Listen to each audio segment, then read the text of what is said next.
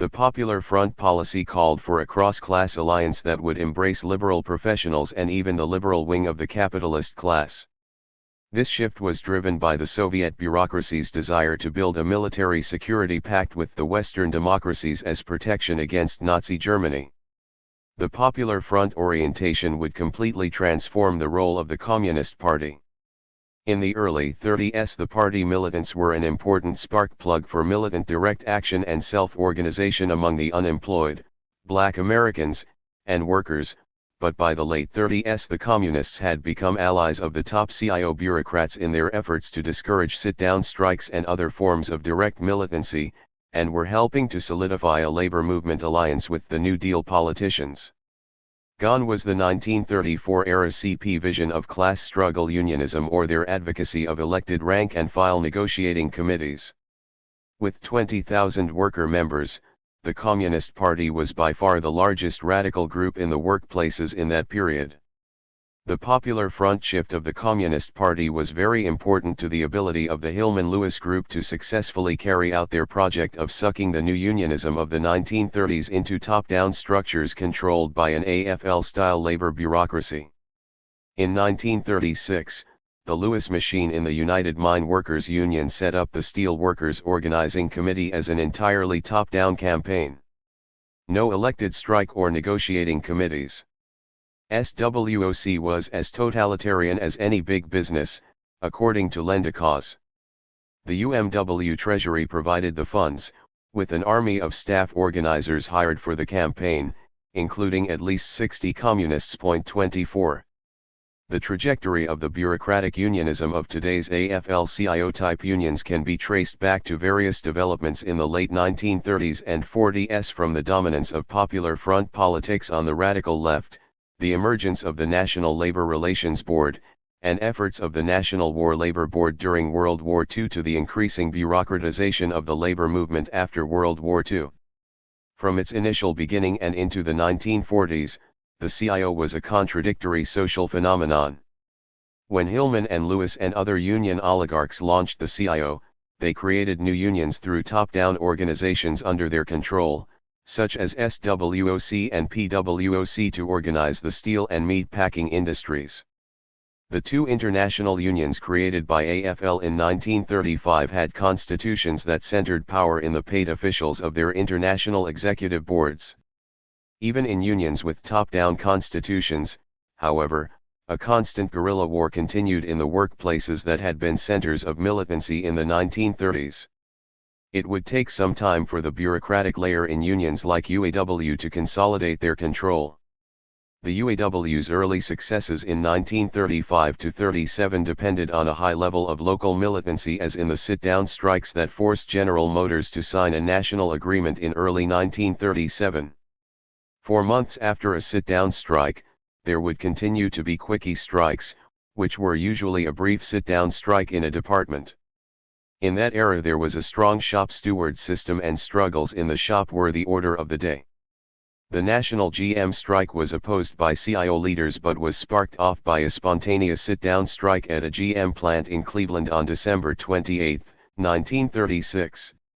Although communists had initially supported the sit-down strikes, John L. Lewis and Phil Murray, at head of the CIO, wanted the plant occupations brought to an end, to avoid provoking Democratic Party politicians. According to left socialist participants in the Flint sit-down strike, the communists used their influence to end the sit-down strikes at GM in Detroit and Atlanta.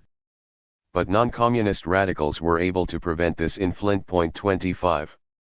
When the CP in the United States threw in its lot with the Lewis-Hillman project building the CIO in a top-down way, it meant abandoning their 1934 vision of a class struggle unionist federation with the kind of rank-and-file unionism that characterized CP rhetoric in 1933–34. By 1937 the CP was working with the Lewis-Hillman leadership to discourage the spread of sit-down strikes and to bring an end to the widespread use of quickie strikes. During World War II, the Communist Party's cadre of staffers and local officials and militants in the unions became the most ardent supporters of the no-strike pledge. The CP opposed any struggle against speed-up or harsh management practices, and advocated corporatist schemes of labor/management cooperation, such as NRA-style industry councils. CPERS denounced strikes as fascist-inspired. Many rank-and-file worker activists were disgusted by the rank disloyalty to the working class shown by the CPERS. The Anti-Radical Association of Catholic Trade Unionists were able to gain credibility in this period by supporting the wartime strike militancy. The ACTU was an anti-socialist active minority with caucuses in many local unions and many labor schools to train its militants. 26.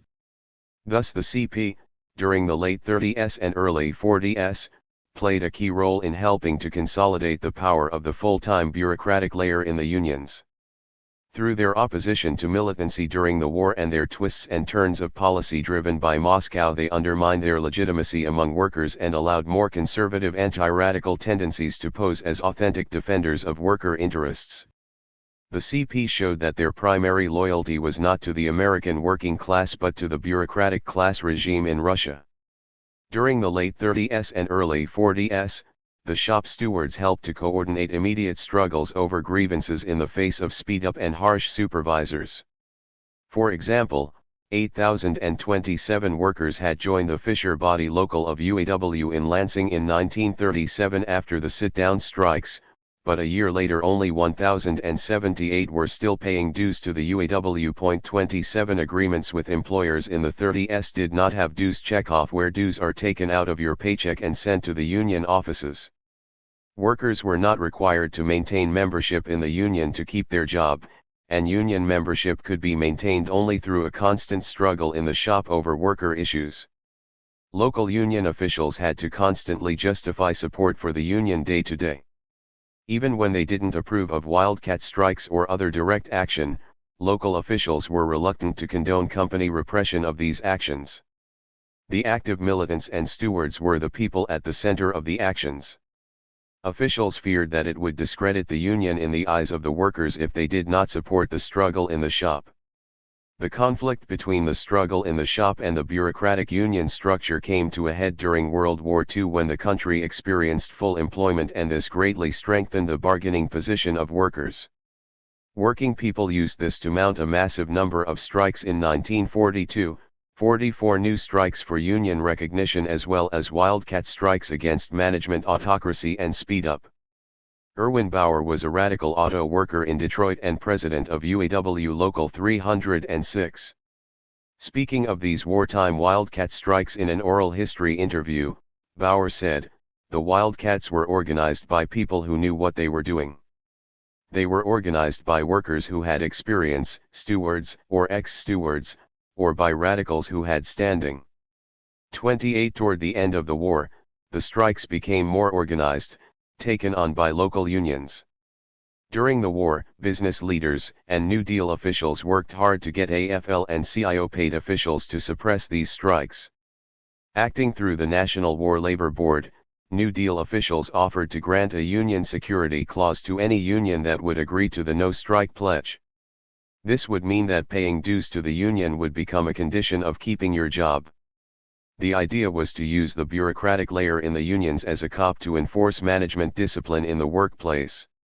An example of this thinking early in the war is this quote from liberal shipping baron Roger Lapham, a New Deal appointee to the NWLB: "Can union leaders be held accountable for labor troubles if, because of the falling off in their membership, they find they control a minority rather than a majority in the plants where they are the bargaining agents?" If one is realistic, it is hard to reconcile the views of those who wish to hold union leaders responsible for more stable labor relations and yet will not help them in some practical way to attain responsibility. 29 In Lapham's jargon, a responsible trade union leader is one who is willing to sell out the membership to impose management's goal of labor peace.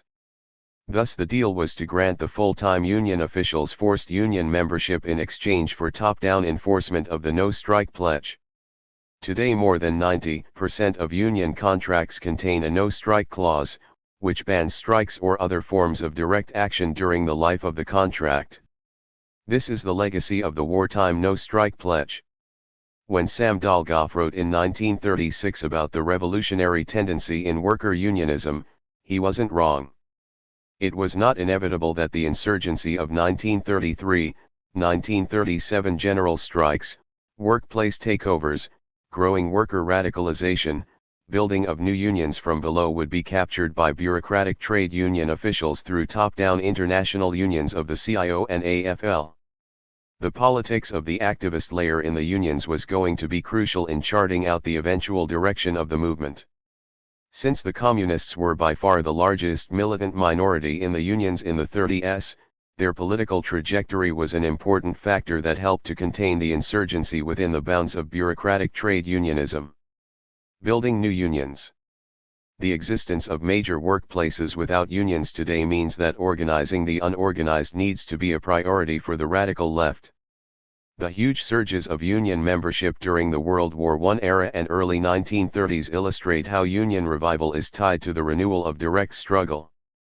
The rise in strikes was linked to the emergence of grassroots unions outside the inherited, bureaucratized AFL unions because the AFL bureaucracy tended to get in the way of effective struggle. The absence of unions in strategic areas of the economy today presents the possibility of building new worker-controlled unions independent of the bureaucratized AFL-CIO-type unions. There is a long-standing idea of how unions can be built as worker-controlled organizations. This is the concept of self-managed unionism, developed by the syndicalists of the pre-World War II era. This wasn't a frozen doctrine at the time but an evolving practical approach to building a direct form of working class power. As updated for our present situation, this approach would have several features.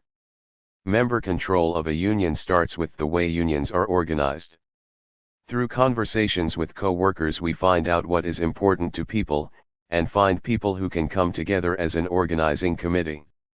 As an initial group are gaining participation of co-workers, persuading them to join the cause, this requires getting people to act together, in union.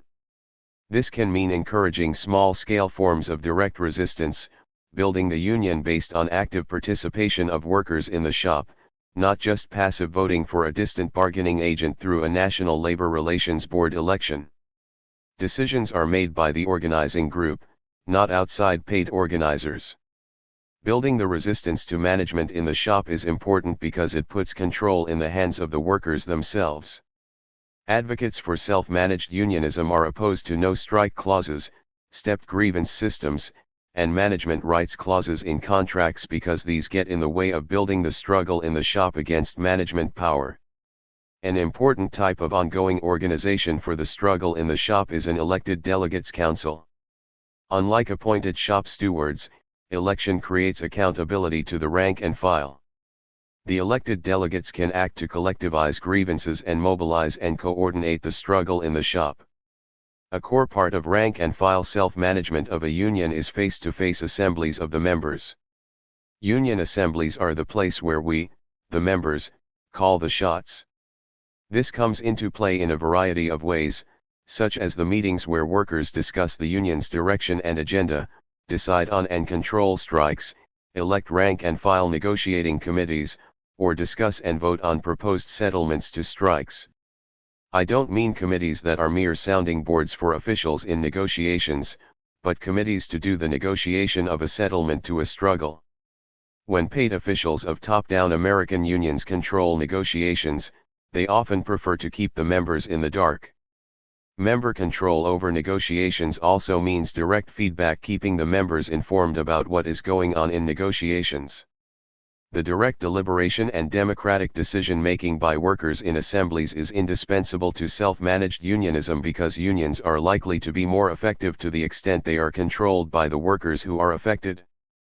The development of worker participation in direct struggle is central to self-managed unionism because strikes and shop floor actions are worker-centered and crucial to building worker power. To be effective, a strike needs to bring the operation to a halt. An effective strike cuts off the flow of profits to the employer, or shuts down the operation of a public agency. If a strike consists of people picketing in front of a store while the cash registers go on ringing up sales, it's more of a PR action that doesn't do much to build worker power. To the extent that workers organize strikes and other worker actions and control the struggle against the employer, it is a form of worker counterpower. Counterpower means that people are organized independently in a struggle against those who hold institutional power over them. Self-managed unionism needs to be able to take on coordinated actions and solidarity among large groups of workers, such as in a citywide or industry-wide strike, or action throughout a corporate chain.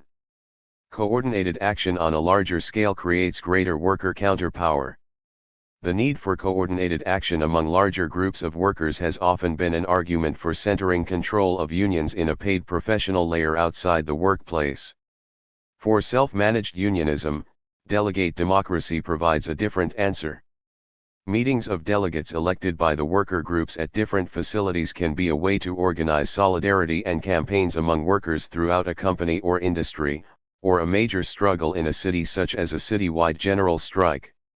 Another aspect to rank and file control over a union is control of the union's administration, maintaining the union and carrying out tasks the members want the union to do. Rather than the strong leader model, the self-managed union model proposes tactics such as term limits, or limiting pay for officials to what one made on one's last job for an employer. I'm not saying that building new worker-controlled unions in strategic sectors is going to be easy. The employers have evolved various tactics to keep a union-free workplace. For example, the United Electrical Workers Union has found that as many as 70% of workers in warehouses they've been working to organize in the Chicago suburbs are temps. In one of these counties it's hard to find a job other than through temp agencies. In South Carolina, more than half the workers at BMW's huge factory are temps. This creates a divided status among workers and a roadblock for NLRB elections. The approach being used by UE is to build an in-shop union, even if only an ongoing minority union. Workers can act as a union without going the NLRB election route. Eventually workers will have to develop the unity and organization to smash the employer's temp labor regime. The ability to develop and sustain self-managed unions depends on the commitment and organizing abilities of workers who are prepared to do the organizing and keep the organizations going. These kinds of skills can be learned. Sharing of skills and learning about the system we're fighting needs to be an organized effort. People can work at this either through one-off workshops or through ongoing participation in grassroots popular education programs. A union or other organization might have its own worker school to develop organizing ability and share skills among the members. A more effective grassroots unionism is possible if more working people have the skills and confidence to act as organizers and can participate in the running of their own union. This is why many syndicalists have stressed that the worker should be both organizer and activist. If a group of independent unions were to emerge in a particular city or region, they could join to create a federative organization where workers from the different sectors and occupations could come together to discuss and share their concerns and situations, a form of local class unionism. The Spanish syndicalist unions of the 1930s CNT were a case where the self-managed union approach had been developed extensively over a period of years. The Spanish movement worked to develop working people as activists and organizers. In the USA at present, organizations such as the IWW conduct one-off organizer training workshops, and the IWW has annual sessions at Work People's College. Labor Notes also puts on one-off troublemaker schools which provide workshops with useful examples, and their magazine and books provide useful information for organizing. Can self-managed unionism be sustained over time? Some have argued that the eventual centering of control in a paid apparatus separate from control by the ranks is inevitable. But history does provide examples of self-managed union organizations that maintain this character over a period of decades. The Spanish CNT is a major example. The union was founded in 1910 through the merger of a number of independent unions in Spain. After decades of development, the union was still a highly worker-controlled organization in the mid-1930s. A key factor in this was the large militant minority of workers who were committed to worker control of the struggle. Many were libertarian socialists who were committed to the self-emancipation of the working class and the goal of self-managed socialism. In their view, if working people are to be an active factor in their own advancement and liberation, then it required organizations and struggles they control. This highlights the way that the fate of a union depends on the commitments and politics of the active members of the organization. A successful movement for new self-managed unions needs to occur organically. Parachuting in an organizer who has no long-term background in a workplace or industry is iffy at best. If we look back to the two major episodes of new unionism in the United States that I described earlier, there were thousands of workers in workplaces who had been there for years and often had some kind of developed radical politics, often had relevant past experiences in organizing, and had developed connections with their co-workers from their long presence in the industry. This is the militant minority, as syndicalists call it. In particular, many of these active workers despised the AFL, had some understanding of class struggle unionism, and were favorable to building new worker-controlled unions. Thus the rebuilding of this kind of active worker layer is going to be important to rebuilding unionism in practice. Worker control of unions is important because the bureaucratic layer tends to form a roadblock to advancing the struggle, and because worker participation in struggle is crucial to the process of change in class consciousness. Rebuilding worker-controlled unions, production halting strike action, and a process of growing cross-sector solidarity between the various segments of the oppressed majority are crucial to the process of class formation, the more or less protracted process through which the working class overcomes fatalism and internal divisions, gains political insights, and builds the confidence, aspirations, and organizational strength needed to pose an effective challenge to the dominating classes. When workers develop power through disruptive collective action, it encourages the sense that we can change the society. To the extent that workers control their own struggles and organizations, confidence and skills are developed among the rank and file. Control of unions by the paid officials and staff doesn't do this. Self-managed worker organizations provide a bridge where radicals can connect the grievances of their co-workers to the more ambitious agenda for change that socialists offer.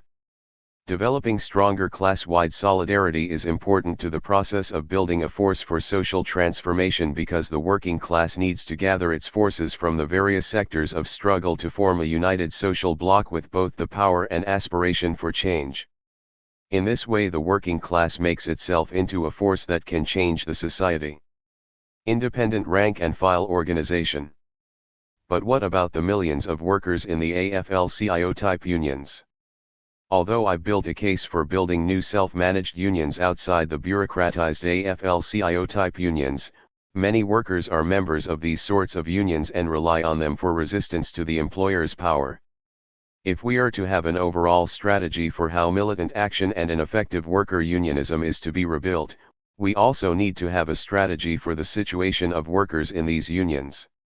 What we need, then, is an inside/outside strategy building worker organization independent of the paid bureaucratic layer of the AFL-CIO type unions, but both inside and outside the framework of those unions.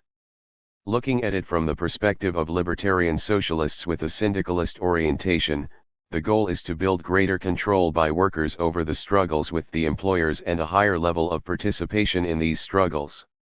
Class struggle unionism is the idea that there is a fundamental conflict of interest between workers and the dominating classes, the owners and managers.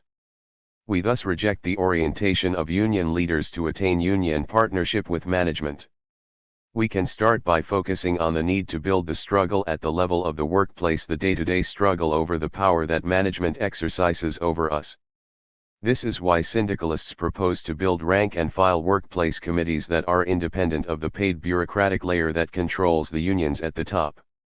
This independence is necessary because the paid bureaucratic layer in the unions tends to work to restrict the level of struggle and rank-and-file participation and acts as a barrier to building of worker capacity for challenging the system.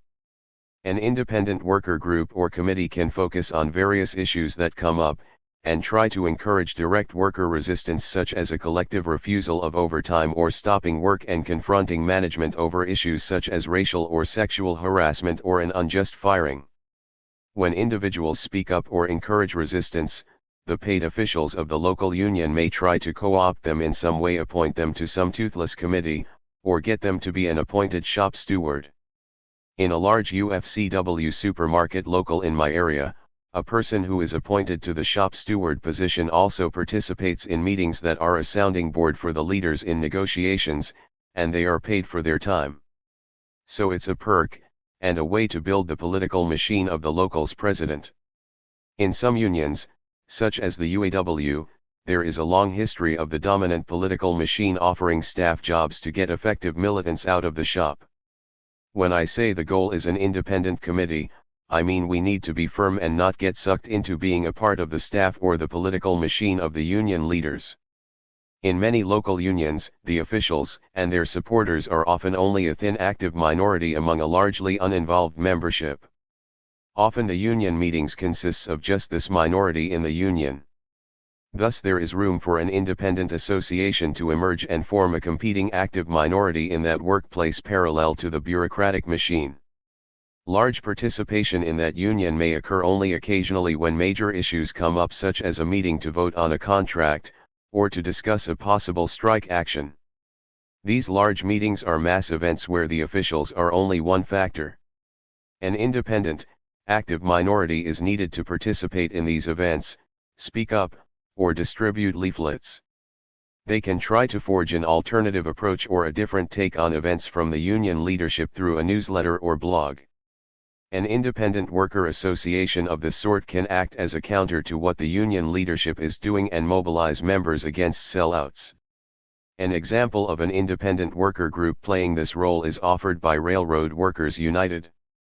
When the leaders of the United Transportation Union negotiated a deal with the BNSF Railway that would agree to a one-person crew on long-distance trains, RWU mobilized 5,000 members of U2 to vote no on this contract, which would have stabbed the members of the Brotherhood of Locomotive Engineers in the back. The railway's idea was to have brakemen or conductors use automation technology to run engines, as is already done in some yard switching operations. An independent worker committee can also support some reforms of the local union bylaws or constitution that might enhance the ability of the ranks to mount a more effective struggle, such as an elected shop steward council, term limits for official positions, or taking over negotiations through an elected rank-and-file negotiating committee. Of course, in some unions with elected stewards, they may function just as a part of the political machine of the top leaders, but this is not assured. An elected stewards council might help in mobilizing and coordinating the effort to build active resistance in the shop, even if the union contract has a stepped grievance system designed to take issues off the floor and out of workers' hands. The independent rank-and-file committee can work to build actions in the workplace despite the goal of the stepped grievance scheme of minimizing disruptions to production. The rank-and-file strategy. There is a union reform strategy that has quite a bit of support these days, the strategy laid out in Kim Moody's pamphlet The Rank-and-File Strategy. It has some similarities to the proposal I laid out above, but also significant differences, as we'll see. Moody's strategy has its origin in the approach adopted by the Communists in the 1920s, via the Trade Union Educational League. Moody refers to the TUEL as the first experiment in the rank-and-file strategy. William Z. Foster's approach would gain the support of the communist movement in the early 20s and became the basis for the TUEL, the Communist Party's main labor initiative of that era. Foster's approach has had an enduring influence on American Leninism down to the present day. During the World War I era, Foster believed that trade unionism, no matter what the structure or ideology, was inherently revolutionary. By a process native to all trade unions, the latter would go on building up greater and greater labor combinations and strikes until finally they would find themselves dominant in society by virtue of their ever-expanding and invincible power. And then, once they felt themselves masters of the situation in a general strike, they would inevitably proceed to expropriate the capitalists and take command of society. The basic policy of trade unions, whether radical or conservative in outlook, is always to make demands according to their strength. All this constituted a theory of the spontaneously revolutionary character of trade unionism as such. Point 30. This view is at odds with the two souls of unionism thesis that I have been defending in this chapter. On the two souls view, the emergence of a bureaucratic control layer, based on paid officials outside the workplace and routine practices of bargaining no-strike contracts with employers, tends to create an institutional dynamic that works to restrain the depth of class conflict and keeps the working class captive to the capitalist exploitation regime. The revolutionary potential of worker struggles lies in the periodic re-emergence of organization and struggle controlled from below and the spread of horizontal solidarity. By the World War I era, a large majority of syndicalists had come to this understanding of the problem posed by the bureaucratic layer, and thus syndicalists had developed a whole series of tactics to try to ensure worker self-management of unions and struggles. Thus we can see that Foster's view was at odds with the general tendency in the revolutionary syndicalist movement.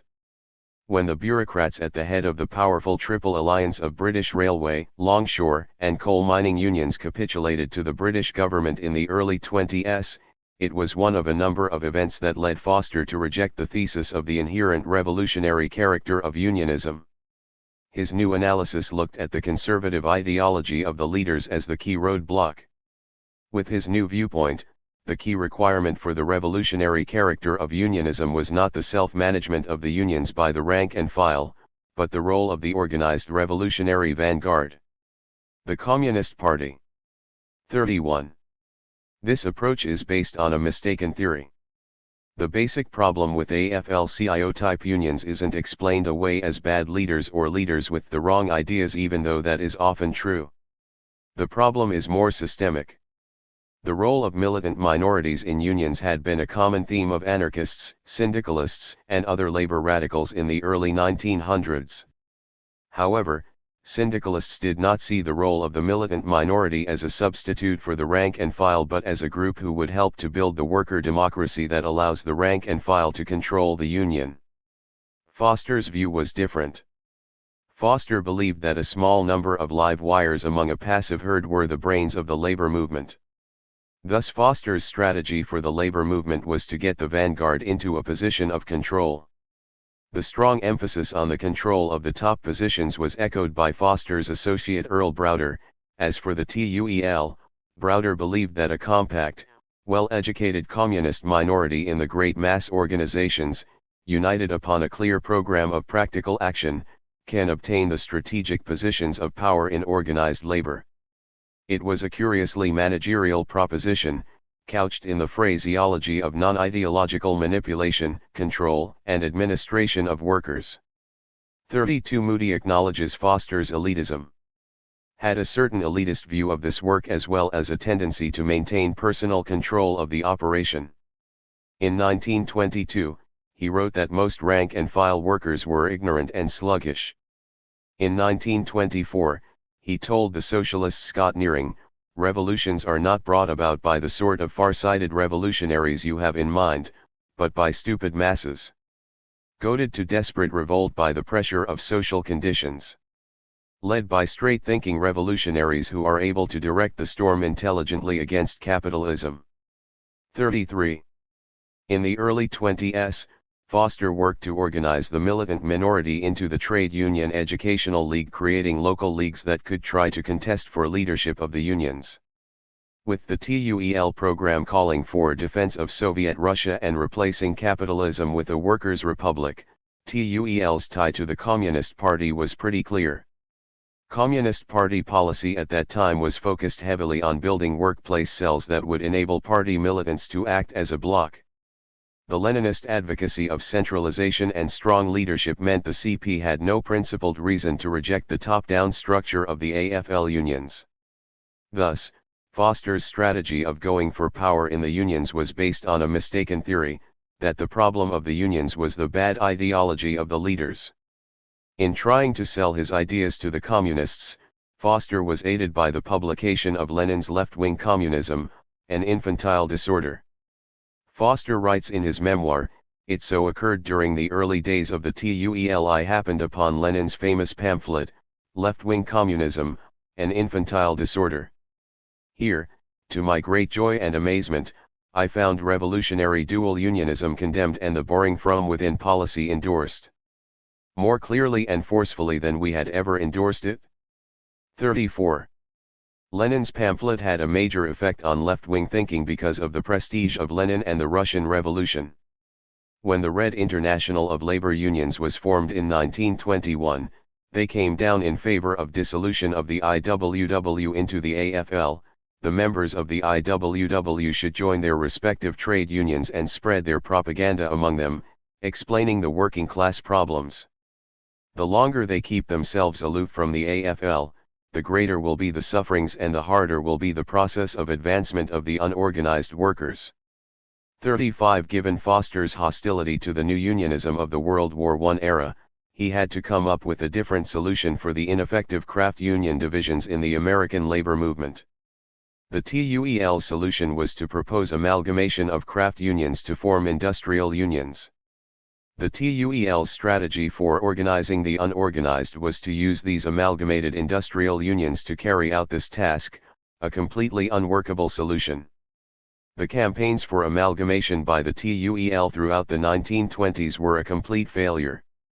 In the 20s, the TUEL would play a particularly important role in two large AFL industrial unions, the International Ladies Garment Workers Union and the United Mine Workers Union. In the United Mine Workers Union, communists and syndicalists ran up against expulsions and union dictatorship. John L. Lewis controlled the locals and districts of the union through his power to revoke charters, and to revoke them for as long as he liked. Paid organizers were appointed from above. The Lewis machine exercised tight control over conventions. Lewis controlled the Credentials Committee and the committees that proposed agenda items. As presiding officer, Lewis recognized only those whom he wished to speak, closed the debate when he wished, had objectors forcibly thrown out, and in general disregarded the desires of protesting delegates, no matter how many. 36 At the 1923 convention, Lewis got a rule passed to expel communists and IWW members.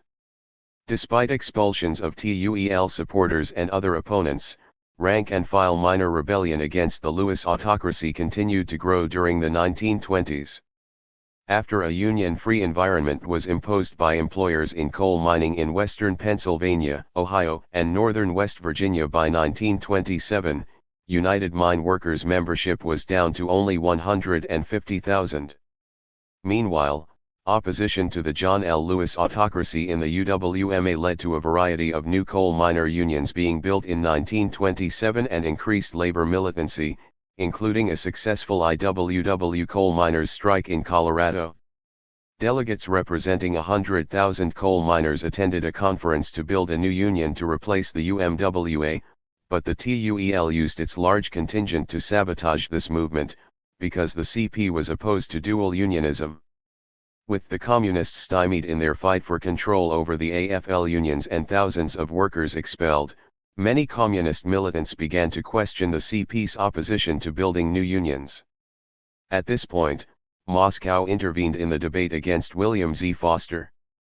RILU sent a letter criticizing the communists for making a fetish of boring from within the AFL and for neglecting the potential of independent unionism. 37 By 1928, communists began to focus more on building new industrial unions. The TUEL gradually became the Trade Union Unity League, a group of communist organized unions.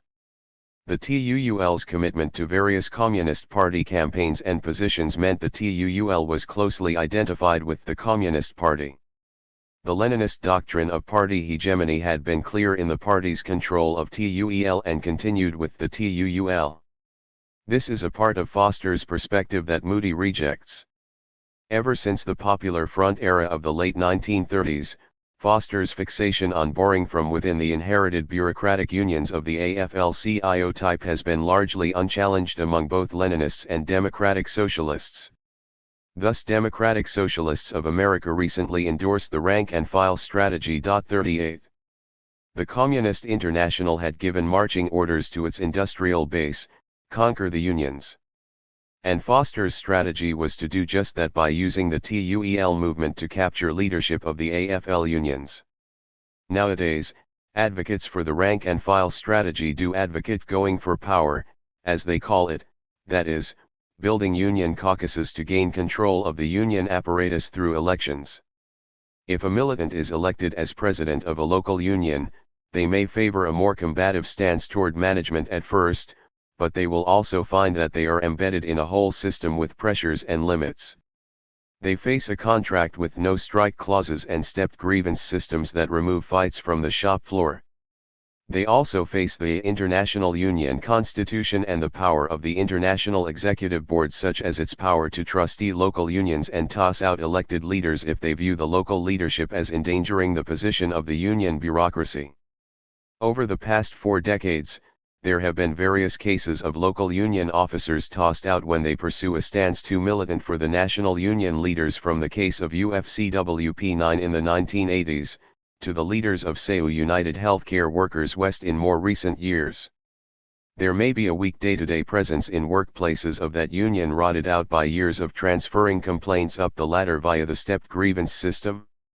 And workers may look to the union as a service agency that does things for them. Weak worker participation and weak shop organization means less of a sense of power among workers. Kim Moody is aware of this problem. As he says, the new leaders will confront the same problems, pressures, and enemies as those they threw out. The new leaders will fail, he tells us, if they do not democratize the union, change its approach to collective bargaining, activate the members as much as possible, educate the members, develop broader alliances, and improve workplace and stewards organization, that is, enhance the self-organization of the workers themselves. 39. So far, so good. Local unions are a setting where workers can participate and may be able to use the union's democracy to make changes, including a change in who fills the top positions. At times, rank-and-file insurgent movements have taken over local unions and adopted a more combative and participatory stance. But what is the end game? Local unions are legally just administrative agencies of the International Executive Board, which can simply toss out elected local officers and appoint dictators to take over the union. This is the AFL tradition, and it is how the courts have ruled. The international unions are the realm of the top bureaucracy of the union, and the only chance for rank-and-file participation is in the infrequent conventions. In practice, conventions are often controlled by the paid leaders and staff, including the various fiefdoms that run local unions. I think there is virtually zero chance that national unions like UAW, SAU, or UFCW will ever be transformed into self-managed, combative organizations. Even when the unions are reasonably democratic, they are structured top-down, as a form of democratic centralism, which means that power is concentrated in the paid officers, who run the organization. Even if the delegates at an international union convention are elected rank-and-file delegates, the International Executive Board is empowered to actually run the union between the infrequent conventions. Democratic centralist structures tend to empower the paid bureaucratic layer in the unions. There is a similar problem with the so-called electoral democracy of capitalist states. After the posters are cleaned off the walls, the election is over, and politicians are in government office, citizens really have no way to control what they do. And this often leads to a disconnect between their decisions and what the working class majority in society would prefer. A problem of this sort also exists with democratic centralism in both union and political party organizations. Both Leninists and Social Democrats historically have favored democratic centralism in unions and political parties.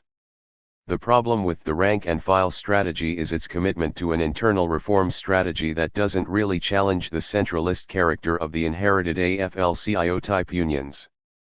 Before World War I, the democratic centralist structure of the social democratic European trade unions had already built up a bureaucratic layer that preferred to limit the degree of conflict with the powers that be. So it was no surprise when they fell into line behind their various governments' mobilizations for war. Concentrating control in paid bureaucracies at the top creates a separation of life circumstances between the paid officials and staff and the rank-and-file workers who stay on the job. The officials come to be focused on the safety and survival of the institution they are managing. There is no reason to think that this reformist approach to unionism will have a different result going forward if there is a change in leaders. The problem with that form of unionism is structural. The commitment to the democratic centralism of AFL-CIO-type unions makes the rank-and-file strategy internally inconsistent. The syndicalist alternative is to build unions that do not put power in a national executive board to manage the union hierarchically.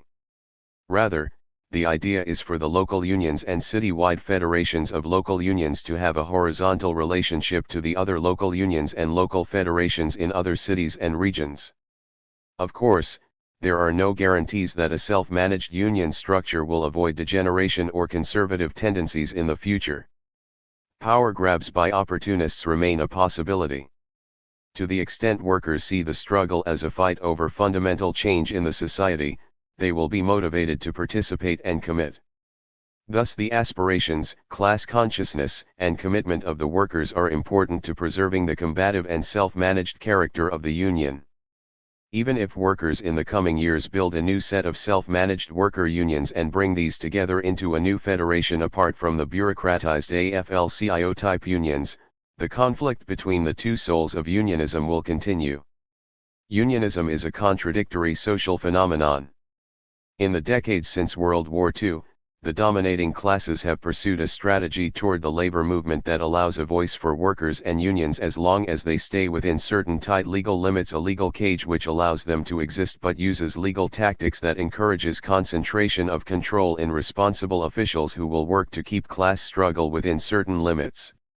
This differs from elite strategies before World War II in a number of countries, which simply tried to crush the unions. Even if class formation advances and the society moves toward some revolutionary crisis, there is likely to still be a conflict between the rank-and-file-driven rebel soul of unionism and the conservative, system-respecting tendencies of the bureaucratic soul. Chapter 10, Against Leninism. A major influence on radical thinking since the Russian Revolution is the form of radical politics called Leninism. The name derives from the central role of the Bolshevik leader V.I. Lenin in shaping the direction of the Bolsheviks in the revolution. The political legacy of Leninism is directly at odds with syndicalism, as we'll see. But what is Leninism? To understand it, we need to look at the Russian revolutionary process that began in 1917 and the Bolshevik seizure of state power. Leninism came to be defined by the actual practice of Lenin and the Bolsheviks in that revolution. Lenin and other leading figures in the Bolshevik Party were highly influenced by the kind of Marxism that had been dominant in the European electoral socialist or social democratic parties before World War I. In that era, Karl Koski was the premier Marxist theorist. Lenin and many other Bolsheviks were followers of the Koskian interpretation of Marxism prior to World War I. 1. What was distinctive about Lenin, however, was the particular practice or political direction he inspired during the course of the Russian Revolution. Leninists usually claim that the Bolshevik Party's seizure of state power was the first successful workers' revolution. In reality, the working class and peasantry did not gain power in the Russian Revolution.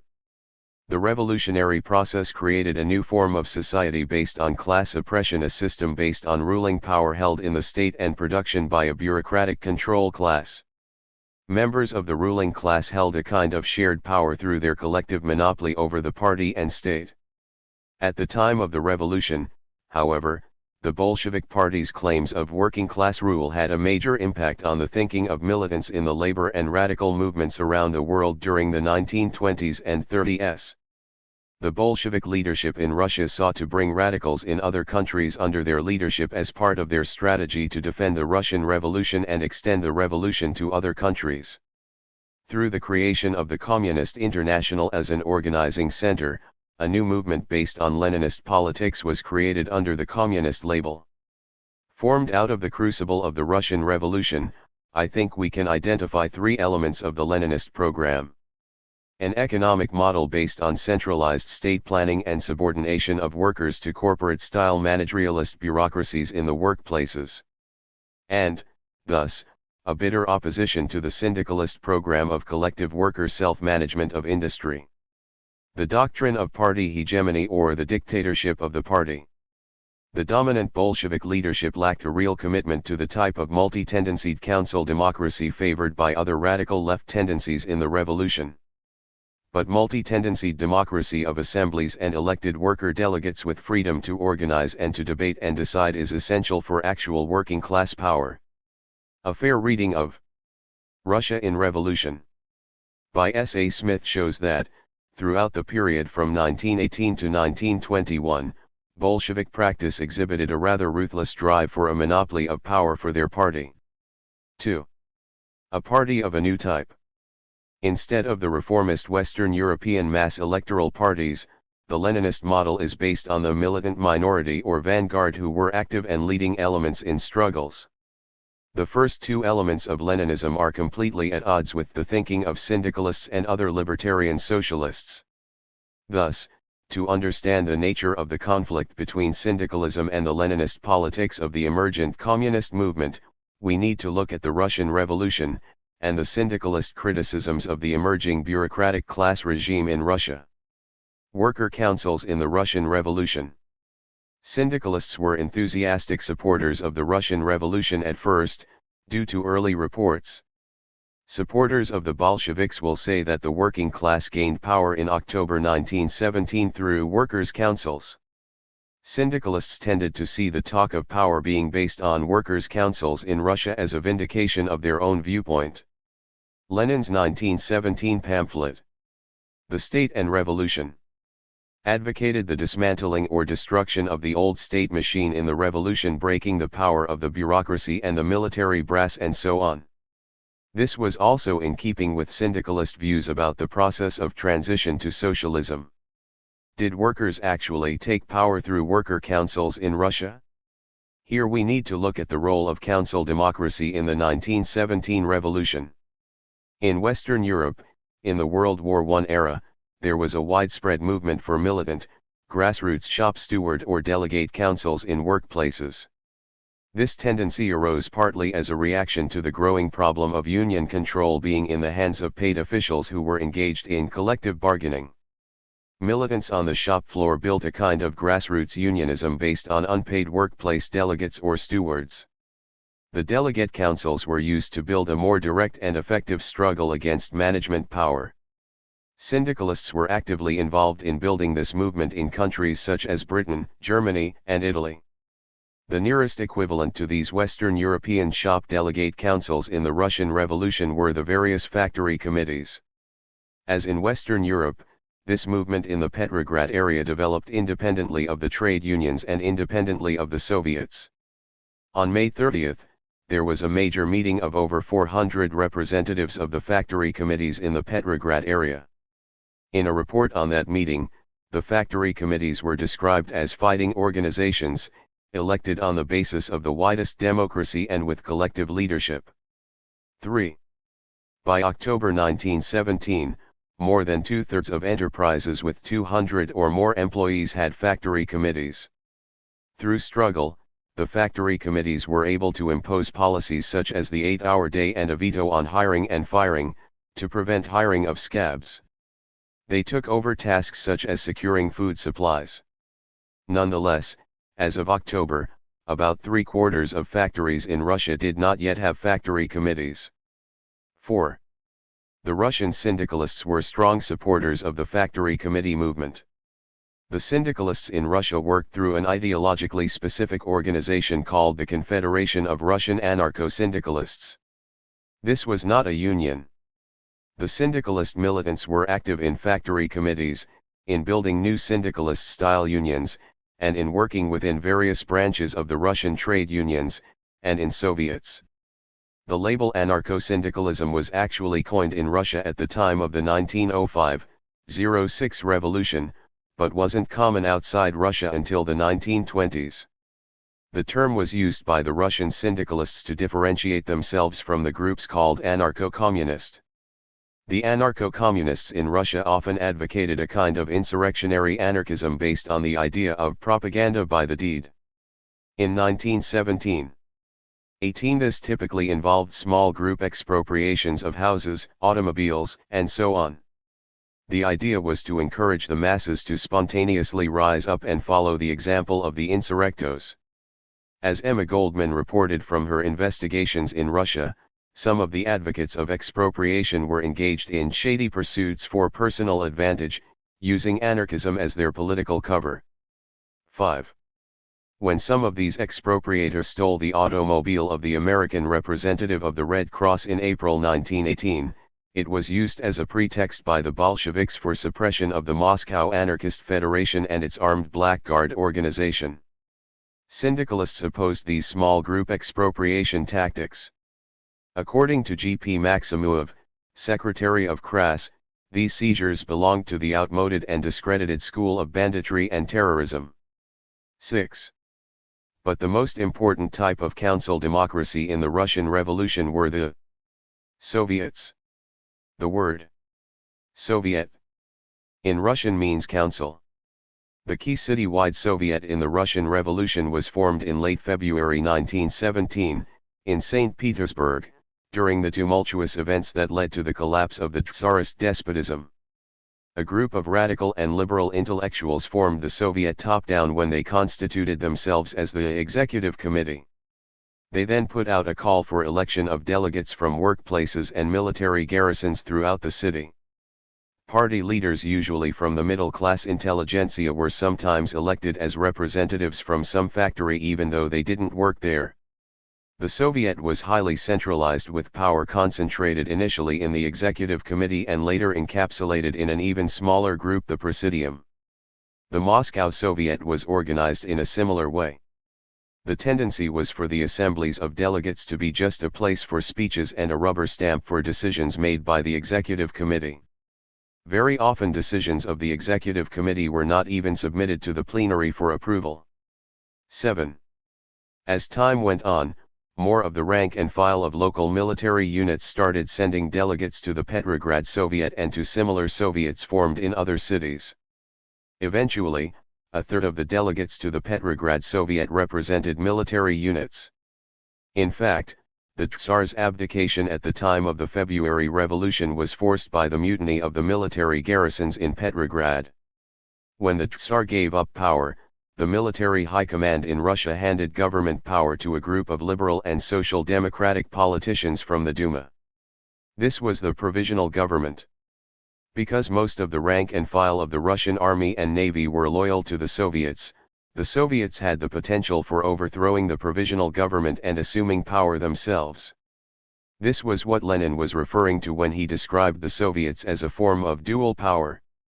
In March, the war minister explained the reality to the commander-in-chief in these words: the provisional government does not possess any real power, and its directives are carried out only to the extent that it is permitted by the Soviet of Workers' and Soldiers' Deputies, which enjoys all the essential elements of real power, since the troops, the railroads, the post and telegraph are all in its hands. One can say flatly that the provisional government exists only so long as it is permitted to exist. 8. The moderate socialists were initially the dominant influence in the Petrograd Soviet and in many others. These were the Mensheviks, the Popular Socialist Party, and the Socialist Revolutionary Party. Prior to World War I, the Mensheviks and Bolsheviks had both been factions in the Russian Social Democratic Labour Party, a Marxist party with similar theoretical influences to the Western European socialist parties. The small Popular Socialist Party were also known as Laborites and were the party of Alexander Kerensky, last head of the provisional government. The SRS were the largest political party in 1917, but were very amorphous and internally divided in their politics. The party organized both workers and peasants and was influenced by both Marxist and non-Marxist forms of socialism. Much of the leadership of the moderate socialist parties was drawn from the middle layers of Russian society. Some were professionals employed by the local governments or zemstvos. At the time of the February Revolution, the moderate socialists were opposed to the Soviets taking power. They viewed the provisional government as a kind of holding action until a constituent assembly could be elected to create a new governmental charter for Russia.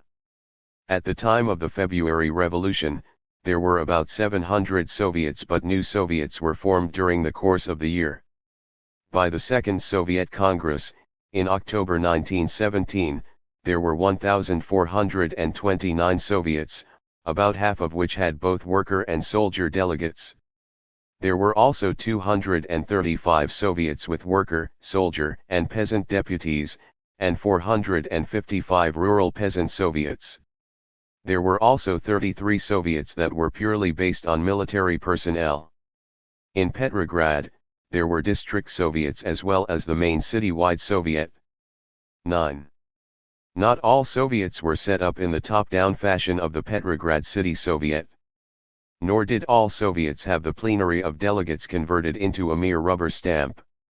Some Soviets were built in a more grassroots fashion, and the plenaries were meetings for debate and decision-making. A good example of this more grassroots Soviet is the Key Soviet created in early March 1917 at Kronstadt, located on an island west of Petrograd. Kronstadt was the home base of the Russian Navy's Baltic Fleet. At Kronstadt, the rank-and-file delegates were firmly in control. The deliberation in the plenaries was real, as this was where the real decisions were made. The executive committee made sure decisions were carried out, but power was not centered there. The Kronstadt Soviet was not created by members of the moderate socialist intelligentsia, unlike the Petrograd Soviet. Moreover, the Kronstadt Soviet never accepted the legitimacy of the provisional government. The Kronstadt Soviet was grounded in a system of assemblies in all the workplaces and military units and warships in Kronstadt. The assemblies met weekly and elected their own administrative committees. Workplace assemblies also directly managed their work: the running of the dry dock, a sawmill, the island's electric power plant, factories making torpedoes and dive equipment, and so on. Unlike in Petrograd, there was no split between a shop committee movement and the Soviet. Although they controlled their own work, the assemblies had to adhere to the rules decided by the Soviet. But the assemblies also followed debates in the Soviet and controlled their delegates, who were kept on a tight leash. They were elected for only 3-month terms. The debates were reported in the Izvestia paper of the Soviet, and thus the ranks could bulldog the positions taken by their deputies. As Israel Getzler describes it, hundreds of quite ordinary, but literate, Kronstadters turned into Soviet deputies, commissioners, and committee men, patiently and religiously attending the twice-weekly regular and very numerous extraordinary sessions and meetings, learning to speak in public, to move amendments, to vote, govern and run their complex military and civilian establishments.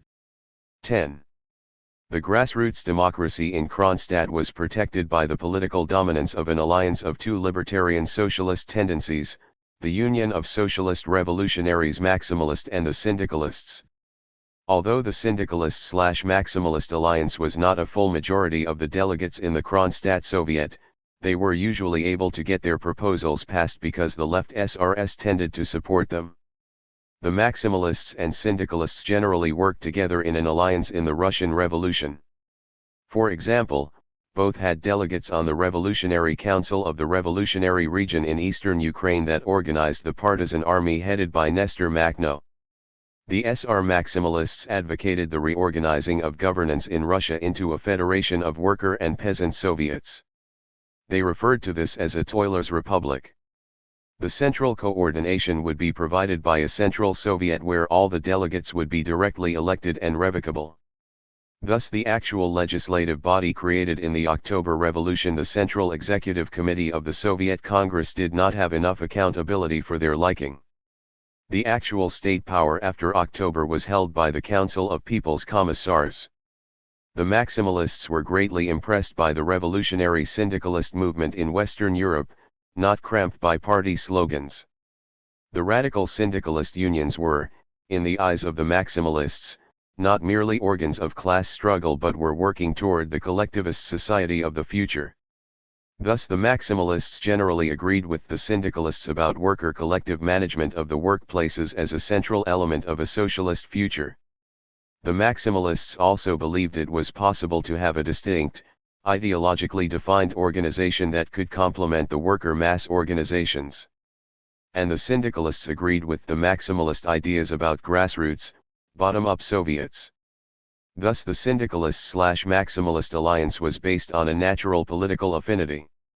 11. The October transfer of power. Two series of events that unfolded during the last half of 1917 would have the effect of radicalizing the two large groups that formed the mass base of the SR Party: the peasantry and the rank-and-file soldiers. The peasantry were especially important to the fate of the revolution since they were more than 3/4 of the population. As Sheila Fitzpatrick argues in The Russian Revolution, the peasantry were in fact a revolutionary class. They had only been liberated from a slave-like condition in the 1860s. The typical view about land tenure of the Russian peasantry was based on the idea of use rights by those who worked the land. Thus the private ownership of land by the big landlords was viewed as illegitimate. In most of European Russia, the traditional village land tenure system was in place. Land control was communal, and the village community would periodically reassign strips of land to peasant households. The amount of land would be based on the number of mouths to feed. Although most of the land had been transferred to the peasant villages at the time of liberation from serfdom in the 1860s, the peasant village was required to make redemption payments to compensate the former owner, a hated arrangement. Meanwhile, few of the Russian landlords were able to switch to the entrepreneurial farm owner methods of capitalist agriculture. With the Russian army ranks now loyal to the Soviets in 1917, a vast peasant movement began in the summer of 1917 to seize the land of the landlords and refuse redemption payments. The attempted military takeover by Kornilov in August would have a major radicalizing impact on another major base of the SR Party, the rank and file in the army. In 1917, there were 9 million men in the Russian army and navy. By May, the Left Socialist Revolutionary Party was formed. Unlike the official SR leadership, by October 1917 the left SRS were staunch supporters of a shift in power to the Soviets based on the multi-party or multi-tendencied Soviet democracy that had emerged in 1917. When the Peasant Congress was held in November 1917, the left SRS had majority support among the delegates, reflecting the shift away from the moderate reform agenda of the official SR party leadership. By August 1917, the pro-capitalist Constitutional Democrats had come to the conclusion that only a military dictatorship could save Russia. They worked with L.G. Kornilov of the military high command to mount a military takeover. The putsch was defeated by the ability of the Soviets to persuade Kornilov's troops to defect. The success of the Soviets in saving the revolution and the growing discredit of the unelected Kerensky government led to a major shift of votes in Soviet elections toward the political tendencies favoring all power to the Soviets. Sometimes liberal and conservative commenters on the Russian Revolution refer to the shift in power in October 1917 as a Bolshevik coup, however this is inaccurate. The attack on the Winter Palace seat of the Kerensky government may give this impression, but that was a minor incident sometimes blown out of proportion by communist hype. The attack on the Winter Palace was provoked by Kerensky's actions. He moved to suppress the press of the Bolsheviks and also ordered army units in Petrograd to the front. The Petrograd army garrison supported the revolution, and the Petrograd Soviet thus viewed any effort to move it away from the capital as a potential attack on the Soviet itself. The Petrograd Soviet had formed a military revolutionary committee on October 9 to prevent this. Knowing that their move would be ratified by the Soviet Congress, the MRC moved to arrest the Kerensky government. By October 1917, the program of shifting power to the Soviets was not only supported by the Bolsheviks, but by the left SRS, SR Maximalists, anarchists, and syndicalists, and some left-wing Mensheviks. The mass support for this shift was shown by the makeup of the Second Congress of Worker and Soldier Soviets that met on October 25, 1917. About 300 of the 650 to 670 delegates to the Second Congress were Bolsheviks. However, the 80 to 85 left SRS were also staunch supporters of democratic Soviet power and the overthrow of the provisional government. 12. There were also smaller groups at the Congress who also supported the shift to Soviet power. The meeting of the Peasant Congress in November revealed that the left SRS now had a majority of support, which reflected the radicalization of the peasant base of the SR party during 1917. The old moderate SR leadership were shunted aside. Since the left SRS were staunch supporters of democratic Soviet power, the two Soviet Congresses illustrated the mass base for replacing the discredited provisional government with Soviet democracy. The support for this shift in the two Congresses gave legitimacy to the action of overthrowing the Kerensky government, demonstrating that it is incorrect to describe the overthrow of Kerensky as a Bolshevik coup. Once the Soviet Congress voted to ditch the provisional government and to take responsibility for government, the Bolsheviks put forward a proposal for a new central state regime, run by a council of people's commissars. This was initially proposed as an exclusively Bolshevik group, a Bolshevik party monopoly of state power.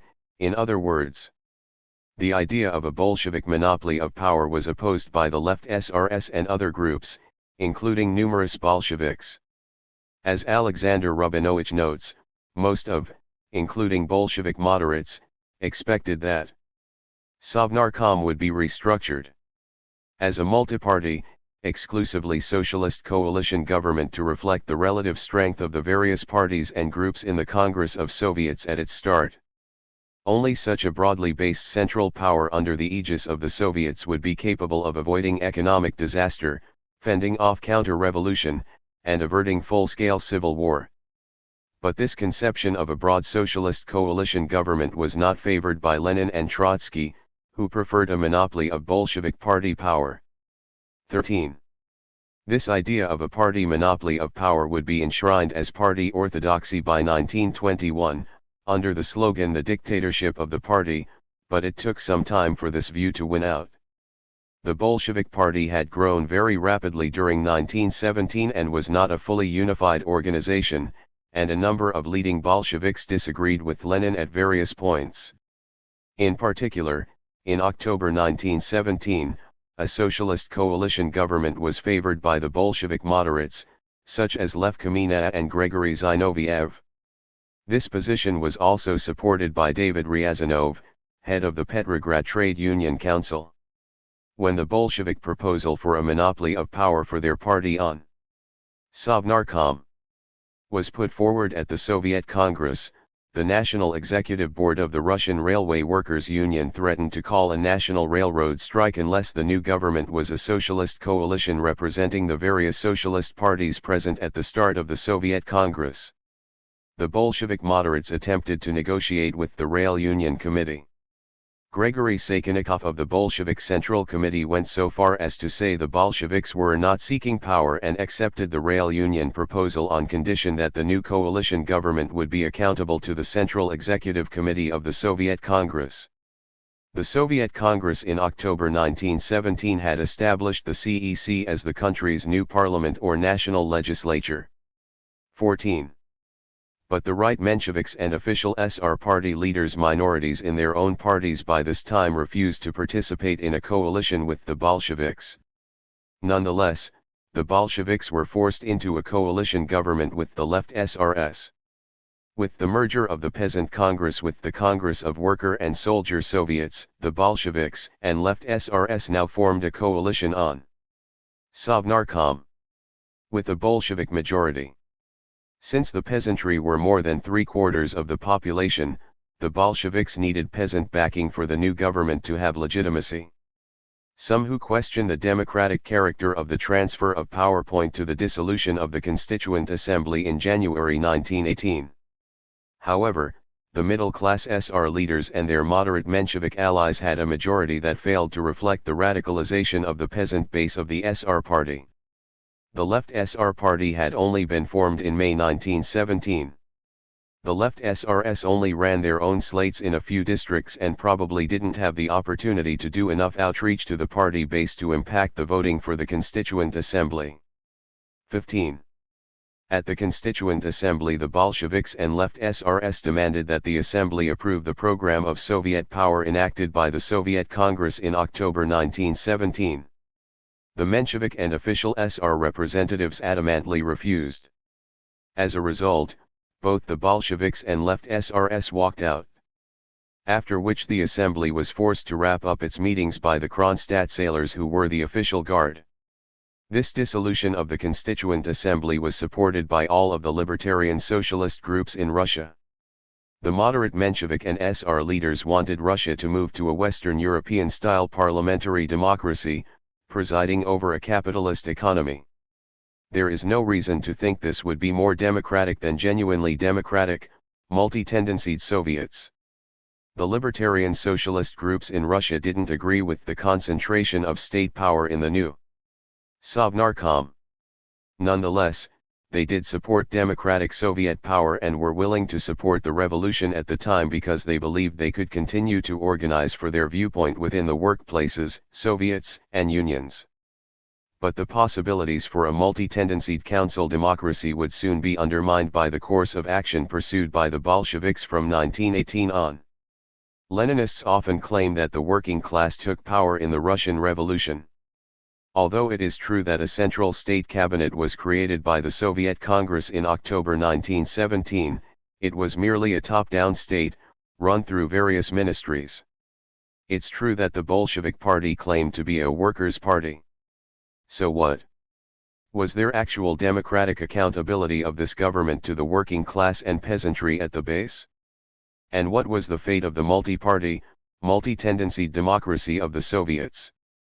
I think the evidence here shows that the main focus of Lenin was on securing Bolshevik party hegemony, that is, a monopoly of state power for the Bolshevik party. Bolshevik practice during 1918 did not show a major commitment to the principle of multi-tendencied Soviet democracy. There was, to begin with, a massive bias in representation in the Soviet Congress against the peasantry. Moreover, the Bolsheviks engaged in a whole series of packing moves that showed a concern for building in power for their party. When the Peasant Congress was merged with the Congress of Worker and Soldier Soviets, the Bolsheviks insisted on adding representatives of paid trade union leaderships and other organizations dominated by the Bolshevik Party. 16. The effect was to create a structural majority in the CEC for their party, which enabled the Council of People's Commissars to move increasingly to a practice of simply ruling by decree. As Alexander Rubinovich points out in The Bolsheviks in Power, the executive boards of the various Petrograd district Soviets, and various city Soviets became increasingly isolated from the rank and file. Assemblies were held infrequently if at all, and no new Soviet elections took place until the spring of 1918. This happened also with factory committees, which held fewer worker assemblies or elections of delegates. In early 1918 serious shortages of food and fuel developed. The early months of 1918 saw 265 factories idled in Petrograd, and 46% of industrial workers were unemployed by April. This eventually led to a series of independent worker conferences, extraordinary assembly of delegates, which was attended by both worker Mensheviks and Bolsheviks as well as the unaffiliated. Rubinovich shows this was a reaction to the disconnect between workers and the bureaucratized Soviets and unions.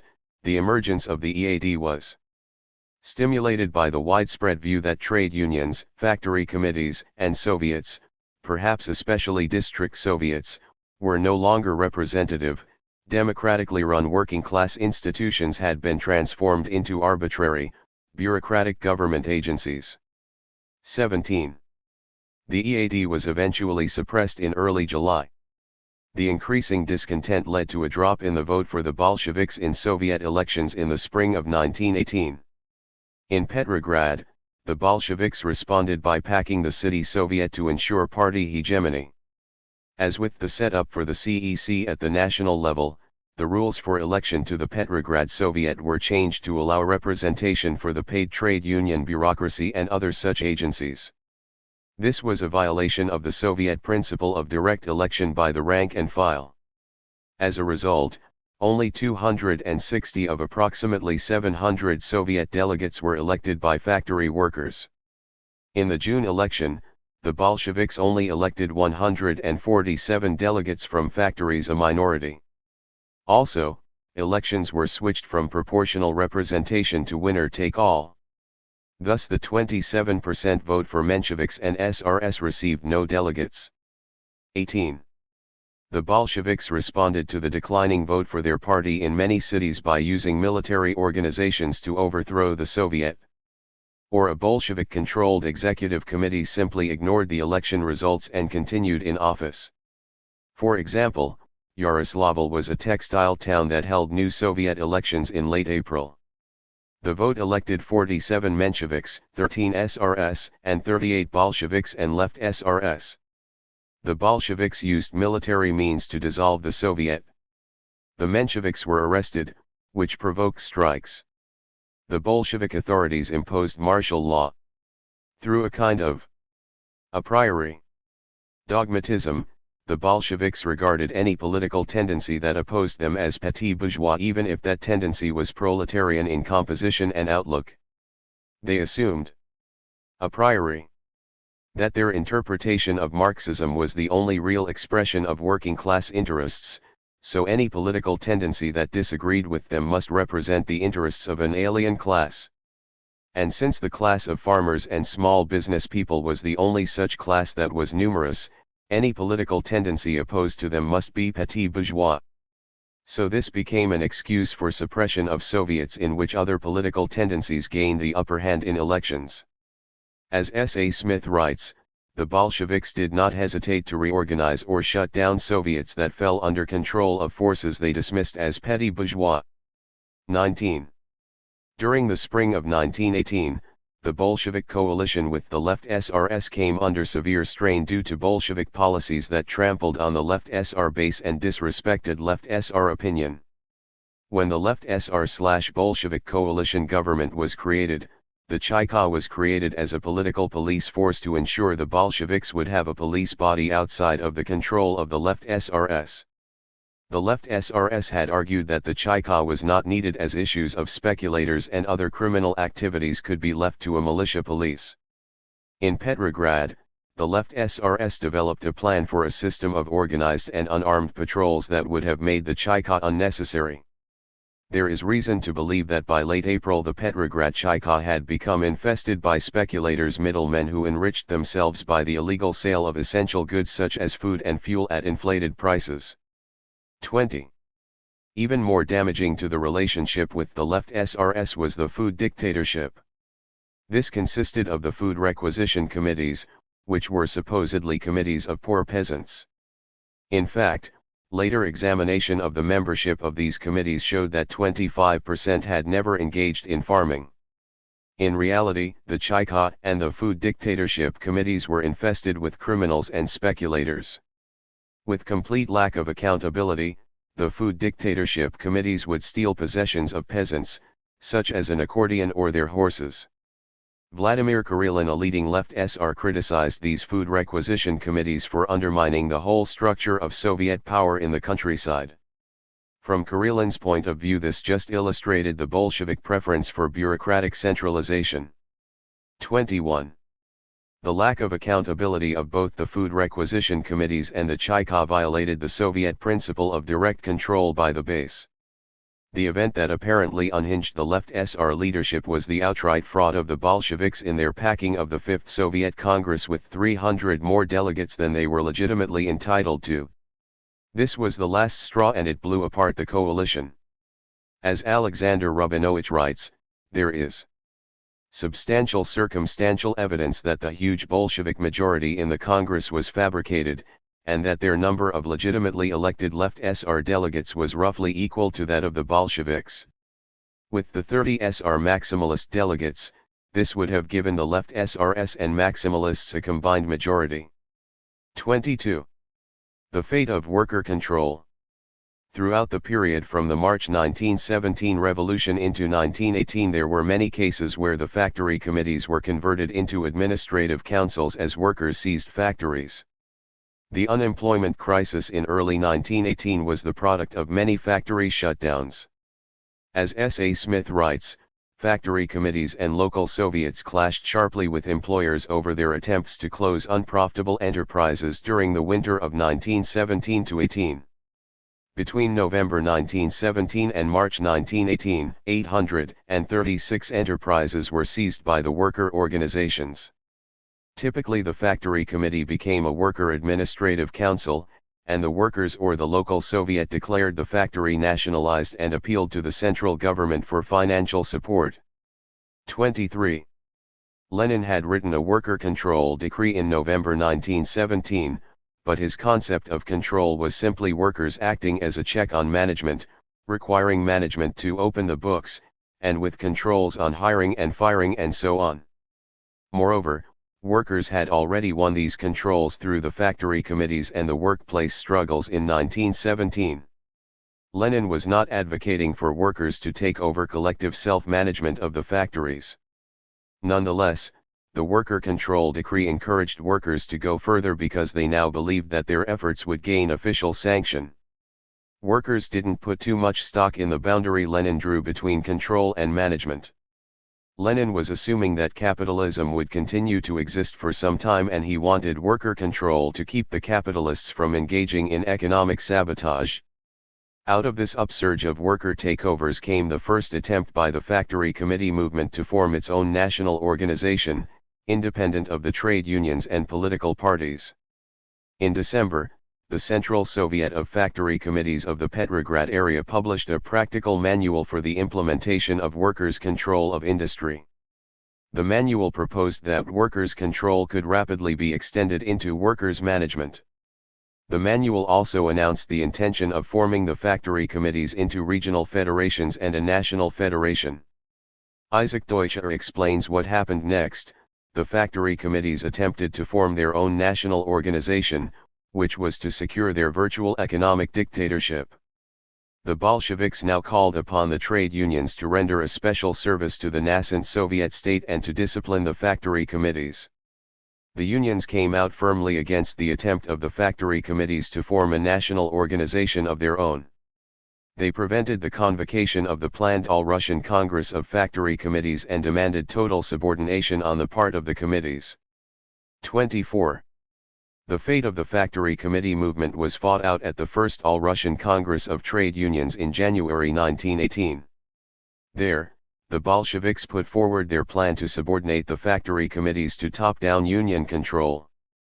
The main Russian political tendency with a vision for direct workers' management were the anarcho-syndicalists, and at the Congress, the 25 anarcho-syndicalist delegates represented Don Basin miners, Moscow railway workers, and other groups. The anarcho-syndicalists made a desperate effort to defend the factory committee movement and its drive for direct workers' management. The syndicalists proposed that the organization of production, transport, and distribution be immediately transferred to the hands of the toiling people themselves, and not to the state or some civil service machine made up of one kind or another of class enemy. G.P. Maximov, National Secretary of KRAS, distinguished between horizontal coordination and hierarchical control of the economy. The aim of the proletariat was to coordinate all activity. To create a center, but not a center of decrees and ordinances, but a center of regulation, of guidance, and only through such a center to organize the industrial life of the country. 25. The Bolshevik and Menshevik delegates voted no. Lenin and Trotsky did not support workers' management of industry, and their preference for top-down, centralized state planning and control in industry by managerialist bureaucracies worked itself out as the revolution progressed. The first move toward creating a system of top-down central planning was a decree on December 5, 1917, setting up the Supreme Council for the National Economy. This body was staffed with Bolshevik trade union officials, party stalwarts, and various professionals, all appointed from above. Wetzel was given the task of creating a plan for the organization of the economic life of the country. This council would eventually evolve into the elite Soviet Central Planning Body, Gosplan. 26. During the early months of 1918, Wetzel began to build its organization for the unified administration of the various industries. To do this, they began to take over or reorganize and revitalize various chief committees or centers the Tsarist government had created for regulation of the various industries during the years of World War I. Rather than smash these institutions of the old state, the Bolsheviks chose to capture them for their use. On April 28, Lenin's case for adoption of Taylorism and for one-man management was laid out in the immediate tasks of the Soviet government. To deal with the need for economic revival, Lenin was focused on squeezing workers. He called for the kinds of managerialist control techniques used in capitalist firms to squeeze workers, such as imposed production requirements. The measures he called for included a card system for measuring the output of every worker, and creation of a labor bureau to fix the required productivity of each worker. He also proposed paying bonuses for extra production. What we can see here is the basis for a new bureaucracy of clerks to record productivity of each worker, and bureaucrats to set the rate of output. These standards were not to be decided by the workers. Lenin called for methods that had been developed for extracting more production out of workers under capitalist industry in countries like the US, where the scientific management proposals of Frederick Winslow Taylor were rapidly becoming standard corporate practice. Thus Lenin, we must raise the question of piecework and apply and test it in practice. We must raise the question of applying much of what is scientific and progressive in the Taylor system. But what is the Taylor system? As I discussed in Chapter 3, Taylor's scientific management expresses the logic of the capitalist labor exploitation process. With firms thrown into competition, each firm can make more profit or reduce prices to compete more effectively if it can reduce the labor expenses required per unit of output. The scientific management movement was initiated by efficiency experts hired by capitalist firms to figure out ways to counter worker resistance and to reduce labor expenses through speed up and work reorganization to eliminate jobs. The key empirical method of the scientific management movement was the task idea. A job was analyzed into each minute task through time and motion studies. This was done to figure out ways they could intensify work. Scientific management was aimed at reducing the total work time and replacing skilled workers with less skilled people wherever possible. Instead of relying on the craft knowledge of the workers, all possible brain work, Taylor wrote, should be removed from the shop and centered in the planning or layout department. The work of every workman, wrote Taylor, should be fully planned out by management. Not only what is to be done, but how it is to be done and the exact time allowed for doing it. 27. Separating out planning and conceptualization and decision-making from the work was a strategy management employed to gain more control over how the work is performed and how much time it would take. Thus we see that the subordination of workers to management power is inherent to the aim of scientific management. And Lenin was blunt in his advocacy of building a top-down, managerialist autocracy to control workers in production. According to him, only petit bourgeois laxity could see some contradiction between democracy and the recent decree which granted individual leaders dictatorial powers on the management of the railways. The irrefutable experience of history has shown that the dictatorship of individual persons was very often the vehicle, the channel of the dictatorship of revolutionary classes. Large-scale machine industry, which is the material productive source and foundation of socialism, calls for absolute and strict unity of will. How can strict unity of will be ensured? By thousands subordinating their will to the will of one. Unquestioning submission to a single will is absolutely necessary for the success of labor processes that are based on large-scale machine industry. Today the revolution demands, in the interests of socialism, that the masses unquestioningly obey the single will of the leaders of the labor process. 28. Leaders of the labor process is a euphemism for the bosses who occupy the positions of managerial authority. What we see here is Lenin adopting an outlook characteristic of the bureaucratic control class. As the Spanish Revolution showed clearly enough in the 1930s, large-scale machine industries were quite capable of being collectively managed by the workers through things like a coordinating council of elected and revocable delegates, periodic industry-wide conventions, inclusion of engineers as advisors on worker delegate councils, and periodic workplace assemblies to decide issues of discipline or deciding on the work organization or overall program. Moreover, studies of actual worker control of production show that it leads to greater productivity and increased morale. 29. Workers are most familiar with the problems that occur in the work and are capable of working out solutions. Moreover, direct participation in decision-making is part of building up the personal capacity of the working class, which in turn is part of its self-liberation from the regime of class oppression. Lenin's advocacy of one-man managers appointed from above was attacked by the left communist Bolsheviks as well as by the syndicalists. Often the debate was fought out as a way to defend the control being exercised by the elected administrative committees that were running many enterprises. but the debate was somewhat misleading since the real issue is not whether there is a committee in charge or one person but the relationship of the mass of workers to the authority of management.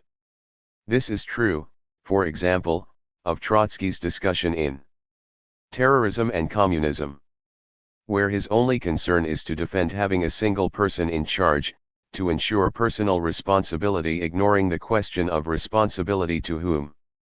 Would the workers control the management through their assemblies, elected delegates, and cross-industry congresses, or would workers be subordinate to managers appointed from above, under to the growing system of bureaucratic centralism? Trotsky's discussion also ignores the way that coordination is facilitated when a coordinating council has delegates from different production groups who need to cooperate. Lenin's immediate tasks also helps to clarify some of the bizarre or ambiguous passages in The State and Revolution. Such as this one: we are not utopians. We do not indulge in dreams of dispensing at once with all administration, with all subordination.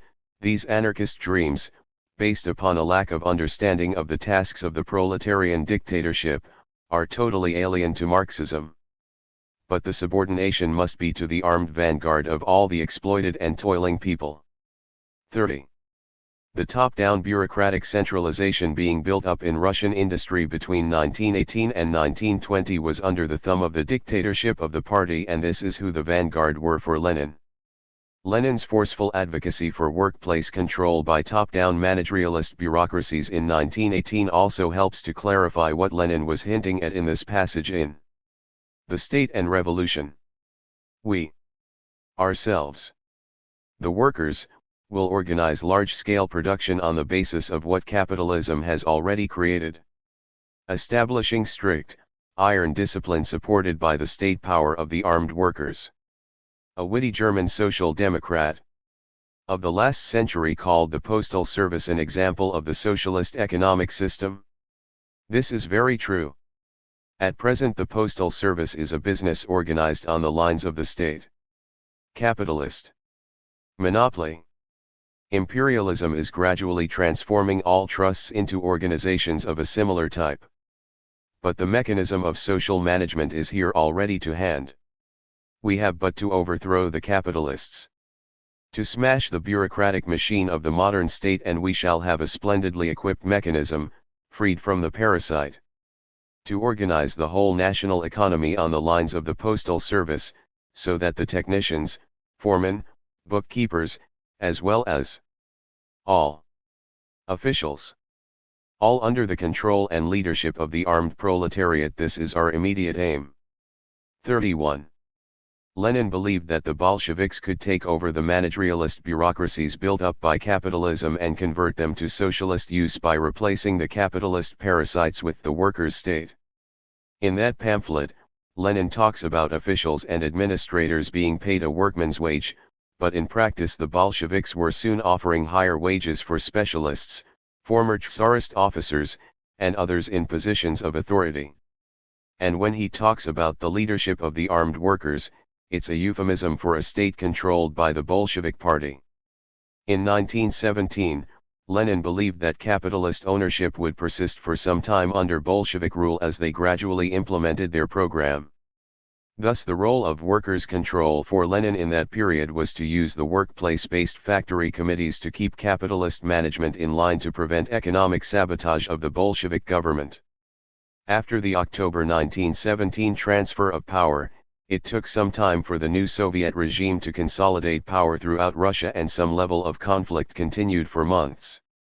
But the situation rapidly shifted in mid-1918 as the conflict ramped up into full-scale civil war.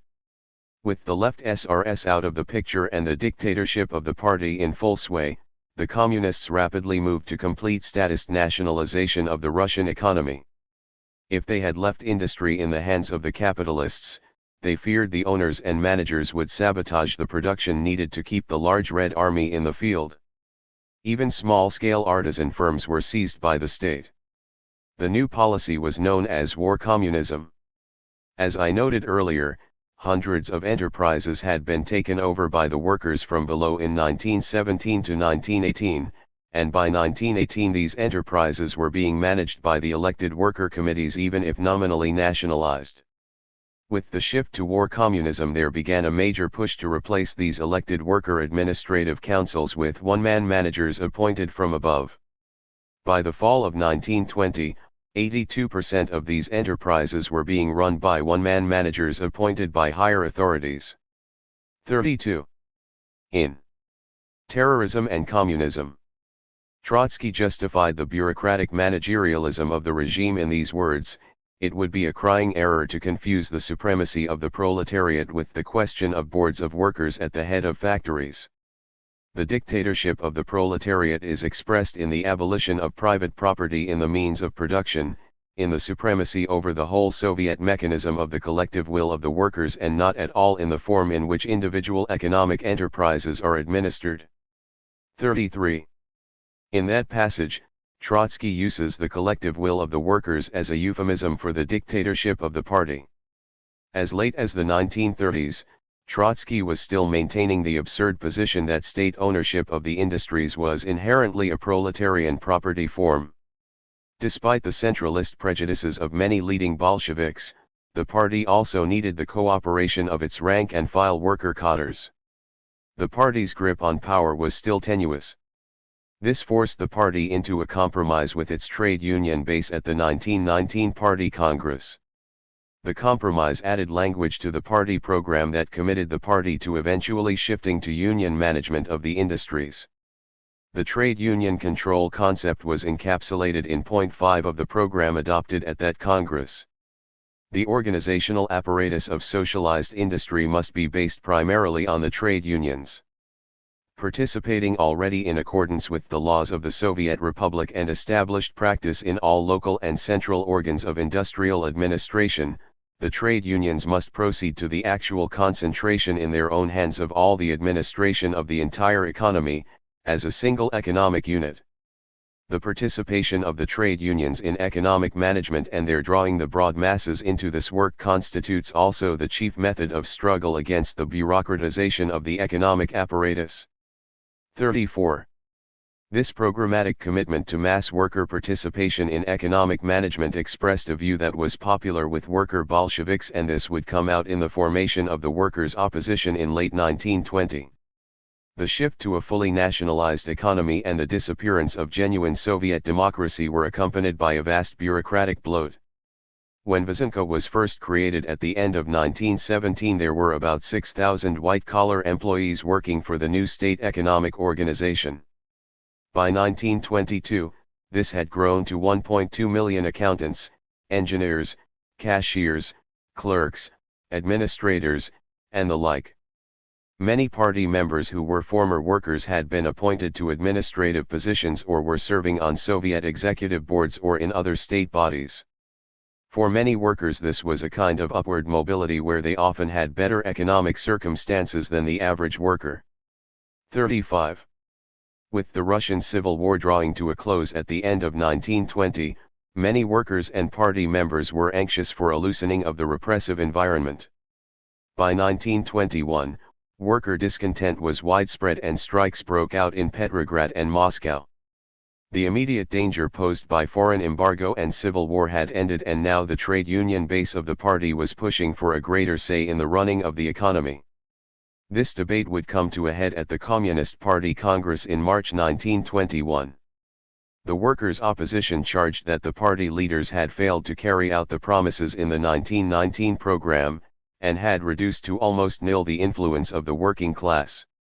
They thus proposed to invoke an all-Russian producers' Congress to elect the management of the national economy, with the various industrial unions electing the management boards of their respective industries. To justify their position, they referred to Marx's endorsement of the principle that the emancipation of the working class must be the work of the workers themselves. Lenin denounced the workers' opposition proposal as a syndicalist deviation. It destroyed the need for the party. If the trade unions, 9/10 of whose members are non-party workers, appoint the managers of industry, what is the use of the party? 36. Here we see how the Leninist concept of the dictatorship of the party directly contradicts the concept of workers managing the industries they work in. After defeat of the workers' opposition, the party's Central Committee determined that the Confederation of Russian Anarcho-Syndicalists was the most dangerous dissident revolutionary group in Russia.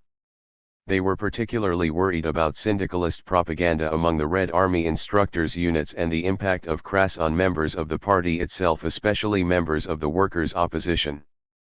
37. By the time of the founding Congress of the Red International of Labor Unions in 1921, crass had been suppressed and its leading militants were in prison. Drawing a balance sheet on Marxism. As I mentioned earlier, Lenin was influenced by an interpretation of Marxism that was popular in the socialist parties prior to World War I. But Marxism has at times been interpreted in different ways. Here it is useful to draw a balance sheet on Marxism. A major contribution of Marx to the socialist movement was his analysis of the structure and dynamics of the capitalist regime. Many of his ideas have been verified over the course of years. Looking at the long arc of history, Marx distinguishes various modes of production that have existed since the emergence of states and systems of class oppression and exploitation. The social relations of production are a central part of the capitalist mode of production. This is the economic structure that generates certain inherent developmental tendencies. Central to the capitalist social relations of production are the capital/wage-labor relationship. Capital is not stuff or equipment but a social power relation between the capital possessors and the proletarian class. As a class without its own means to a livelihood, proletarians are forced to seek work from the capitalist firms. Competition between firms in a market framework is part of this capitalist structure. Competing firms are forced to seek reductions in expenses to generate profit, and labor is a key expense.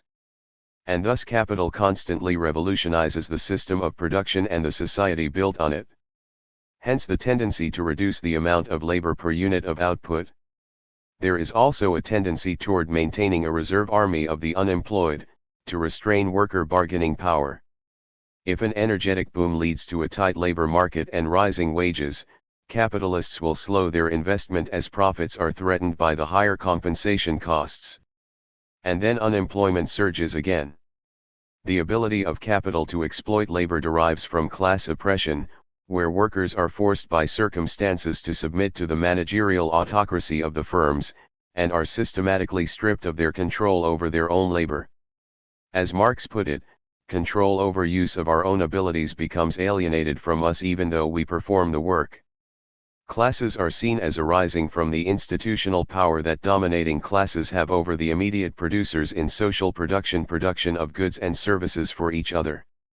Marx was aware that class oppression is the basis for the ability of a dominating class to exploit labor. Profits arise out of this exploitation. Hence, the whole capital accumulation process is built on a framework of oppression and exploitation. Thus far, libertarian socialists generally agree with these aspects of Marx's analysis. However, this is where I think we need to point to a serious hole in the Marxist theory of the early 1900s. Marxism focuses on the capital possessing power as the sole basis of class oppression in capitalism. Thus Marxism did not predict or account for the growth of the bureaucratic control class, which emerged as a major class with the growth of the state and huge corporations in the 20th century. This is the class of middle managers, supervisors, and high-end professionals who are part of the whole bureaucratic apparatus for controlling labor and the firm, the industrial engineers who apply scientific management techniques, HR experts, corporate lawyers, and professional politicians, judges, and prosecutors who play important roles in running the state for the benefit of the class regime. Since the billionaires do not usually interact directly with workers, class antagonism is experienced by workers in their dealings with the layers of the bureaucratic control class. But the institutional power of the bureaucratic control class is not based on ownership. As with the capitalists, the power of this class, their existence as a dominating class over workers, is based on an institutional structure that gives power in social production. But this is the relative monopolization of decision-making authority in social production and the state. This hole in Marxism probably contributed to the failure to see how a bureaucratic managerialist conception of building socialism could simply empower some new mode of labor oppression based on the power of the bureaucratic control class. Marxism's failure to develop a theory of the bureaucratic control class is tied in with another mistake in the Marxism of that era. Marx notes that for some thousands of years there has been a variety of different modes of production based on exploitation. Why does society change from one type of economic structure to another? Marx's theory to explain this is called historical materialism by his followers. The idea is that the mode of production has two parts, the social relations of production and the forces of production. The forces of production include the abilities and technical knowledge of various people in the labor force, and the technologies that are employed at a given time. We can take a technology as a set of productive techniques or methods, and their underlying theoretical basis, as well as the tools or hardware and software employed in production. Marx notes that various conflicts can develop between the social relations of production and the development of the productive forces. The interpretation of historical materialism that had become dominant in social democratic Marxist circles before World War I tended to hold that the development of the productive forces had an absolute trans-historical primacy over the social relations of production. The idea was that social conflict and the potential for change grows when the social relations of production blocks development of the productive forces. Advocates of this view point to periodic depressions that brought industrial growth to a halt. This was said to be an example of how capitalism fetters the development of the productive forces. 38. This version of historical materialism assumes that the development of the productive forces' growth in human productive power is somehow a trans-historical force that can blow up inadequate schemes of social relations of production. The idea is that growth of labor productivity is inherently progressive because it builds up the potential standard of living. This also assumes that this primacy of the development of the productive forces is a class-neutral force since it is independent of and prior to the class structure. This became the standard interpretation of historical materialism in the communist movement by the 1930s and 40s. In the Marxism that Lenin and Trotsky were working with, it might be argued that Taylorism and managerial bureaucracy set over workers must be progressive because these are the methods through which capitalism has increased productive output. When Lenin and Trotsky started beating the drum for Taylorism and one-man management in 1918, they falsely assumed that productive effectiveness could not be achieved through the development of the skill and knowledge of workers, under workers' self-management. But this interpretation makes historical materialism implausible. First, a trend toward constant change in techniques to enhance labor productivity has really only existed since the emergence of capitalism. For centuries human technique tended to improve only rarely via one-off inventions, like the changes in medieval plowing techniques. Secondly, the theory reverses cause and effect. As we can see from looking at capitalist development, the social relations of production completely shape the way technical development takes place within capitalism. There are two aspects of the social relations of production that are especially important here. First, there is the systemic tendency of capitalist firms to ensure profitability by shifting costs. Firms shift costs onto workers through work intensification as under the speed up of the lean production regime, and through lack of adequate safety precautions or chemical exposures to workers as with exposures of farm workers to pesticides and herbicides. They develop forms of work organization that systematically underdevelop worker skills. Technological development shaped by the capitalist regime is certainly not class neutral. And cost shifting is especially a social problem with widespread pollution and fossil fuel burning that generates global warming. A power firm may prefer to generate power by burning coal as this lowers their expenses per kilowatt hour, but the plant generates emissions that damage human respiratory systems and contributes to global warming, but they don't have to pay for this. Some Leninists might suggest Lenin and Trotsky would not have made their proposals for Taylorism and bureaucratic managerialist hierarchies set over workers if it weren't for the dire circumstances they faced in 1918 and during the Civil War. But this is doubtful. Trotsky denied that it was the dire circumstances of the Civil War that account for his support for one-man managers appointed from above, I consider that if the Civil War had not plundered our economic organs of all that was strongest, most endowed with initiative, we should undoubtedly have entered the path of one-man management in the sphere of economic administration much sooner. 39. Moreover, this explanation assumes that these methods would be in fact a way to improve working-class productivity in that situation.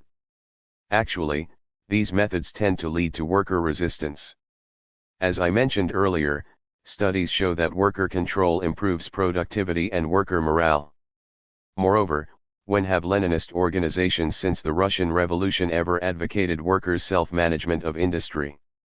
The real issue here is, what is the Leninist program?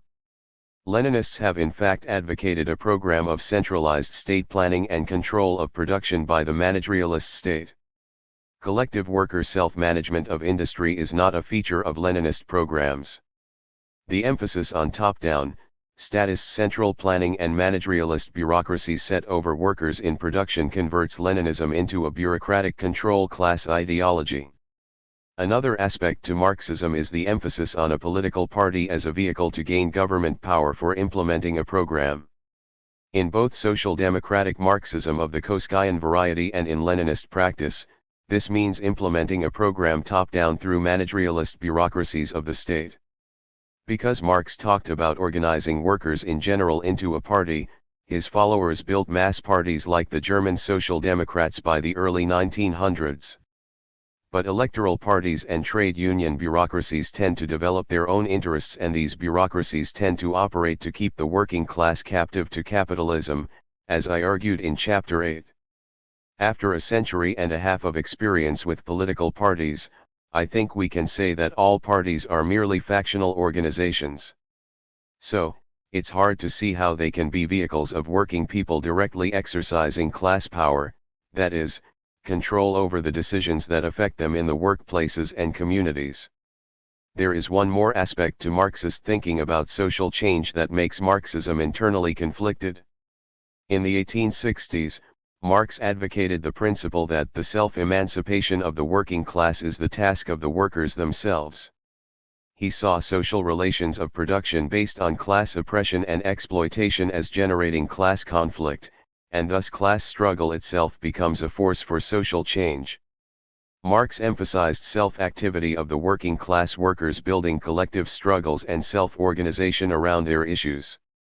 He saw this as the basis of the process of class formation, the working class changing itself from an objectively exploited class in itself to a class for itself, having developed the organizational strength, skills, and class consciousness to create a fundamental challenge to the dominating classes. This is a side to Marxism that syndicalists agree with. But if the working class emancipates itself through the building of socialism, doesn't this imply that the workers must seize direct power over the labor process and the organization of social production? In 1918-21, this was the view advocated in the Russian Revolution by a number of different tendencies, such as the anarcho-syndicalists and SR maximalists, but also left Bolsheviks like Bukharin. This aspect of Marxism was a major influence on the revolutionary unionist tendencies in the World War I era, who were advocates for collective worker self-management of production, such as the Socialist Labor Party and the Industrial Socialists. Bill Haywood was an influential industrial socialist in the United States. His conception of the transition to socialism was often laid out in syndicalist style as an expropriating general strike where workers seize control of industry. Although multi-tendency democracy was often the initial practice of Soviet elections and worker meetings in the mass revolutionary process in 1917, the Bolsheviks showed a certain ruthlessness in their pursuit of party power. This was shown in the many incidents of packing Soviet elections, from packing the Soviet Central Executive Committee in November 1917 to packing Petrograd Soviet elections in June 1918, to the fraud of adding 300 extra Bolshevik delegates to the Fifth Soviet Congress in 1918. And then there was the overthrow of numerous Soviets in the spring of 1918 when the Bolsheviks lost the election. Both Lenin and Trotsky appealed to the dictatorship of the party in their attack on proposals for industrial democracy by Bukharin and the workers' opposition at the party Congress in 1921. Here is Trotsky: they have made a fetish of democratic principles. They have placed the workers' right to elect representatives above the party. As if the party were not entitled to assert its dictatorship even if the dictatorship temporarily clashed with the passing moods of the workers' democracy. The dictatorship does not base itself at every given moment on the formal principle of workers' democracy. 40. What is the basis of this? A priori. Historical birthright to a party dictatorship that Trotsky speaks of? Why does it have primacy over the workers' democracy? The Bolsheviks seem to hold an a priori belief that socialism can only be created through a state controlled by people who are masters of Marxist theory. This is derived from their assumption that only Marxist theory as interpreted by them provides a correct grasp of working class interests. The key thing for success of the revolution, in this view, was this group keeping its hold on state power, hence their fixation on control through the managerialist bureaucracies of the state. As Maurice Brinton put it, in the minds of the Bolsheviks the party embodied the historical interests of the class whether the class understood it or not and whether the class wanted it or not. Given these premises, any challenge to the hegemony of the party was tantamount to treason to the revolution. 41. If someone argues that Bolshevik repression of competing tendencies is explained by the needs of the Russian Civil War, this assumes that repression of competing political tendencies helps to win such a war. In reality, this only creates opposition and undermines cooperation. The alternative is a united front through the multi-tendency democracy of working-class mass organizations. The life or death circumstances of a civil war does tend to drive political tendencies to seek allies against the common enemy. Thus in the Spanish Civil War, workers in the syndicalist CNT sought out an alliance with their counterparts in the UGT, which was shared by the socialist and communist parties. Thus I don't think the dictatorship of the party is fully explained by the Civil War. If the goal was simply defeating the whites, suppressing other left tendencies did not help. The preference for centralist solutions was an example of how the outcome of the situation from 1918 on was shaped by the mindset Bolsheviks brought to the situation. For example, a serious problem faced by the Bolshevik government in Petrograd was a lack of wood for heating homes.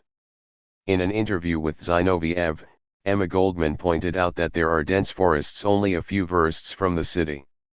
Why couldn't the residents of the city, she asked, organize teams to go out and cut wood and distribute it to the residents?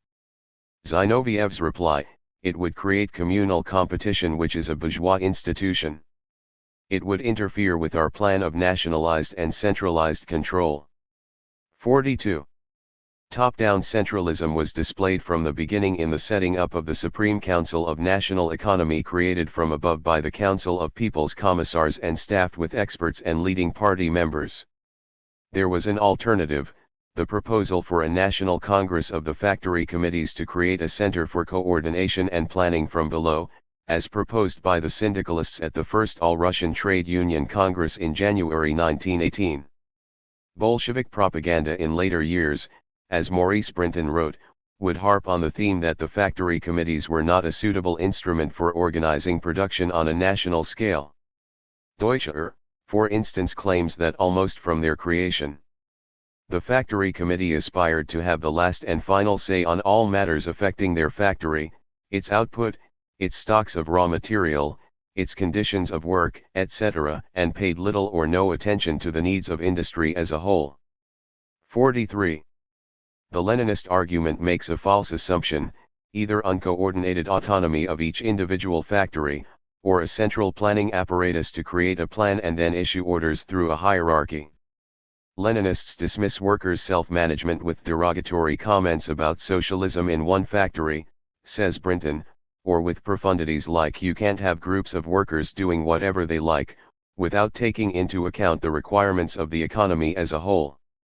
44. But there is a third alternative, a system of horizontal, self-managed planning and coordination. Why can't workers and consumers themselves create the plan? Through their own experience, the Russian workers had come to realize the need for coordination and planning of the economy on a broader scale. This was the point to the proposals for regional and national federations of factory committees, and the convening of a National Factory Committee Congress as proposed by the syndicalist and maximalist delegates to the First All-Russian Trade Union Congress. Although Russia did face dire circumstances in 1917-21, the outcome was not simply inevitable. There were choices and alternatives. And the path pursued by the Bolsheviks was also shaped by their own political biases and the mindset that they brought to the situation. A party of a new type. The third element of Leninism is a conception of a revolutionary party that differed from the pre-World War I Western European electoral socialist parties. Charlie Post has described this aspect of Leninism this way, put simply. The enduring legacy of Leninism remains the goal of constructing an independent organization of anti-capitalist organizers and activists who attempt to project a political alternative to the forces of official reformism not only in the unions, but in mass, extra-parliamentary social struggles. 45. Post notes the difference of Bolshevik practice from the Western European electoral socialist parties as the origin of this concept. The Western European electoral socialist parties were built as mass parties to accept varying levels of working class participation as voters or union members, or as activists, or officials. These parties developed powerful bureaucratic layers in the elected politicians and party apparatus, and the paid officials of unions, presiding over collective bargaining with employers. This bureaucratic layer was the basis of the reformism of these parties, keeping the working class tied to the system. Due to the Tsarist police state, the Bolshevik Party was built more on the militant minority of activists and organizers among workers and military rank and file, a group that grew tremendously during the struggles of 1917. I agree with Post's analysis of the basis of the reformism of the electoral socialist parties. The term militant minority was originally coined by syndicalists in the early 1900s, and was understood to refer to the more active and experienced workers who have developed organizing skills, such as public speaking, or have developed political ideas critical of the system, and have a certain influence among their fellow workers on the job. The idea of forming an independent, ideologically defined organization of the militant minority from the various worker and social struggles was also advocated in the early 20th century by anarchists and syndicalists who were called dual organizationalists. This means that they see a role for two kinds of organization, an organization of tendency based on a defined politics, in addition to the mass organizations such as the unions. The practice of forming ideologically specific anarchist or syndicalist groups to influence unions, train organizers, issue publications, and so on was already well entrenched in the early 20th century among libertarian socialists of the dual organizationalist variety. Thus there were various organizations of tendency in that era, such as the Turin Libertarian Group in the radical Italian shop stewards movement of 1919-20, or the Friends of Durruti group in the Spanish CNT in the 1930s. A later example would be the Uruguayan Anarchist Federation, formed in the 1950s. The FA had a very large following in the grassroots unions that had existed since the syndicalist era of the 1920s and 30s. These unions were brought together into the National Workers' Convention Labor Federation.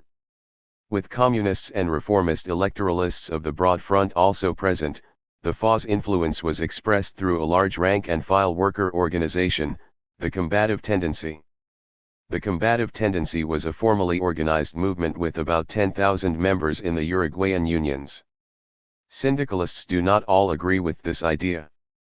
Some view the role of all ideologically defined organizations of tendency in the workplace arena as manipulative. However, I've already provided my own arguments in favor of the dual organizational form of syndicalism in Chapter 6. In that chapter I laid out some ideas about the role of an ideologically defined militant minority organization that would be acceptable to dual organizational libertarian socialists.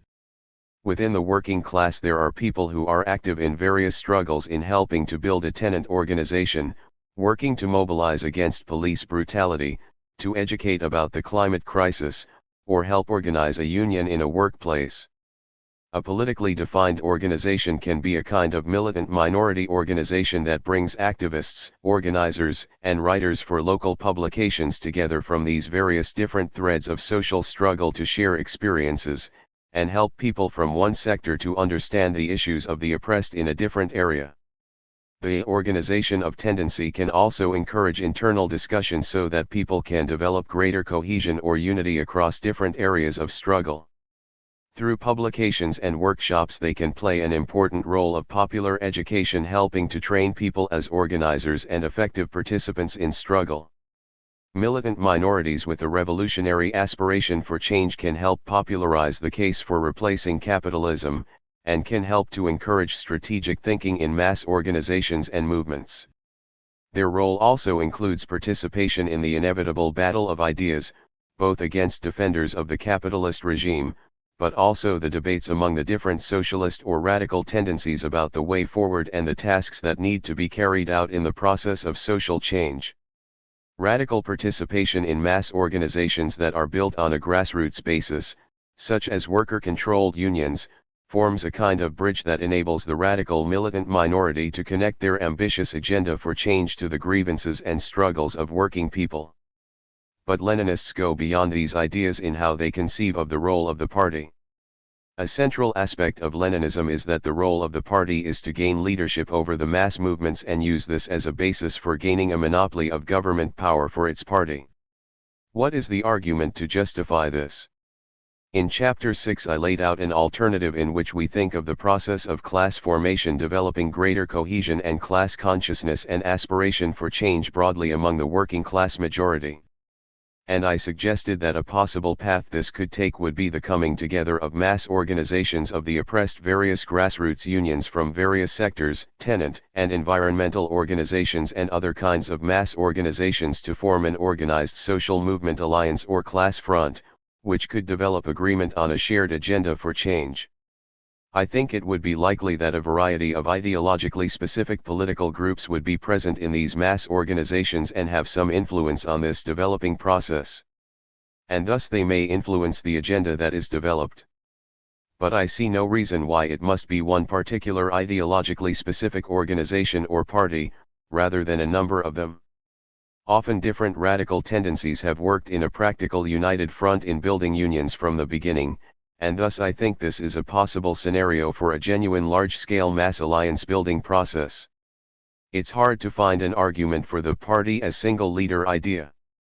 But Marta Harnecker has provided an argument for this conclusion. Here she lays out the first step in her argument as follows: in order for political action to be effective, so that protests, resistance, and struggles are genuinely able to change things, to convert mass uprisings into revolutions, a political instrument is required, one that can create spaces to bring together those who, in spite of their differences, have a common enemy, that is able to strengthen existing struggles and promote others by orientating their actions according to a thorough analysis of the political situation, that can act as an instrument for cohering many experiences of resistance and struggle. What is needed is to unify behind a common goal, she says. She goes on to explain why the political organization is needed to carry out these tasks. A political instrument is required because we need a body that sets the scene for the first draft of a proposal, program, or national project that is an alternative to capitalism. This task needs time, research, and knowledge of the national and international situation. It is not something that can be improvised overnight. The initial preparation will always have to be done by the political organization. 46. There are two basic problems with Harnecker's line of argument here. First, she says spaces are needed to bring people together by orientating their actions according to a thorough analysis. She looks to a political organization to develop programmatic proposals. But why must it be only the ideologically specific organization that is a space to bring people together? Why can't independent grassroots unions or other mass organizations also play this role? And if these organizations come together in an alliance, it might include delegate assemblies and various kinds of discussion forums where this coalescing of forces can take shape. In the Spanish syndicalist movement of the period from World War I to the 1930s, Class unionism played this role. The CNT had regular assemblies of delegates at citywide, regional, and national levels to bring workers together across sectors and from various industries and areas of struggle, to work out a common program and agenda. For decades, the CNT activists discussed the need for the movement to expropriate the capitalist firms as an immediate task in a revolutionary situation, to merge all assets in an industry under the control of an industry-wide federation, and to link these into worker congresses for coordination and planning. This is why worker seizure of industry in Spain was so widespread. A consensus had been built up among the militants and broadly among the rank and file in the unions in favor of this approach to the revolutionary process. Thus the class unionist congresses and cross-industry assemblies did help workers to achieve both a wider vision of change and cohesion around an agenda. Secondly, Harnacker assumes without argument that only 1. Political organization can play this role of bringing people together from different sectors of struggle, help gain broader agreement on an agenda, and do research and publishing based on an analysis of the situation. Why can't multiple ideologically specific organizations carry out this activity? In fact, it seems likely there will be multiple ideologically specific organizations that will emerge in a period of major struggle and have some influence on the mass social movements. If there are going to be multiple ideologically specific organizations that do research and popular education and training of militants, then we need to think in terms of the spaces where they are active in the mass movements as places where these various organizations are free to participate, and work out areas of a united front to advance the mass struggle. Even more fundamentally, we have to think of the mass movement or social movement alliance as the organized social force that takes power in a revolutionary situation. Not a party or ideologically specific organization. Parties or ideologically defined organizations are always merely factions. That is the lesson of more than a century of experience with socialist or communist parties. Liberation for the oppressed majority requires that they gain the power to control the decisions that affect them directly in various areas as in neighborhoods and cities, and in the labor process and workplaces. This means the power of decision-making needs to be taken away from the top-down managerialist bureaucracies of the corporations and the state, and socialized through power vested in the masses via the base assemblies in neighborhoods and workplaces, and elected councils and congresses of revocable delegates. This means rebuilding the social institutions of society on the basis of self-management. A major lesson from the Russian Revolution is that it is a fatal mistake to base the immediate construction in the revolutionary process on institutions that ensure a continuation of class oppression. Setting up a bureaucratic managerialist regime over workers in social production and over local community life simply entrenches a bureaucratic layer that is not likely to suddenly wither away or voluntarily give up power. If workers do not control production, some other class will, and workers will continue as an oppressed and exploited class. This is why the Spanish syndicalist movement was right to focus on workers taking over self-management of production as a key immediate task in the revolutionary situation. Chapter 11, From Syndicalism to Libertarian Eco-Socialism. I've suggested that the transition to socialism needs to be driven by and controlled by the working class mass organizations, especially grassroots, worker-controlled union organizations rooted in the struggles with employers. As the process of class formation develops, we can envision a situation where grassroots worker organizations of struggle have worked with other organizations to coalesce their forces. A variety of movement organizations, worker organizations, tenants unions, environmental justice groups, groups rooted in oppressed social sectors and worker organizations have developed a class-wide, cross-sector front or alliance of social movements that would have the organizational strength, cohesion, courage, and aspirations to act as a counter-hegemonic force to the dominating classes. The working class has thus begun to organize itself into a force capable of offering an alternative future for society. But what steps should this movement aim at in the transition to socialism? What should the program be for the transition to a self-managed socialist society? It's going to be essential for a consensus to emerge already within such a mass movement about the basic structural changes that we need to initiate. We need to talk about what we think socialism should look like if we are to build a movement for these changes. An impressive feature of the Spanish worker revolution in 1936–37 was the widespread expropriation of the industries in Spain's industrialized northeast and widespread collectivization of land in agricultural areas. The militants and active workers in the unions spurred the takeovers as an expropriating general strike rolled throughout the region. Although the political events of that moment were not entirely predictable, the movement for worker control was not simply spontaneous. The militants of the unions in Spain had discussed for decades the need for workers to take over the industries and reorganize them under worker self-management. They had been trained to think of this as an important immediate step in the revolutionary process. Our program for building socialism needs to address the major structural features of the capitalist regime that we want to replace, structural features that are at the root of the oppressive and exploitative work regime, vast inequality, and ecological destruction inherent to capitalism. The system of class oppression and exploitation is rooted in two institutional structures of class power that the movement must break. First, we need to get rid of the private ownership of the non-human means of production, which allows for vast extraction of profit to build the wealth of a tiny, super-rich elite who dominate society. But private ownership is not the only basis of oppressive class power over the working class majority, and here we need to learn from the major mistakes of the 20th century socialist movement. The 20th century saw major growth for the second institutional structure of class power, a newly emergent dominating class, the bureaucratic control class, as I call it. The power of this class is based on their monopolization over the decision-making authority in the corporations and state, via top-down bureaucratic hierarchies. This is the class that exercises control over workers day-to-day, and this is where workers experience an antagonistic class relationship in their work lives and in the various aspects of the state, such as the criminal justice system. The bureaucratic control class includes the managers who control workers day-to-day, but also high-end professionals who work with the managerial regime to control workers.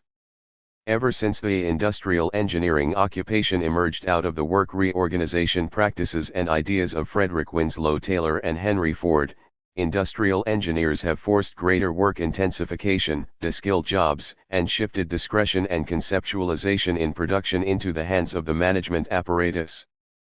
Corporate lawyers also work to defend the interests of the firm and help to break unions. HR experts, judges, and prosecutors also are a part of the system's control bureaucracy.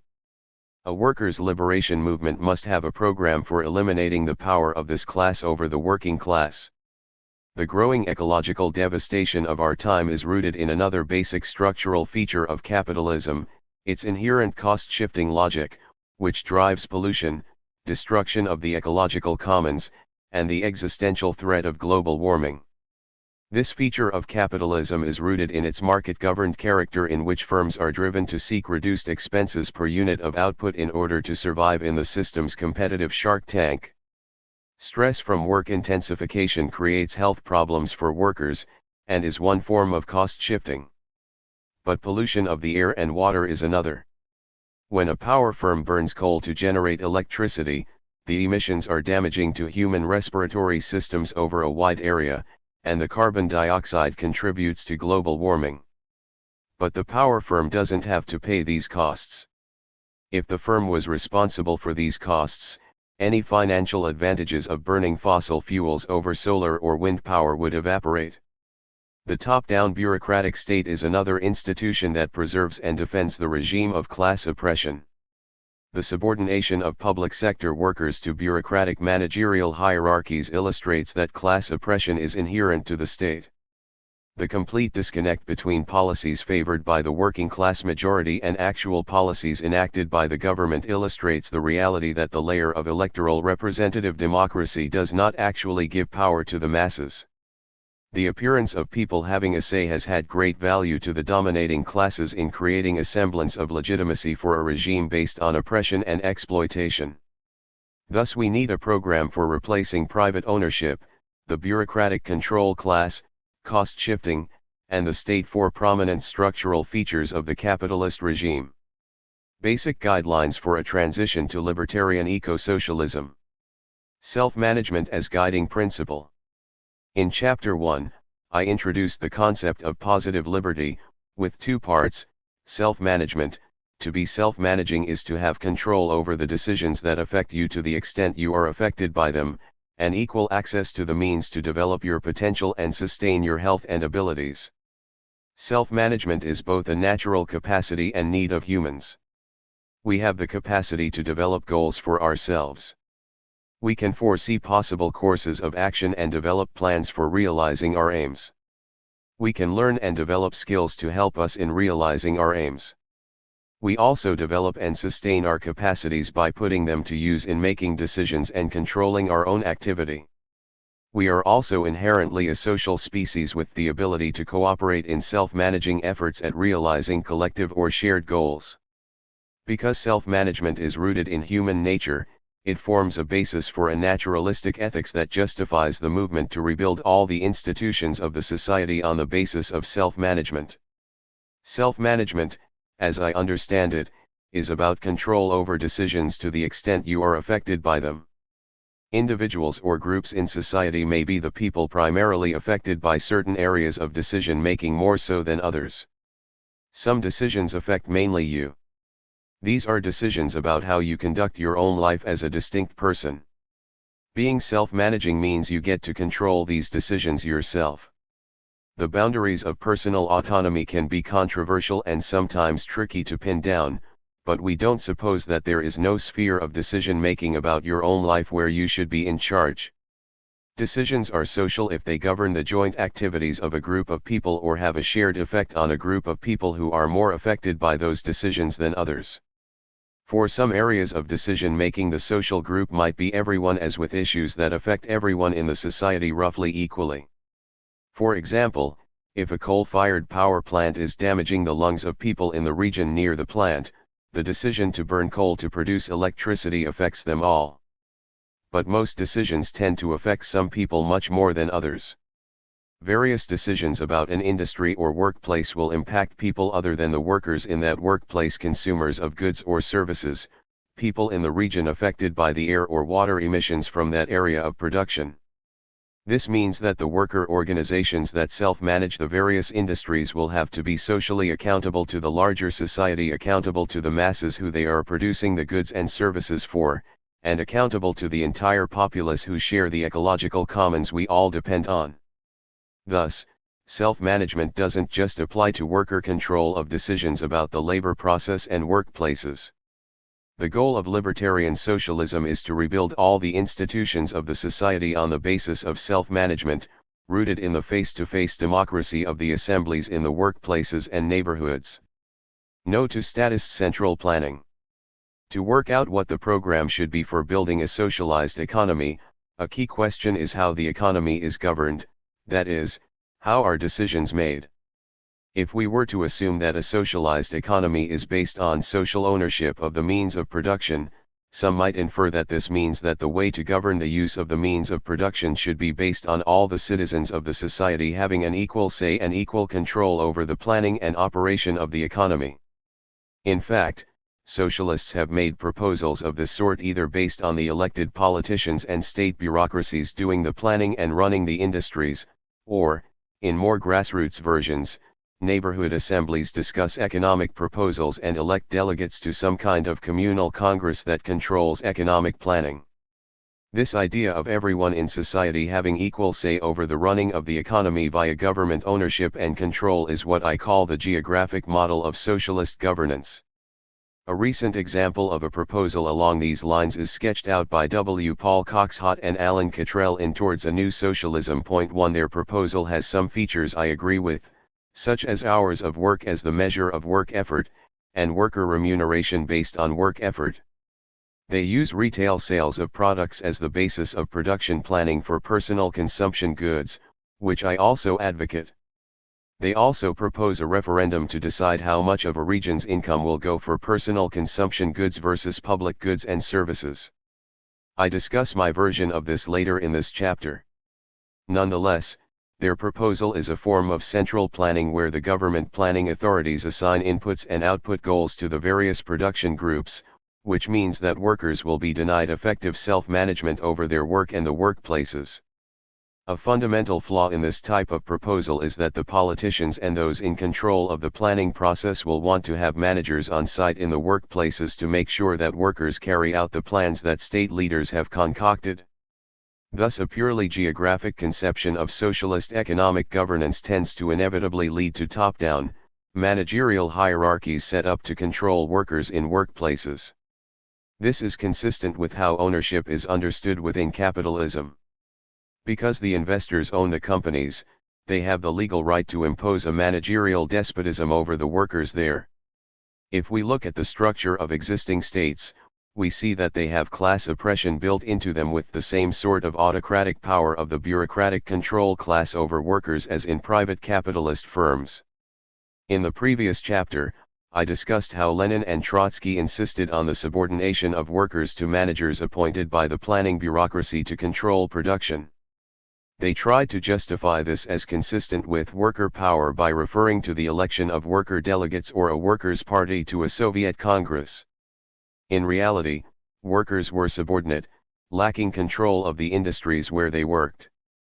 As the history of the socialist movement shows, a purely geographic or statist conception of socialist governance will tend to sustain a system of class oppression. Worker self-management. The syndicalist strategy of building worker unions that are self-managed by their members and pursuing worker aims through direct struggle and participation tends to set the stage as a kind of preparation for a shift to direct worker self-management over production, because the movement has built habits of democratic decision-making and a constant struggle for worker power in the workplace. Thus the syndicalist strategy has a natural fit with the libertarian socialist goal of rebuilding all of society's institutions on the basis of self-management.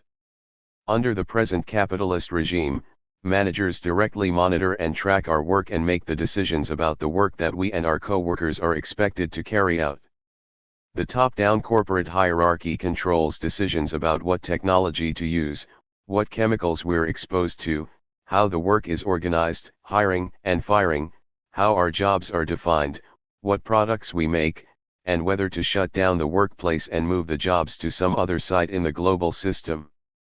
We are denied control over these decisions that directly affect our lives. Our right to be self-managing in work is denied. Thus, workers taking over the various industries and creating organizations of worker self-management for those industries is necessary to the process of worker liberation from class oppression and exploitation. When we talk about self-management of these decisions, we are talking about decisions where workers are the group who are primarily affected.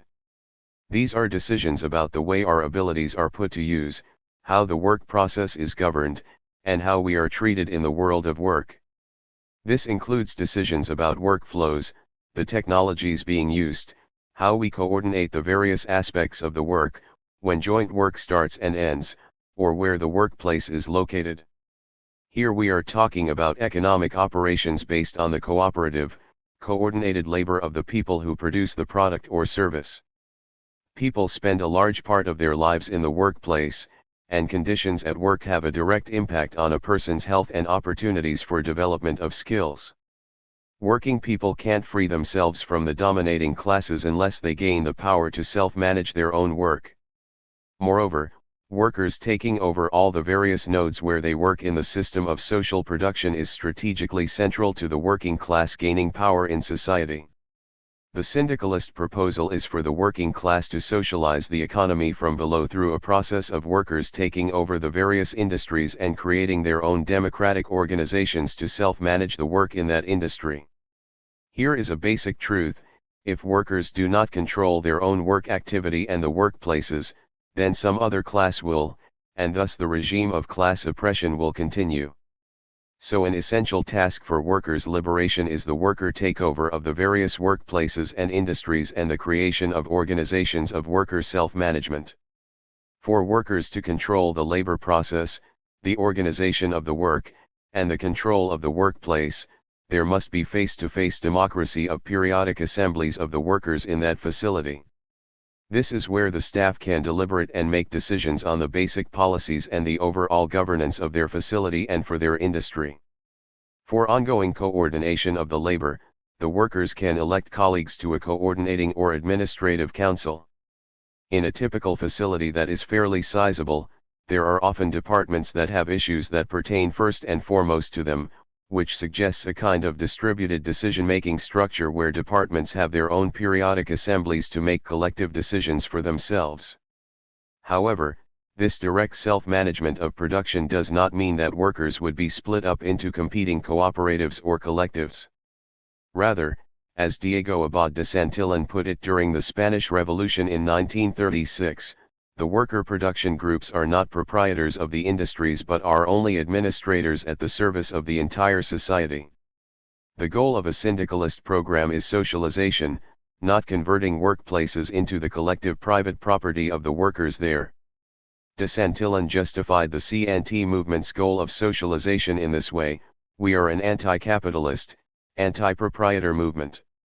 We have seen in the private ownership of the instruments of labor, of factories, of the means of transport, in the capitalist apparatus of distribution, the primary cause of misery and injustice. We wanted the socialization of all the wealth in order that not a single individual should be left on the margin of the banquet of life. 2. There is an assumption that worker self-management of the industries must be accountable to the whole society. When the CNT Union seized the various industries in the revolution in the 1930s, they expropriated the assets on behalf of all the people, implying a commitment to a form of planned economy where there is popular participation in working out the agenda for production. Neighborhood assemblies. Various decisions about an industry or workplace will impact people other than the workers in that workplace. Whether someone is working in the social economy or not, the people who live in a city neighborhood or rural area will have concerns that are common to those in their area, such as elimination of pollutants, or the character of the public goods and services available in their area. Thus, residents of a city, neighborhood, or region need to be able to self-manage the planning about provision of services or protection from environmental degradation. These are decisions that affect everyone who lives in a region, and is where neighborhood assemblies come into play. Just as worker assemblies provide the base for workers' self-management of workplaces, assemblies that bring people together can provide a social base for self-management of public affairs and public services by an area's population. A district of some thousands of residents might have its own periodic neighborhood meetings, its elected neighborhood committee, but also elect delegates to a citywide or regional congress of delegates from all the neighborhoods. We might call this a Congress of Communities. The area of decision-making that the neighborhood assemblies and the regional congresses of communities would work on would be the development of the plans for provision of public goods and services, protection of the interests of people as consumers, protection of the ecological commons, controlling the land use, and issues like emissions that affect air and water. Different kinds of public goods and services affect people at different geographic levels. The neighborhood assembly might be concerned about the creation of new parks, a gym, or other recreational facilities, or better bus service. On the other hand, the overall operation of the transit system or major new services like a subway line would be a part of the planning of a Congress for the whole metropolitan region. The neighborhood assemblies and wider scope congresses of communities would be developing requests to the worker-managed system of social production. When the Regional Congress of Community Delegates for the metropolitan region works up proposals for new bus lines or other transit system improvements, they do not hire managers to form an autocratic bureaucracy to control transit workers. Rather, the workers would self-manage the transit system. A relevant example in recent times has been some cities' attempts at participatory budgeting based on participation by residents in neighborhood assemblies. An example was the participatory budgeting experiment enacted by the Brazilian Workers' Party when they controlled the city government of Porto Alegre, Brazil. The city allotted control of planning to neighborhood assemblies for a limited part of the city's discretionary budget, to determine what services the neighborhoods wanted. When I was in Brazil in 2003, I interviewed a member of the Secretariat of the Federação Anarquista Gauca, a 60-member anarchist activist and organizing group in Porto Alegre. They told me that the neighborhood assemblies did develop plans, but very often the mayor's office would overrule them. This is a limitation due to the fact the assemblies were embedded in the existing bureaucratic state, but this does show that neighborhood planning is possible through a participatory process. No to market socialism. If we reject the state-organized central planning model, what is the alternative? One option proposed by some socialists is a market socialist economy of competing worker-controlled enterprises or cooperatives. Syndicalists have historically been opposed to market socialism. When the revolutionary syndicalist unions came together to form the International Workers' Association in 1922, they defined their programmatic goal as libertarian communism, referring to a non-market form of socialized economy. The word libertarian refers to positive liberty, and thus to the rebuilding of all social institutions on the basis of self-management. They did not conceive of the goal as private ownership of the means of production by workers via competing collectives or cooperatives. To build the fighting capacity to replace capitalism with worker power over production, a working class movement that could drive this change would be likely to have developed a high level of solidarity and a major united front within the groups subject to exploitation and subordination in capitalist society. Why would they want to then pit groups of workers into competition with each other in separate enterprises? Moreover, if the market-governed character of the capitalist setup is the basis of the ecologically destructive cost-shifting dynamic, market socialism is no solution. Economic planning through popular participation. The alternative to market socialism and central planning is a distributed model of democratic planning. A socialized economy requires that the worker-managed industries produce the goods and services that the masses of people want. How do we ensure effective accountability? This leads to what I call the dual governance model for a socialized economy. This means that we take seriously the idea of popular self-management for decision-making about the concerns that people have as consumers, users of public services, or as residents affected by environmental issues. With the dual governance model, we keep worker self-management of the industries but we add self-management rooted in assemblies of the residents in neighborhoods, and election of delegates from these geographic areas to congresses of delegates over wider regions. This provides a basis for self-management of communal, consumer, and environmental protection issues.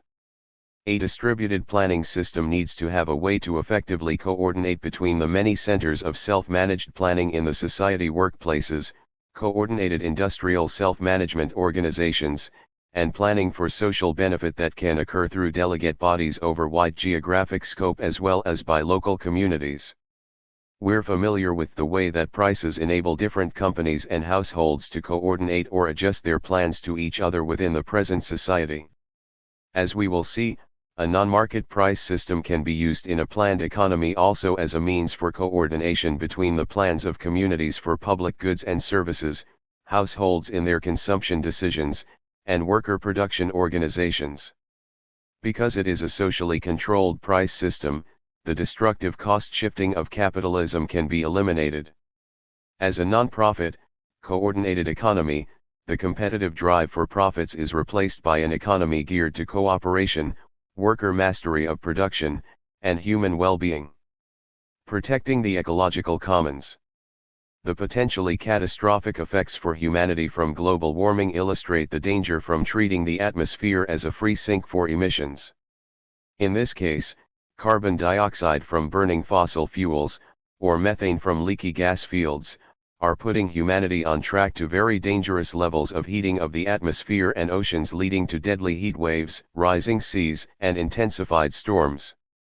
A lot of the technical changes needed to move away from this path are known or being developed. We can see how this catastrophic direction comes from the cost-shifting dynamic of capitalism. A power firm in Texas burning coal contributes greatly to global warming, and is also damaging the respiratory systems of people downwind from the plant. But the power firm doesn't have to pay anything for these costs. If they had to pay an appropriate fee, methods of power generation that don't rely on burning fuels would look a lot better for the financial balance sheets of the power firm. Protecting the ecological commons means that the society has to take collective responsibility for protecting the air and water, the forests, and so on. My proposal here is to socialize the access to the ecological commons by giving control over this access to all the people who are locally affected by a particular commons or by possible emissions into the air or water, or drawing down of a regional aquifer. The population who live in particular areas or regions would have the power to protect themselves against being polluted. As we will see below, this approach will allow us to calculate prices for ecological damage.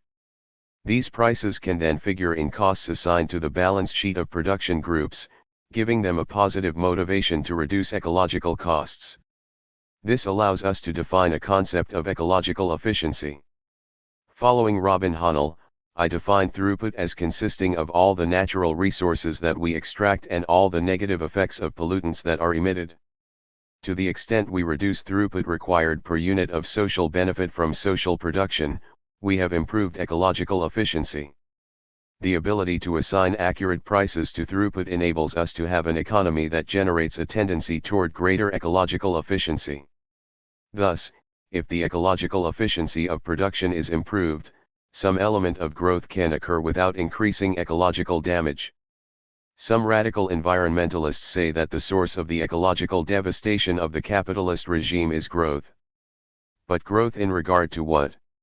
It is true that the non-profit-driven planned economy proposed in this chapter would be lacking the capitalist regime's obsessive drive for profit.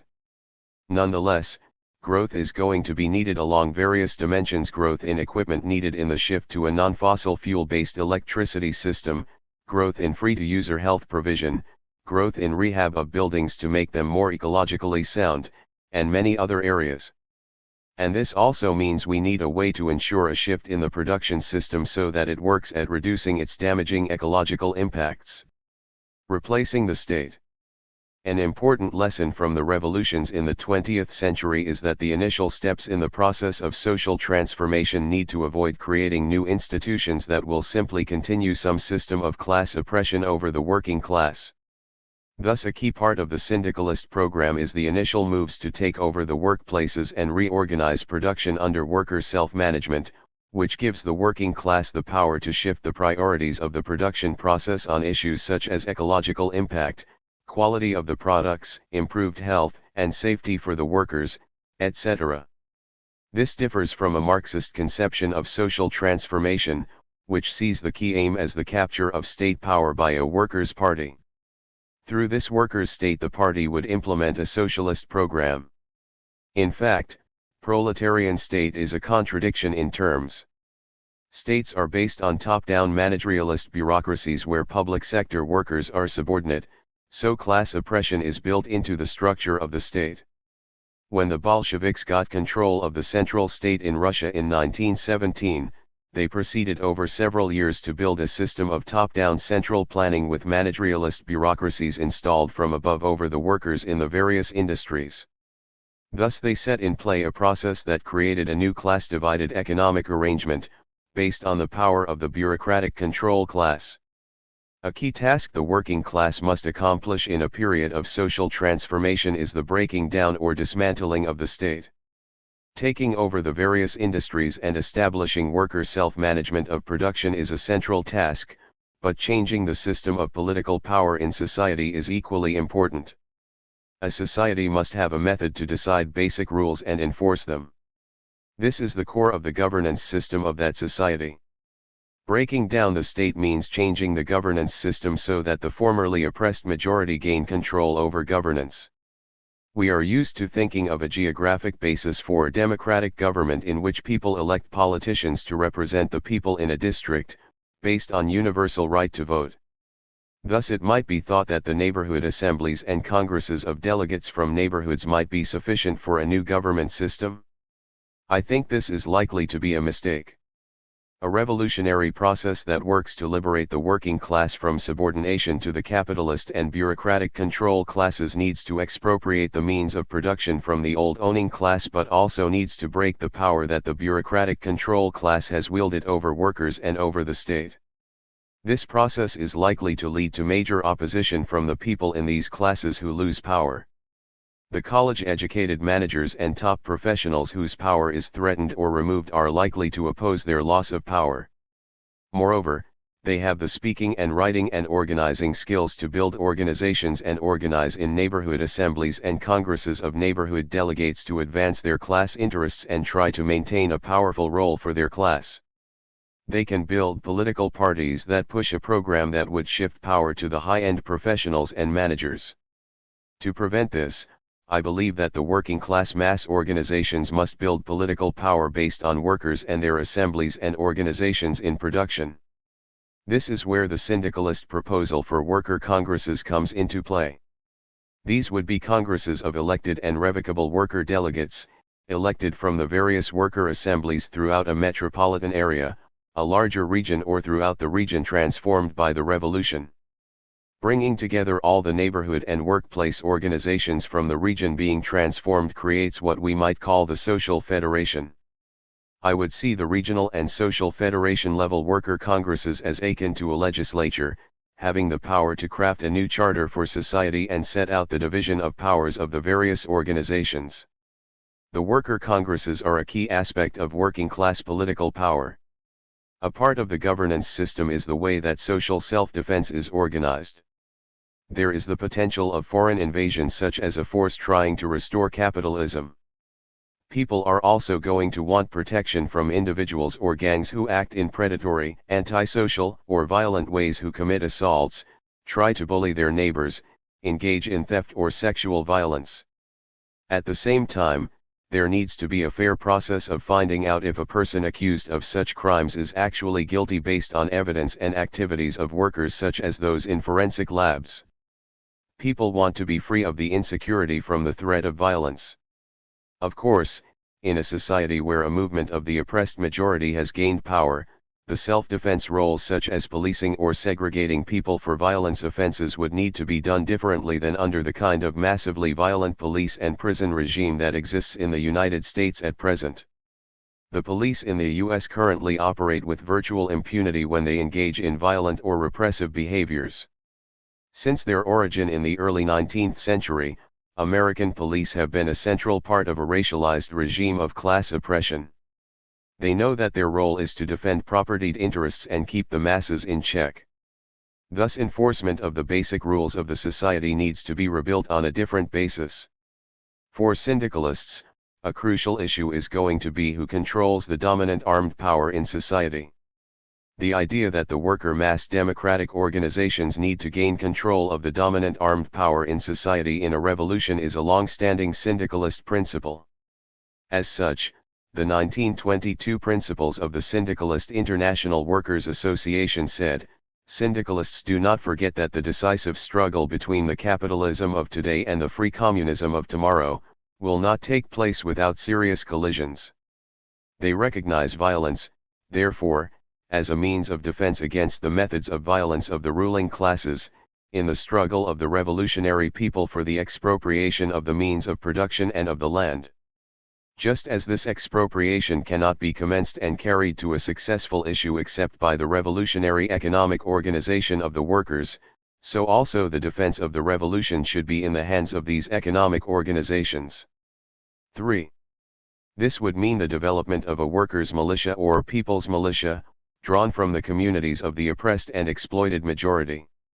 Although some aspects of social self-defense require full-time trained people, such as the forensics staff, much of the activity can be performed by people who are trained, but do the work part-time and have other work activity they do at other times. People who do policing as a full-time job have a tendency to develop a view of themselves as a group set against the population. But in a war situation, on the other hand, the military role of the militia would require full-time work. The governance institutions here are a form of government. Although states have been the way government has been carried out for centuries, a form of government need not be a state. Under a libertarian socialist proposal, governance is rebuilt on the basis of self-management rooted in the face-to-face democracy of the neighborhood assemblies and worker assemblies. All the public services are self-managed by democratic staff organizations. There is no paid bureaucracy of professional politicians and state managers set over the population and engaging in top-down control through the state managerial hierarchies. Governance still exists but is conducted through organizations that are grounded in democratic participation. In what follows I am going to flesh out more of the program for building self-managed socialism. Industry-wide and society-wide worker coordination. If workers don't control their own work activity and the workplaces, then some other class will, and so class oppression will continue. Thus an essential task for workers' liberation is the takeover of the various workplaces and industries from below and their reorganization under worker self-management. Workers will need to bring the different facilities together into an industrial federation to do planning and coordination for an entire industry such as healthcare, railways, or agriculture. Without a means to coordinated control and policy for an industry, worker groups controlling particular facilities might be pitted against each other in competition. Workers would be atomized and their social power diminished. The kind of movement that gives the working class the power to challenge and to ultimately defeat the capitalist regime would be based on an increasingly intense class-wide solidarity, as the oppressed majority coalesces its forces in a united front around the basic changes needed in society. With this growing level of solidarity, why would workers who take over the workplaces in their industry want to suddenly put themselves into competition with each other as competing cooperative businesses? In the situation where the capitalist facilities are taken over, different companies may have stronger or weaker competitive positions, and some workers may receive lower pay or experience worse conditions. A basic principle of industrial unionism is to fight to take wages and conditions out of competition. An advantage of coordination of the whole industry through an industrial federation is that it enables workers to achieve better conditions for the worse off. Moreover, splitting workers up into competing firms would atomize the working class, putting them in a weaker position in society. In the period that ensues from the major struggle over liberation from the oppressor class regime, people who have been in the habit of giving orders to workers or holding elite professional or managerial positions will be pushing to retain or regain the power the bureaucratic control class has over workers. Workers will need strong organizations to prevent the continuation of the boss's class power. The goal of a syndicalist program is socialization, not converting workplaces into the collective private property of the workers there. The process that played out in the expropriating general strike in northeast Spain in 1936 provides a useful experience we can learn from. The CNT's aim was to group together all the industry workplaces into an industrial federation that would be responsible for managing that industry. Social accountability would be reflected in the development of social plans to which the various industrial federations would be expected to adhere in their work. The industrial federations are not proprietors of the industries but are only administrators at the service of the entire society, as de Saint-Hilon put it.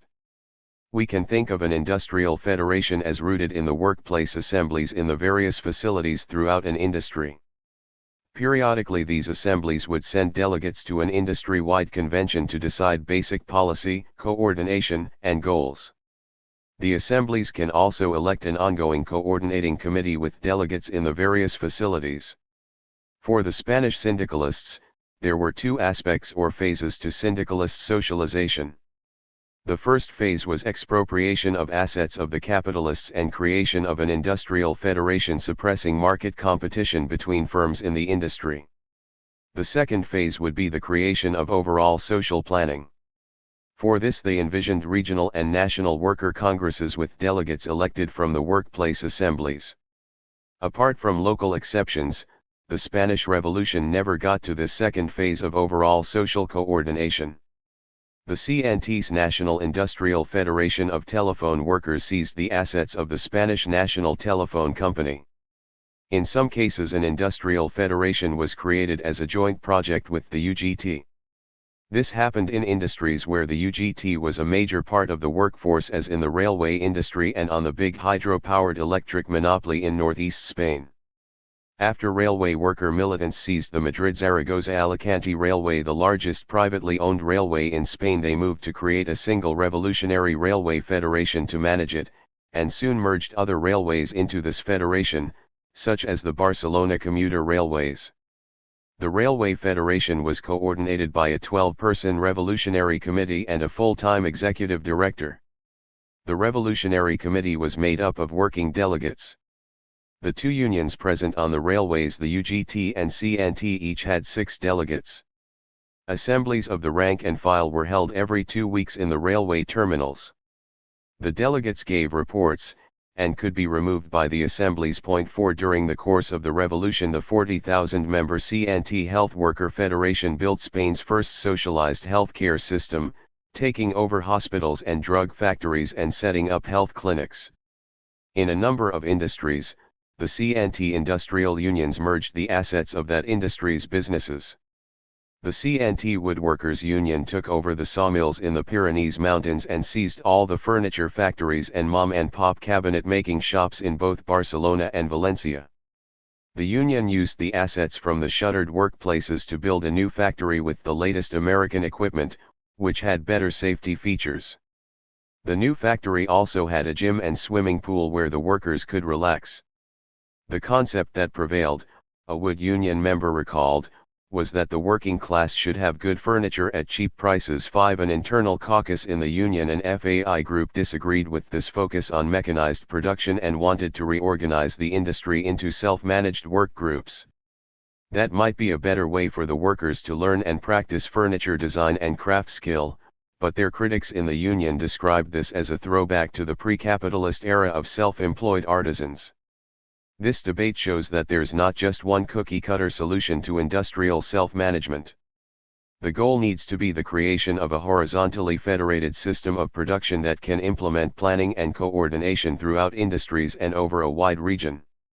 This would enable workers to gain control over technological development, reorganize jobs and education to eliminate the bureaucratic concentration of power in the hands of managers and high-end professionals, develop worker skills, and work to integrate decision-making and conceptualization with the doing of the physical work. Reduce the work week and share work responsibilities among all who can work. Create a new logic of development for technology that is friendly to workers and the environment. Redesigning jobs and work organization. For workers to gain power over the labor process and the industries where they work, it is not sufficient to simply have workers elect the board of directors. We must also figure out methods for removing the power of the bureaucratic control class. There are several elements I've suggested thus far. First, there is rooting the basic decision-making in the workplace and departmental assemblies.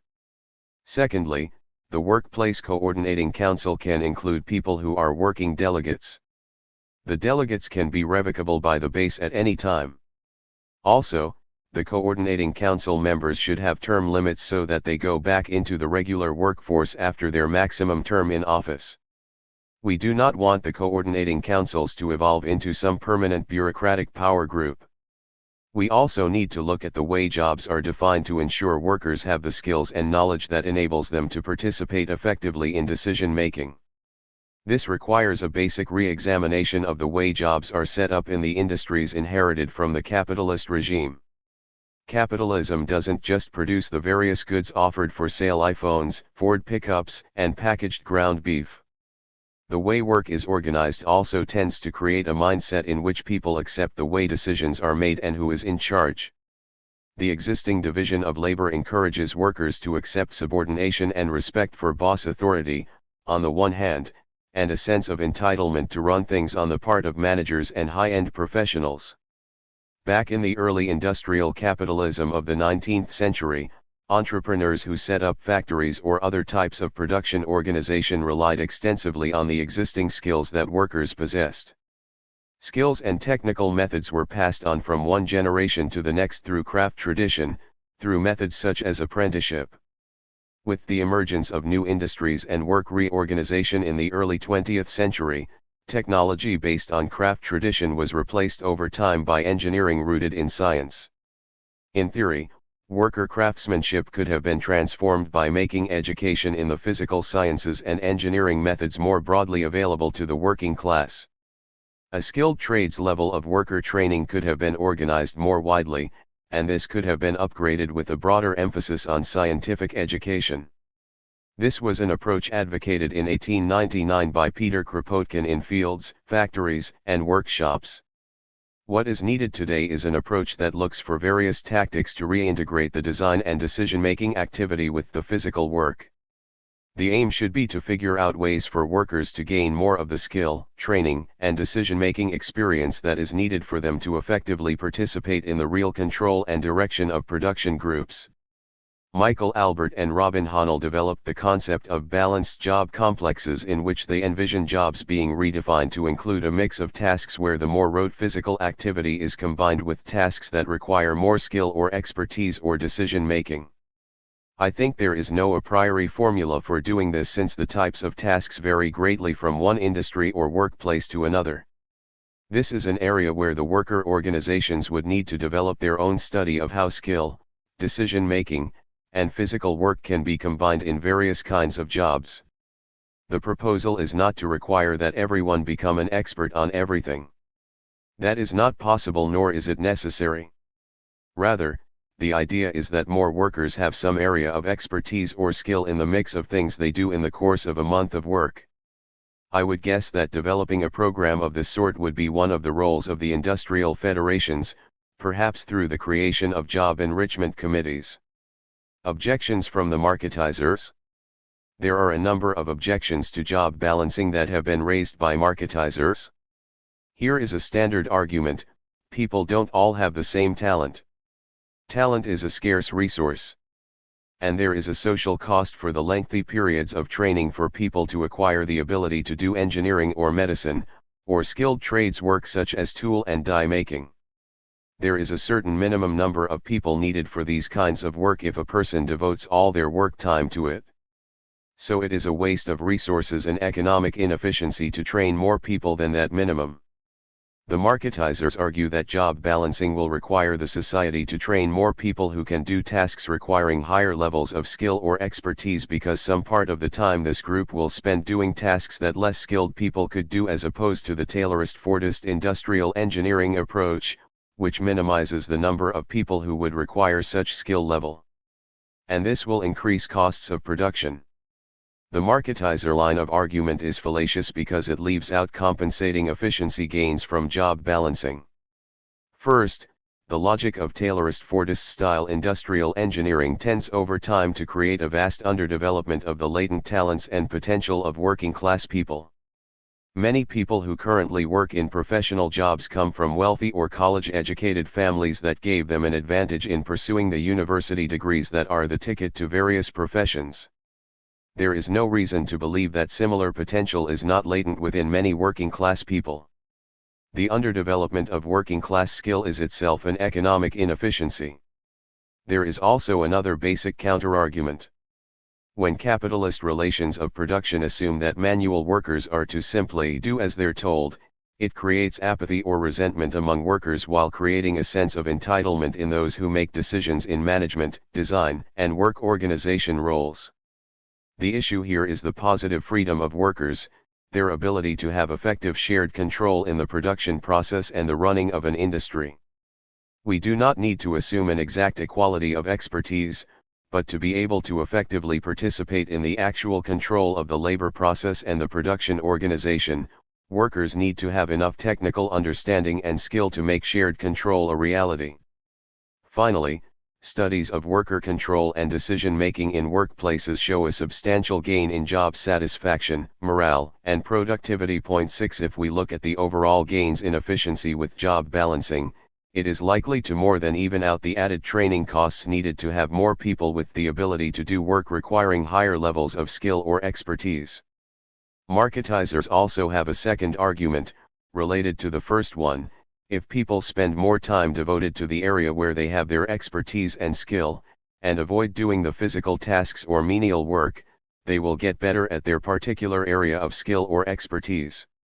In reply, I would point out that a balanced job might have the more skilled tasks or use of expertise concentrated over some period, with other types of tasks done perhaps on other days, or even different weeks.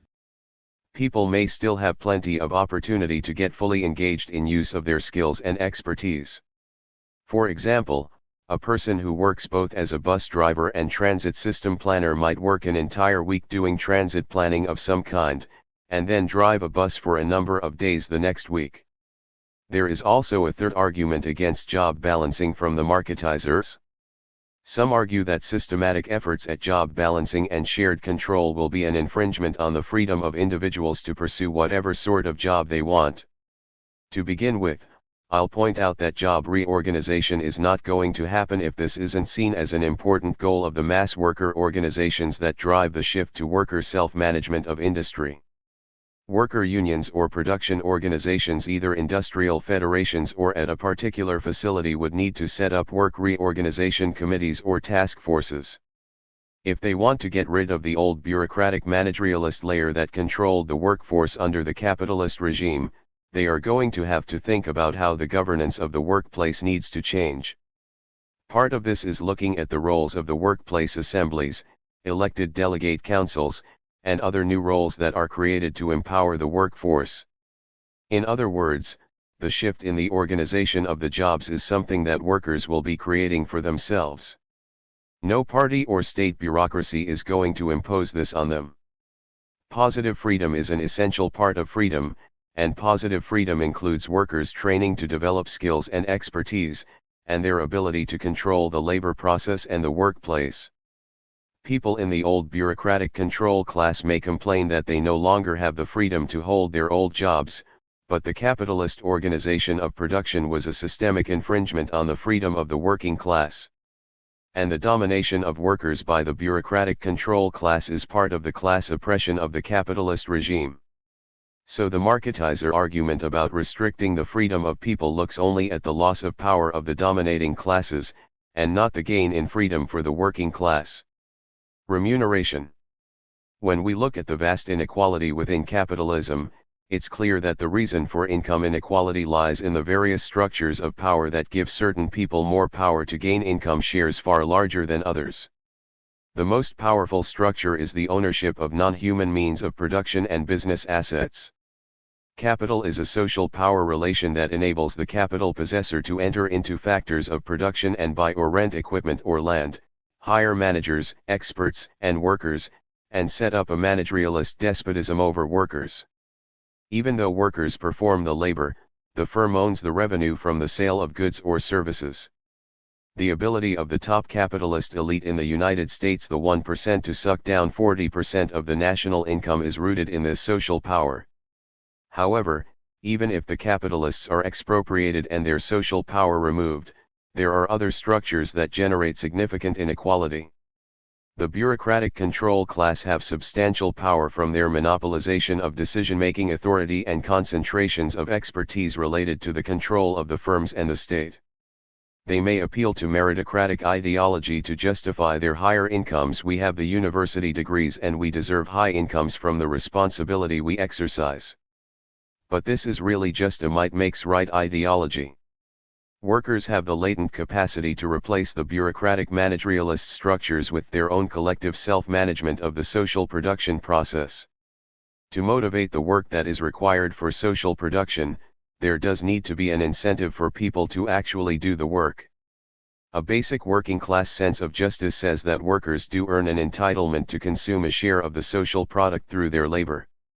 The key thing here is that the worker actually does the work. Moreover, whether a person does do the work or not is the only thing that is really within their own control at the moment. But this will be true irrespective of what particular tasks the person does, or what particular skills the person uses to perform the labor. This is the basic argument for the position that the rate of remuneration should be the same for every person per hour of work. This view was defended by Karl Marx in a critique of the Gotha program. There, he argued that the actual time spent working is the key measure of the worker's personal contribution or investment in social production. As he put it, the concrete labor time of the individual represents the individual's social contribution, because time spent working is a roughly accurate measure of the personal effort or sacrifice the worker contributes to the social product. 7 Marx allows for an exception where the work is particularly onerous or stressful. This would mean the individual makes a greater sacrifice per hour of work. For example, if driving a transit bus is especially stressful, it may result in a lowered life expectancy. If we assume the standard work week is 30 hours, it might justify a reduced work week of 24 hours for drivers, but with 30 hours of remuneration. We can envision industrial federations examining particular jobs to determine if there is evidence of greater stress or harshness of work, for example, by looking at long-term health effects. Marx is assuming that this system of remuneration for concrete work time occurs in a worker-controlled socialist society, the lower phase of communism that has just emerged from capitalism through a process of social transformation. Because the institution of wage labor has been done away with, compensation is no longer based on labor market leverage or the bargaining power of workers in dealing with employers. Although workers are hired on by production groups, they are not subordinated to some managerial autocracy but immediately have equal voice and vote in the worker democracy that runs that production organization. This labor values approach to worker remuneration in socialized production was also adopted by the Spanish CNT in its libertarian communist program of May 1936. Thus, in the Spanish Revolution, a key goal of the Union was the sueldo único, the single wage. The success in accomplishing this in the revolutionary process of 1936 was mixed. The railroads throughout northeast Spain were seized jointly by the CNT and UGT unions, and a new organization to manage the railways was set up, the Revolutionary Railway Federation, which equalized wage rates for everyone. Another example is provided by the CNT unions in Hospitalet de Llobregat. In the 1930s this was a gritty, industrial suburb of Barcelona, dominated by metalworking plants, blast furnaces, and textile mills. The revolutionary syndicalist unions should take power tendency was dominant in the CNT in this town. The CNT overthrew the city government and replaced it with a Soviet-style council of delegates elected from the workplace or union assemblies. They also expropriated the entire economy of the town and equalized wages for everyone. The latter was especially beneficial for women workers who had usually been the lowest paid. Equalizing the rate of remuneration is a valuable tool for overcoming the patterns of inequality based on entrenched discriminations. The main objection to remuneration based on concrete time working or actual effort and sacrifice in work is the claim that people should be remunerated more for greater skills or expertise. Marketizers will argue that the permanent advantages of higher income are needed to motivate people to make the extra effort to acquire the expertise. Within the capitalist regime, it is true that people with scarce skills or credentials can command a higher rate of pay. This is another case where there is a difference in power. Labor market leverage is a form of social power. If the aim of a socialized economy is to develop the potential of working people through enhanced skill development, changes in the educational system will be needed to train more people with the expertise and skills to participate effectively in the shared control of production. We can envision various measures to help implement this, including increasing the school slots for fields such as medicine and engineering, and making education free to the student at all levels throughout their life. This should also include stipends for living costs for full-time students, so they can better concentrate on their studies. After all, acquiring skills and knowledge is a form of work in that it will contribute to social production. The upshot of this would be to greatly diminish the scarcity of skills and expertise in various areas, including engineering and medicine. If the cost of creating the skills and expertise of the individual is covered by systems of social provision, why should the individual be able to privatize this as a permanent personal income advantage? A person might say that someone deserves to be paid more, for example, because of their sacrifice in going through medical school. If medical school is free and the student is provided a stipend to live on, is their sacrifice greater? If person A went through medical school and person B is driving a transit bus, did person A put forth greater sacrifice during the time in medical school? Which is harsher? Studying or driving a crowded rush-hour bus? In my experience, attending graduate school was one of the most enjoyable periods in my life. I learned new knowledge and skills, and shared the excitement with other students with a similar interest. Moreover, learning new skills and knowledge builds a person's sense of confidence and accomplishment. Using these skills often, one gains a certain social prestige or recognition for the contribution you are making. Thus it seems to me that the study and learning to gain skills and expertise and the use of this expertise already provide personal advantages. I think these advantages are sufficient to motivate people to pursue learning and acquiring new skills and expertise. Allowances. Although concrete work in social production is one of the ways people may obtain consumption entitlement, there are other principles the community would be likely to agree to for how people obtain a share of the social product. A goal for a worker movement in creating a socialized economy would be providing work in self-managing work organizations for all who are willing and able to work. But there are likely to be situations where people are simply between jobs or are not able to work due to illness or disability.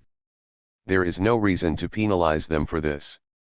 Thus there would need to be a program to provide them with a socially average level of consumption entitlement.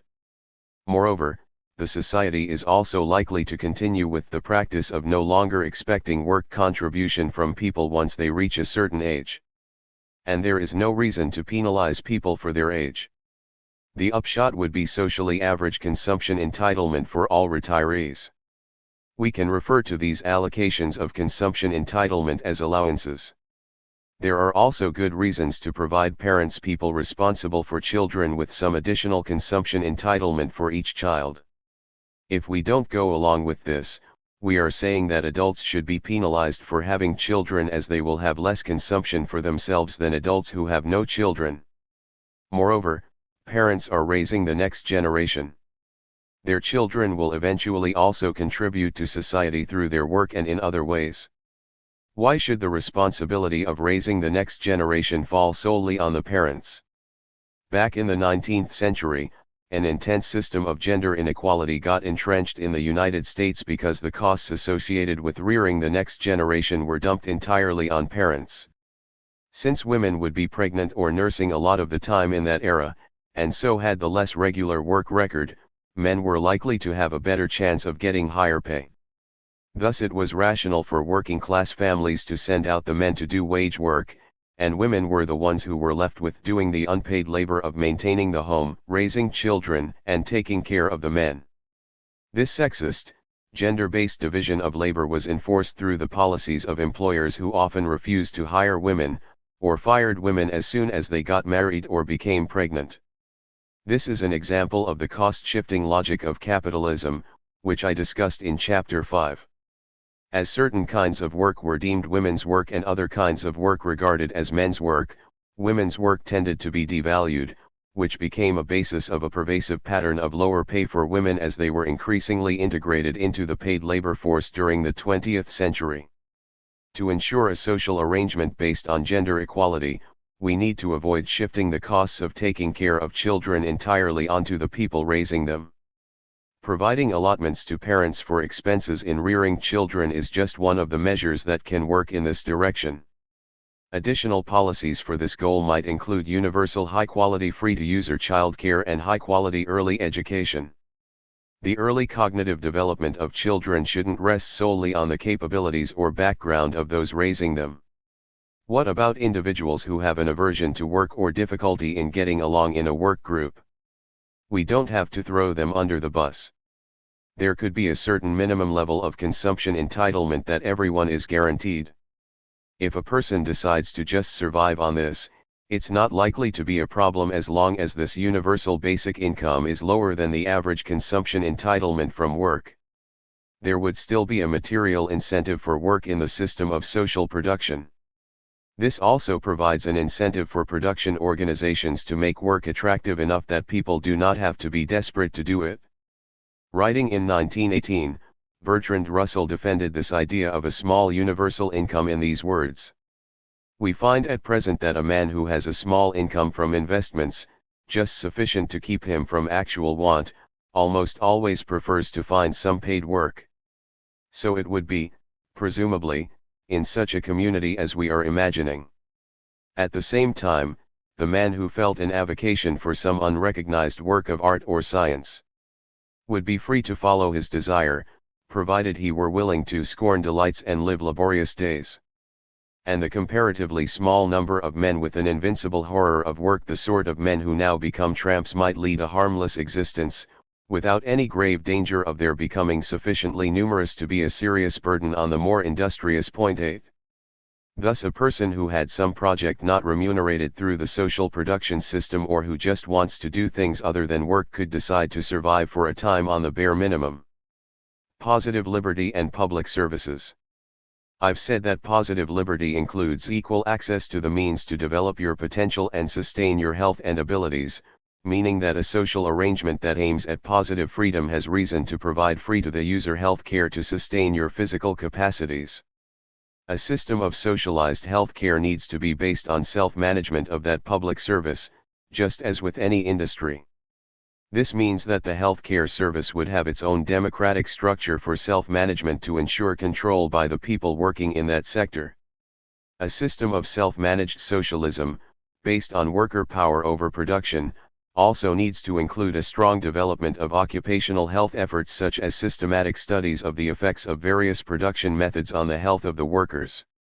In this way, healthcare can contribute to the redesign of jobs and production methods to make them more friendly to worker freedom and health.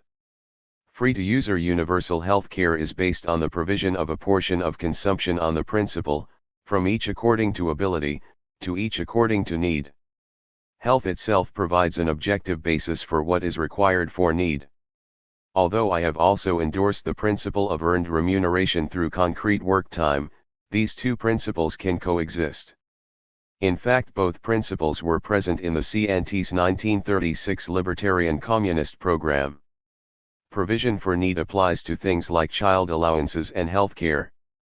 In reality, there are multiple principles that provide a basis for how people are linked to a share of the social product. So far I have used remuneration for work, allowances, and provision of free-to-user services as the basis of personal consumption. Positive liberty is also enhanced by the development of the skills and human potential of working-class people. As I've argued, a wider development of skills and expertise among workers in the system of social production is necessary so that workers have more effective ability to participate in the decision-making and control of the workplace. The goal of generalized self-management of the society provides an argument for universal free education at all levels, at any point in a person's life. The self-managed socialist society will have a substantial sector of free-to-user public goods and services. As such, the community as a whole will need to have a way to develop plans for the extent of the public goods and services they wish to request of the production system. This leads me to the next topic: how to conduct social planning to ensure social accountability of the worker-managed industries. Because public goods and services affect the entire population, there needs to be a role for the neighborhood assemblies and regional congresses of delegates from communities. The neighborhood assemblies can discuss both public goods they want for their area, such as better bus service or a new park, but they participate in the wider society-wide planning for the overall provision of public goods and services and ecological protection for the entire region. A key role for the Regional Federation of Neighborhood Assemblies and its Congress would be in deciding on the overall size of the public goods and services budget. This will normally depend on the income of the residents of the region. The total income of all the residents would be the aggregate of all earned remuneration of workers plus the total consumption entitlement dispersed as allowances. Via some kind of vote, whether in the Regional Congress of Communities or a referendum carried out in all the neighborhood assemblies, the Regional Federation of Neighborhood Assemblies will have to decide on what percentage of income goes to individuals for acquiring personal consumption goods and what percentage goes to the budget for provision of the free-to-user public goods and services. The percentage of income committed to the public goods and services budget is a kind of tax rate. I would say this is the normal way the public goods and services budget is established, but there would be exceptions. Suppose there is some disaster such as a hurricane that is extremely damaging to a particular region. In that case, its public goods and services budget may be enhanced with subsidies from the wider multi-regional social federation, to help recovery. Because the neighborhood assemblies and the regional federations of the communities play a crucial role in ensuring social accountability for what is produced, another possible role of the resident-based communal organization here might be evaluating the consumer products and protecting consumer interests. The Regional Congress of Communities might have a consumer affairs department that could play a role analogous to the Consumers Union of the 1930s. This organization had its own lab and test facilities, and did evaluations of products, and was in fact the origin of Consumer Reports magazine. We can think of the Consumer Affairs Department as a self-managed staff group who assist the delegates of the Community Congress in their planning activity. With the backing of the neighborhood assemblies or regional congress, the Consumer Affairs Department might suggest new products or changes to existing product lines. In order to engage in planning activity, neighborhood assemblies, city-wide congresses of community delegates, and wider society-wide congresses are going to need to have assistance from various public service groups that have professional training, collect statistics, and do investigations in many areas such as environmental pollutants, health effects of products and industrial processes, housing, and so on. I use the word departments to refer to these staff organizations that provide assistance or advice to the community and worker assemblies and congresses in developing their plans. Creating an accurate price system. To make socially responsible decisions about what products to make, we need to know what the social opportunity costs are for the various alternative products or alternative methods of production. The social opportunity costs of producing a certain amount of some good are all the things we must give up to make it. If our budget for public goods and services is finite, and we decide we really want to do a crash program to increase the housing stock by a large amount, we may find we have to cut back other types of construction because the materials and construction worker time won't fit in our budget, or we may lack the budget to also ramp up educational services as we would like because the total public goods and services budget has finite limits. No matter what we produce or what methods are used, we give up other things we might have produced with the worker hours and materials to produce a particular product or service. So we need to know, is this the best use of those worker hours and resources, given what the needs and desires of the population are? The total number of worker hours committed to production in the society is finite. And we live on a planet with finite resources. The point to a price system is that a price is supposed to encapsulate the total social costs of producing something. Marketizers will claim that market-driven pricing generates economic efficiency precisely due to encapsulating costs. In reality, market pricing is grotesquely inaccurate as a gauge of social costs. In Chapter 5 I discuss the way that shifting costs onto others is inherent to the capitalist structure. If an electric power company burns coal and generates pollutants that damage respiratory systems of people downwind of their facilities, they don't have to pay for this, nor do they pay for their contribution to global warming, with its potentially devastating worldwide impact on human society.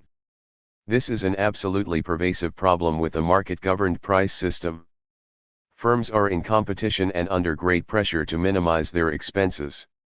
If the power company had to pay for the actual health damage or contribution to global warming, it might make coal burning far more expensive per kilowatt hour than renewable energy sources. Using gas or coal to create power shifts costs onto others and thus lowers the expenses to the company.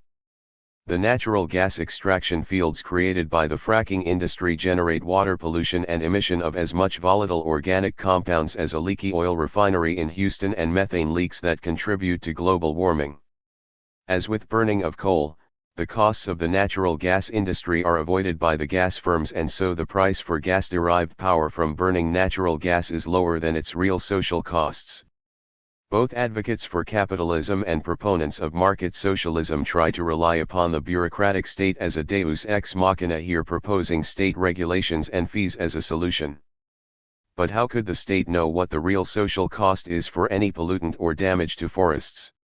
Moreover, powerful influences by the polluting industries make this an implausible solution. A distant bureaucracy that the polluted communities have little control over is going to be vulnerable to political pressure and lobbying, leading to the familiar problem of regulatory capture. Even if the people running the state agency were sincere in their desire to force an accurate accounting for the pollutants, they'd have no way of doing so. In other words, how would they achieve an accurate measure of what the actual social cost of any given pollutant is? When fees or fines are assessed, the usual tendency is for these to assess the cost as far lower than the reality to avoid politically damaging howls of protest from the polluting industry. The dual governance model has the advantage that it enables us to create a price system for social planning, which can give a more accurate picture of social costs than the market-driven prices of the capitalist regime. In what follows, I am going to describe a distributed planning system that makes use of a non-market pricing system. The planning system is distributed in order to ensure self-management in the various areas of decision-making in the society, from production groups to neighborhoods and regions. This is mostly drawn from the participatory planning model developed for self-managed socialism by Robin Hahnel and Michael Albert, but I differ from them on some of their suggestions, as I'll explain. The basic idea is that the worker production groups develop their plans for what they propose to produce. Depending on the industry, the Industrial Federation may also play various roles in developing a coordinated program for that industry. For example, I've already discussed the way the Industrial Federation can develop the program for reorganizing jobs and developing programs for skill development, and examining the health consequences of different methods of production. Again, the idea is to take wages and conditions out of competition. As the different production groups develop their proposals for production of goods and services, the various neighborhood assemblies, regional federations of neighborhoods, and the entire Social Federation-wide Congress of Community Delegates develop plans for the kinds of public goods and services they wish to request of the production system. We can consider the proposals of the production groups as a kind of response to the projected demand. If we look at the Federation of Neighborhood Assemblies for a region or metropolitan area, the aggregate request for goods and services will consist of both the requested public goods and services and private consumption goods. How do we get an accurate projection of demand for private consumption goods? Let's consider how this works currently. Large retail firms, such as Amazon and Walmart, have their computerized inventory tracking systems, and they do market research. From this data they have the ability to project what products people are likely to prefer in the coming months, and they use this as the basis of their orders to suppliers. Of course, this is a guess. When firms invest in production of goods for sale, it's speculation. Trends of what people prefer may change over the next months, which can result in overproduction of some things and shortages of others. When there is overproduction, there may be layoffs in some sectors. The waste of producing products that can't be sold is one of the reasons socialists use to criticize the anarchy of the market, its failure to coordinate production directly to what people want. The mismatch between what is produced and what people end up preferring is an inefficiency of a market economy. Not as destructive as the inefficiencies of cost shifting, such as global warming or pollution of air and water, but inefficiencies nonetheless. To overcome this inefficiency, Hahnel and Albert propose that individuals or households submit household consumption plans. As Hahnel explains, individuals or households only need to project the quantities of items under coarse categories, such as a certain number of shirts or pairs of shoes, estimated pounds of chicken, a proposed new flat panel display, a new car, and so on. They don't need to provide more detailed information such as exact shoe size or preference for style. This is not needed because worker production groups have exactly the sort of information firms have now to figure this out: demographic information and trends thus far in items people purchase at distribution centers. Providing the broad categories enables people to point out some new purchases they are planning, or changes in their life. Hahnel argues that the production system is still making a guess about what to produce, but it will be a more accurate guess with the additional information, and this will reduce the kind of inefficiency that is manifested in overproduction or shortages. Point 9.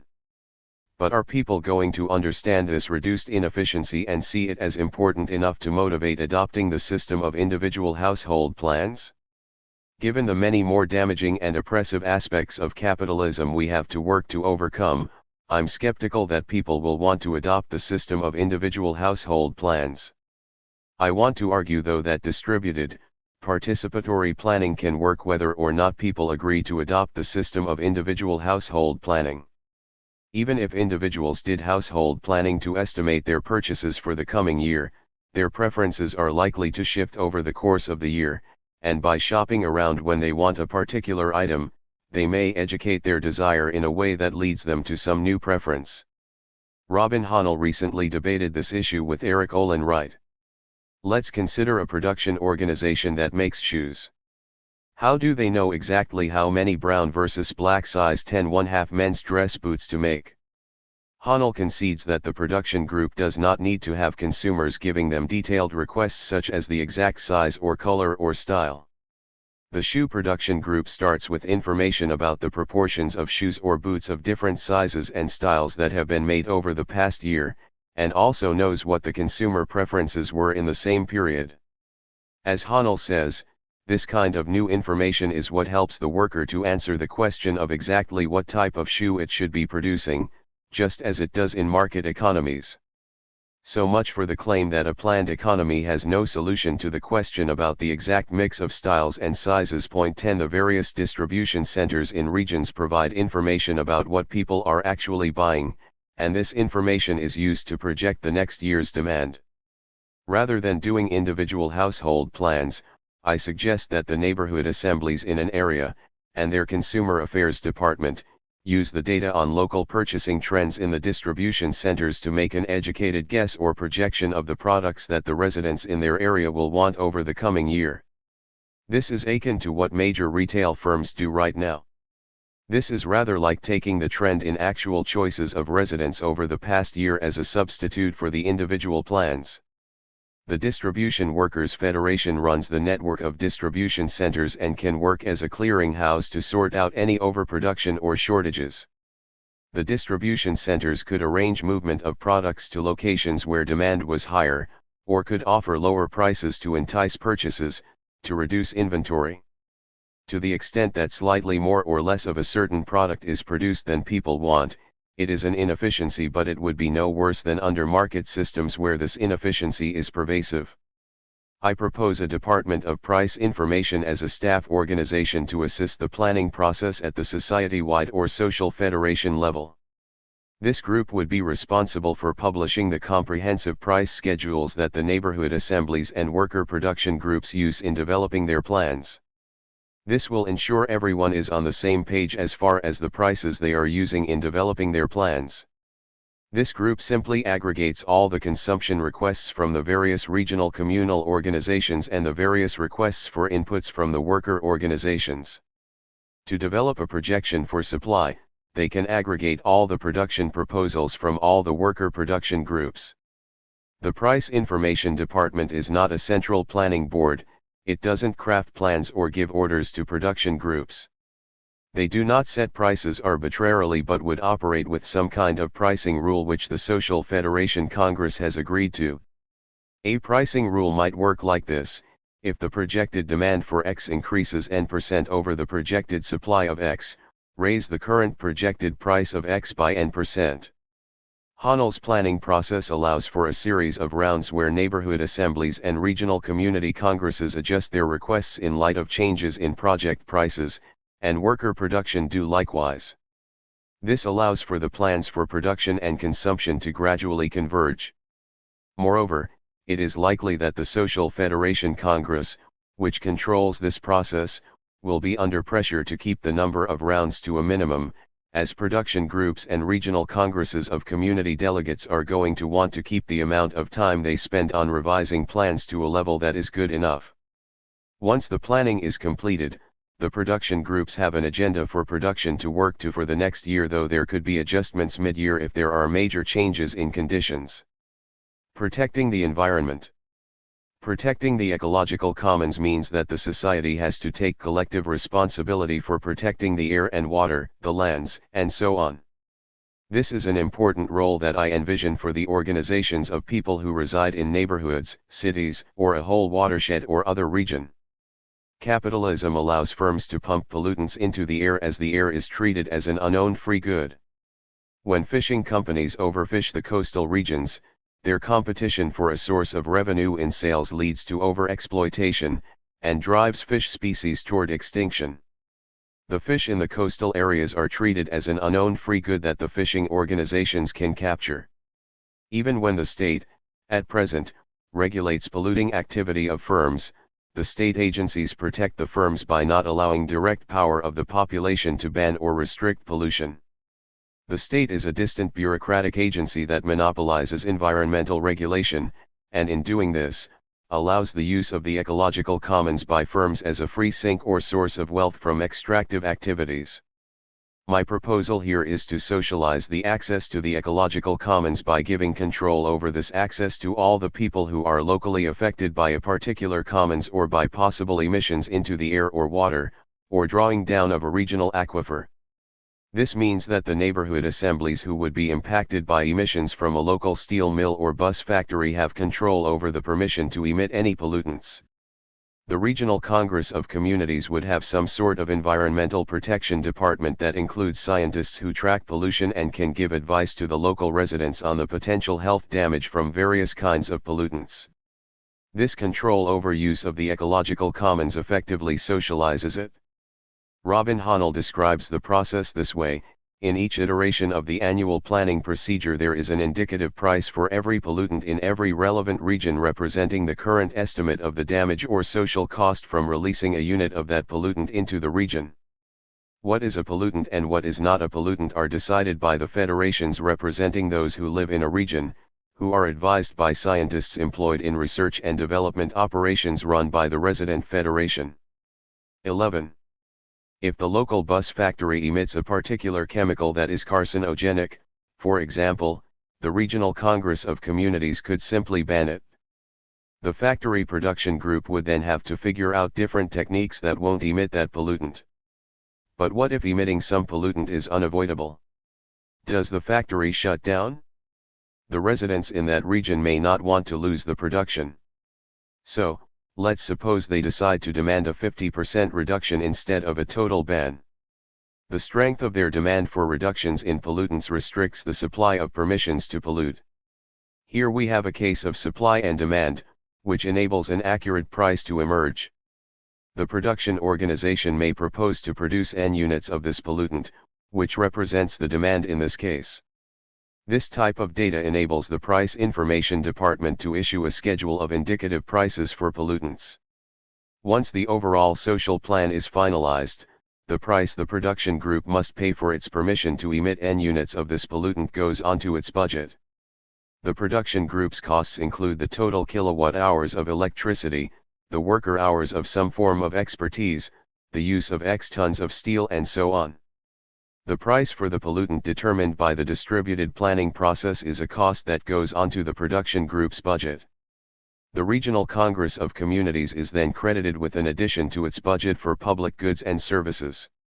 Meaning that the communities can expand their public goods and services budget beyond what they would have had available, based on the agreed percentage of total regional income going to the public goods and services budget. This approach to pricing ecological costs has the following advantages. Production groups have a direct incentive to develop new technical methods to reduce pollution and thus to reduce the total impact of pollution. The proposal enacts the polluter pays principle and reimburses communities damaged from pollutants by increasing their public goods and services budget. In this way, the actual victims of pollution are compensated.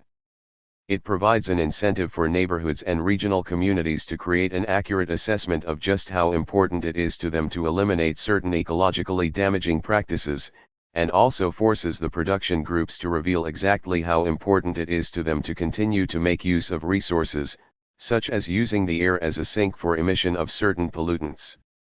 The ability to assign accurate prices to throughput enables us to have an economy that generates a tendency towards greater ecological efficiency, so some element of growth can occur without increasing ecological damage if the ecological efficiency of production is improved.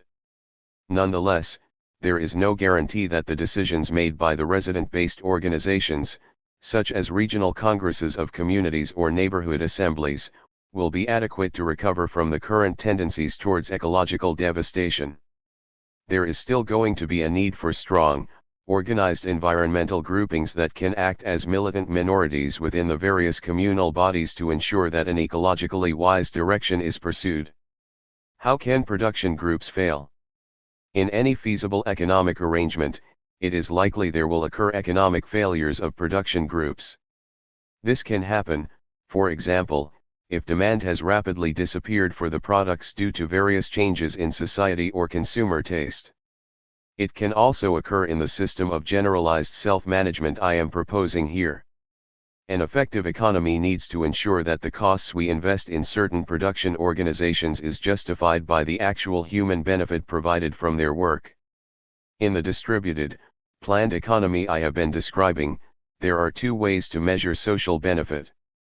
First, there is the extensive, decentralized system of community self-management over its planning for public goods and services.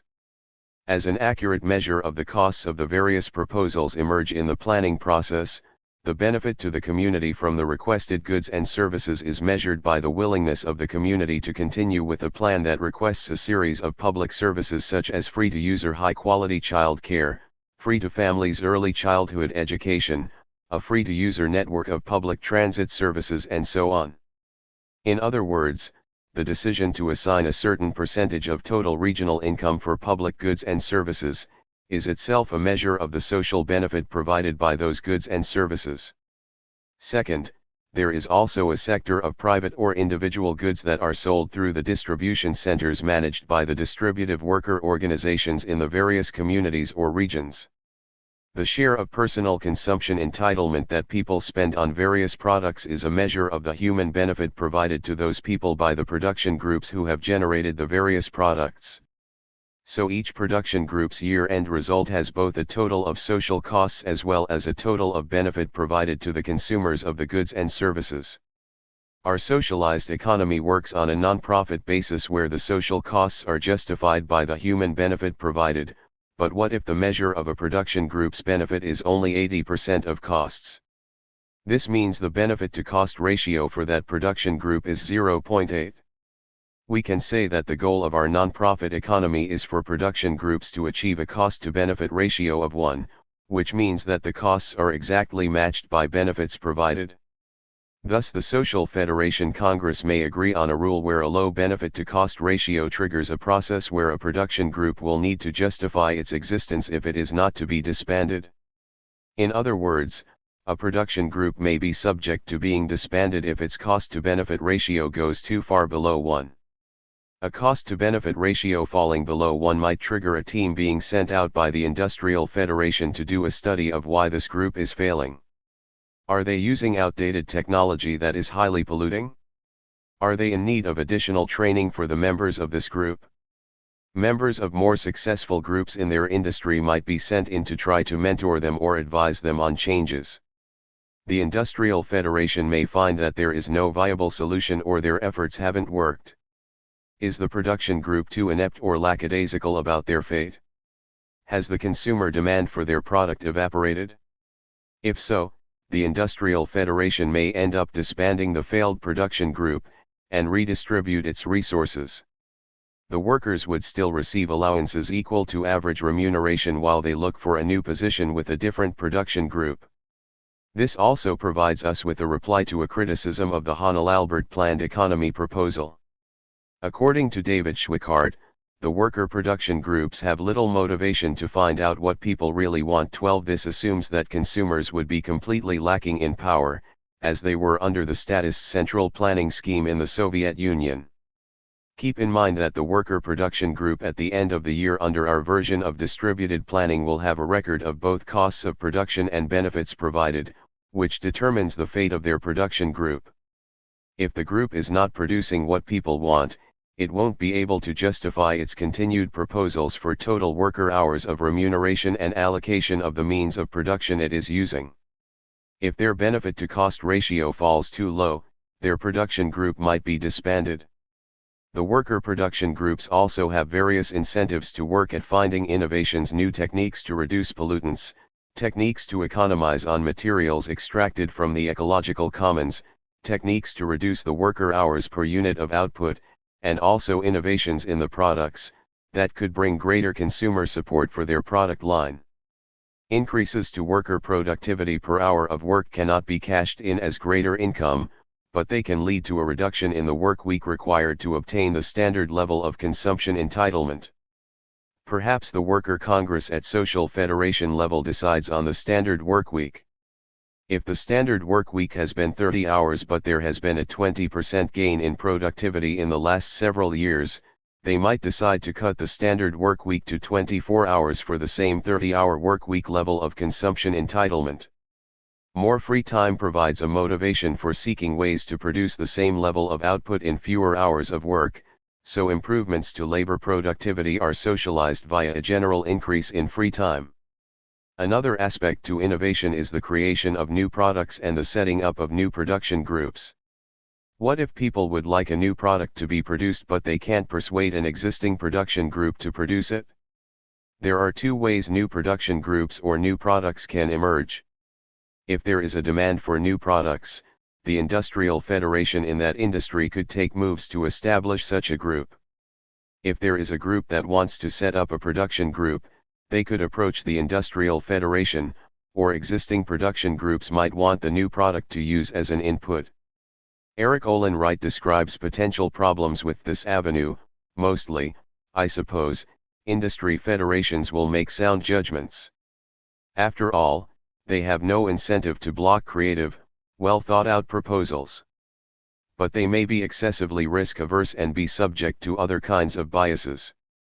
And, of course, there could be factions, in-groups and out-groups, and other forms of exclusion that marginalize some kinds of projects.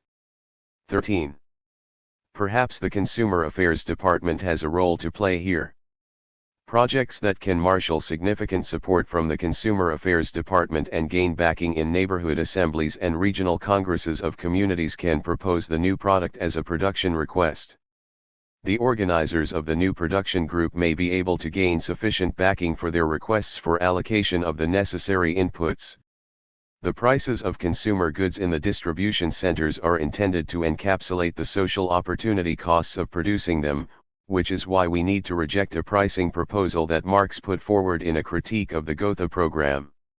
There, he proposed that workers would use their consumption entitlement to buy individual goods, and that the prices of those goods would be equal to the worker hours to produce them. 14. This would lead to a grossly inefficient economy.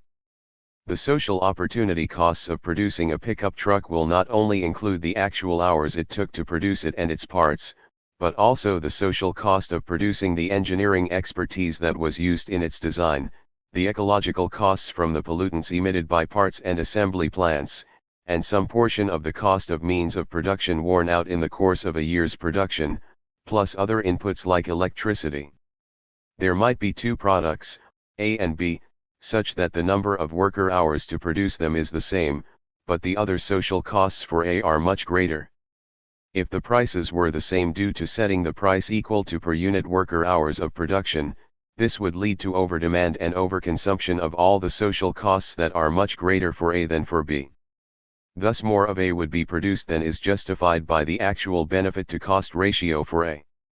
Money. Because the consumption entitlement in this case is earned through work, it could be called a wage as long as we understand the basis of pay is work effort. Because workers receive consumption entitlement pay for work and can use this to purchase products, some might think that we are proposing merely a reformed capitalism or a form of market socialism. Such is not the case. For one thing, worker income is not based on sales revenue from production, nor can production groups shift their costs of production onto others in the community through pollution or other negative externalities. Under the capitalist wage system, workers are forced to seek work from the capitalist firms and submit to autocratic management regimes. Products made by workers are sold for money revenue, and capitalist firms scarf down as much as they can for profits and expansion.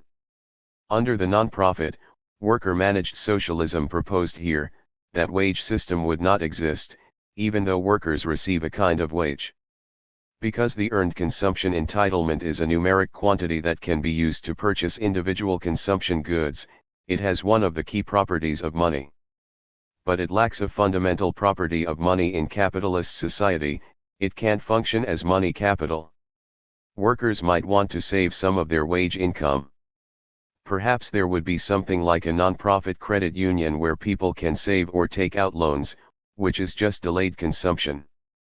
They might want to save for some major purchase: a fishing boat, a piano, or taking 6 months off for travel, but these savings cannot function as money capital. Money capital presupposes a certain kind of social arrangement.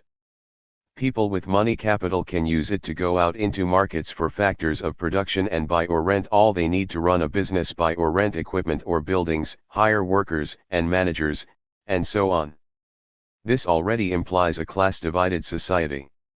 This is not possible under the non-market, self-managed socialism advocated here, since the means of production are allocated socially to self-managed worker groups. Moreover, worker production groups could not sell their means of production or the buildings they work in. They have socially allocated use rights over their means of production, not ownership rights.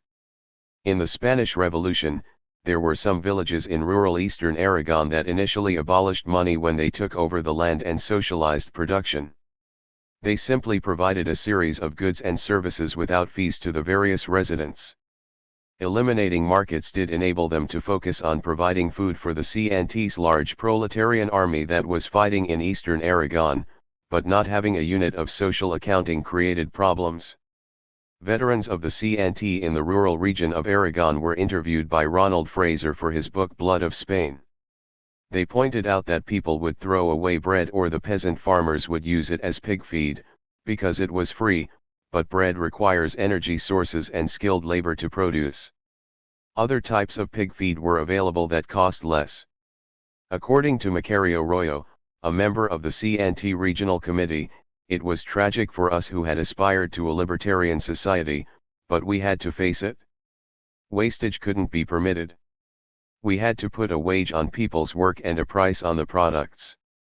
Saturnino Carrid was a former propertyless farm laborer and propaganda secretary on the CNT Aragon Regional Committee. He became the elected commander of one of the major units in the CNT's militia army. He opposed abolition of money, saying that the problem was that people confused money with capital. Prices were needed for social accounting, as he constantly reminded rural folk in the village collectives. Point 15. Against market socialism. The form of planned economy proposed in this chapter is based on the dual governance model. The British Guild Socialists were the first to propose a form of socialism based on this model. The neighborhood assemblies would elect delegates to a city-wide congress, which would exist to protect the consumer interest.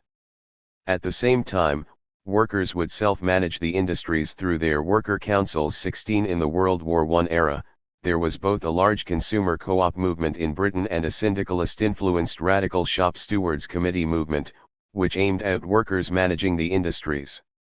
Guild socialism was developed as a compromise between these two movements. But guild socialism had two major flaws. Production goals and prices were supposed to emerge from face-to-face negotiations between the worker councils and representatives of the consumers of the services or products, but their concept failed to develop a procedure that could guarantee accurate prices. Secondly, since there were already the neighborhood assemblies and workplace assemblies that people participated in on their model, the many face-to-face negotiation meetings seemed to suggest too much time would be taken up in meetings. The Honnel-Albert participatory planning proposal eliminates both of these flaws. No face-to-face negotiation between consumer representatives and worker representatives takes place in the participatory planning model. Rather, the non-market price system takes account of projected demand and projected supply from the plans devised by both community organizations and the worker production groups, which generates a price schedule. The various groups then adjust their own plans to stay within budget. The worker production groups do not have face-to-face meetings with consumer representatives, as they are not necessary. The worker organizations simply focus on their own production activity and their workplace decision-making. When workers in a production group develop their plans, they are planning out their own self-activity as producers. Of course, their production group will survive only if the benefit their work provides to the community justifies the costs they incur, as I've described above. But they do not need to hold face-to-face meetings with consumer representatives to work out their own self-activity plan. Many market socialists complain that an economy based on self-management and assembly democracy at the base would lead to an oppressive tyranny of meetings.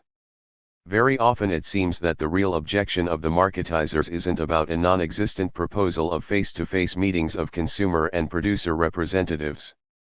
Participatory planning is designed precisely to avoid that. What the marketizers may be objecting to is the power of workplace assemblies and self-management of the labor process by workers, and direct participation in planning for public services through the neighborhood assemblies and community-based congresses. The thing is, working people cannot actually control the decisions that affect them if they do not have the means to deliberate together and make the decisions. Worker control over the labor process and the work organization can't happen without the direct democracy of assemblies to make collective decisions at various points in the course of the months and weeks of work, plus the election of coordinating councils of revocable delegates who oversee the process of production. Direct participation of the masses in the planning of the public goods and services they want is also very important to the social character of socialism. Despite criticizing the Hannah-Albert participatory planning proposal on a number of points, Eric Olin Wright sees direct participation of the masses in planning of public goods and services as very important. Public goods planning at whatever level requires public deliberation, meetings, debates, bargaining, formulations of plans for specific projects, etc. Participatory planning of public goods at the neighborhood level and beyond will be a critical feature of a post-capitalist, democratic egalitarian economy, especially because it is likely that the balance between private and public consumption will shift considerably in the public direction. Planning such public goods in a deeply democratic way, however, will be arduous, not simple, because it is unlikely there will be a smooth consensus over the balance between household consumption and public goods or over the specific mix of public goods. This will raise the Oscar Wilde problem of socialism taking up too much time, but it is worth it. Point 17. A basic objection to market socialism is that it tends to empower the bureaucratic control class to run the operations on a day-to-day basis. This is in fact what we see when we look at the Yugoslav self-management experience or the experience of the Mondragon cooperatives. Market socialism has a labor market. People with scarce skills and expertise that would be important to the survival of a cooperative or socialist firm in a highly competitive economy will have the bargaining leverage to not only demand far higher wage compensation than manual workers, but they can also demand control over the decision-making. As Sharon Kashmir's book The Myth of Mondragon shows, workers do not actually have day-to-day control over the work in the Mondragon cooperatives.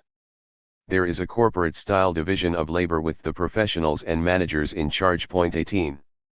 The form of market socialism that existed in Yugoslavia also exhibited the tendency toward increasing inequality and power for the managers and professionals. Workers were not trained more broadly and often lacked the information or confidence to challenge management. On the elected councils they might push proposals about vacations or wages but not challenge management on the work organization. Another reason for this is that the professionals and managers tended to be overrepresented on the worker councils. Although re-election was not allowed, the delegates tended to form cliques to get re-elected to some new position.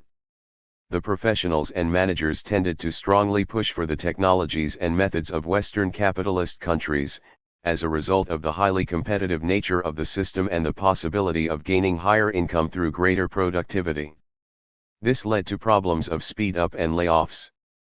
The benefit of increasing labor productivity was captured by the remaining staff in the firm, which tended to create major problems of unemployment in Yugoslavia. The fact that wage inequality and arbitrary management power were problems is shown by the many illegal strikes over these issues. Thus workers continued to be subordinate to the bureaucratic control class, despite the claims of self-management. 19. There tends to be a blind spot about the bureaucratic control class with market socialists, like Bhaskar Sunkara and David Schweikart, who don't seem to recognize the existence of this class as one that dominates workers.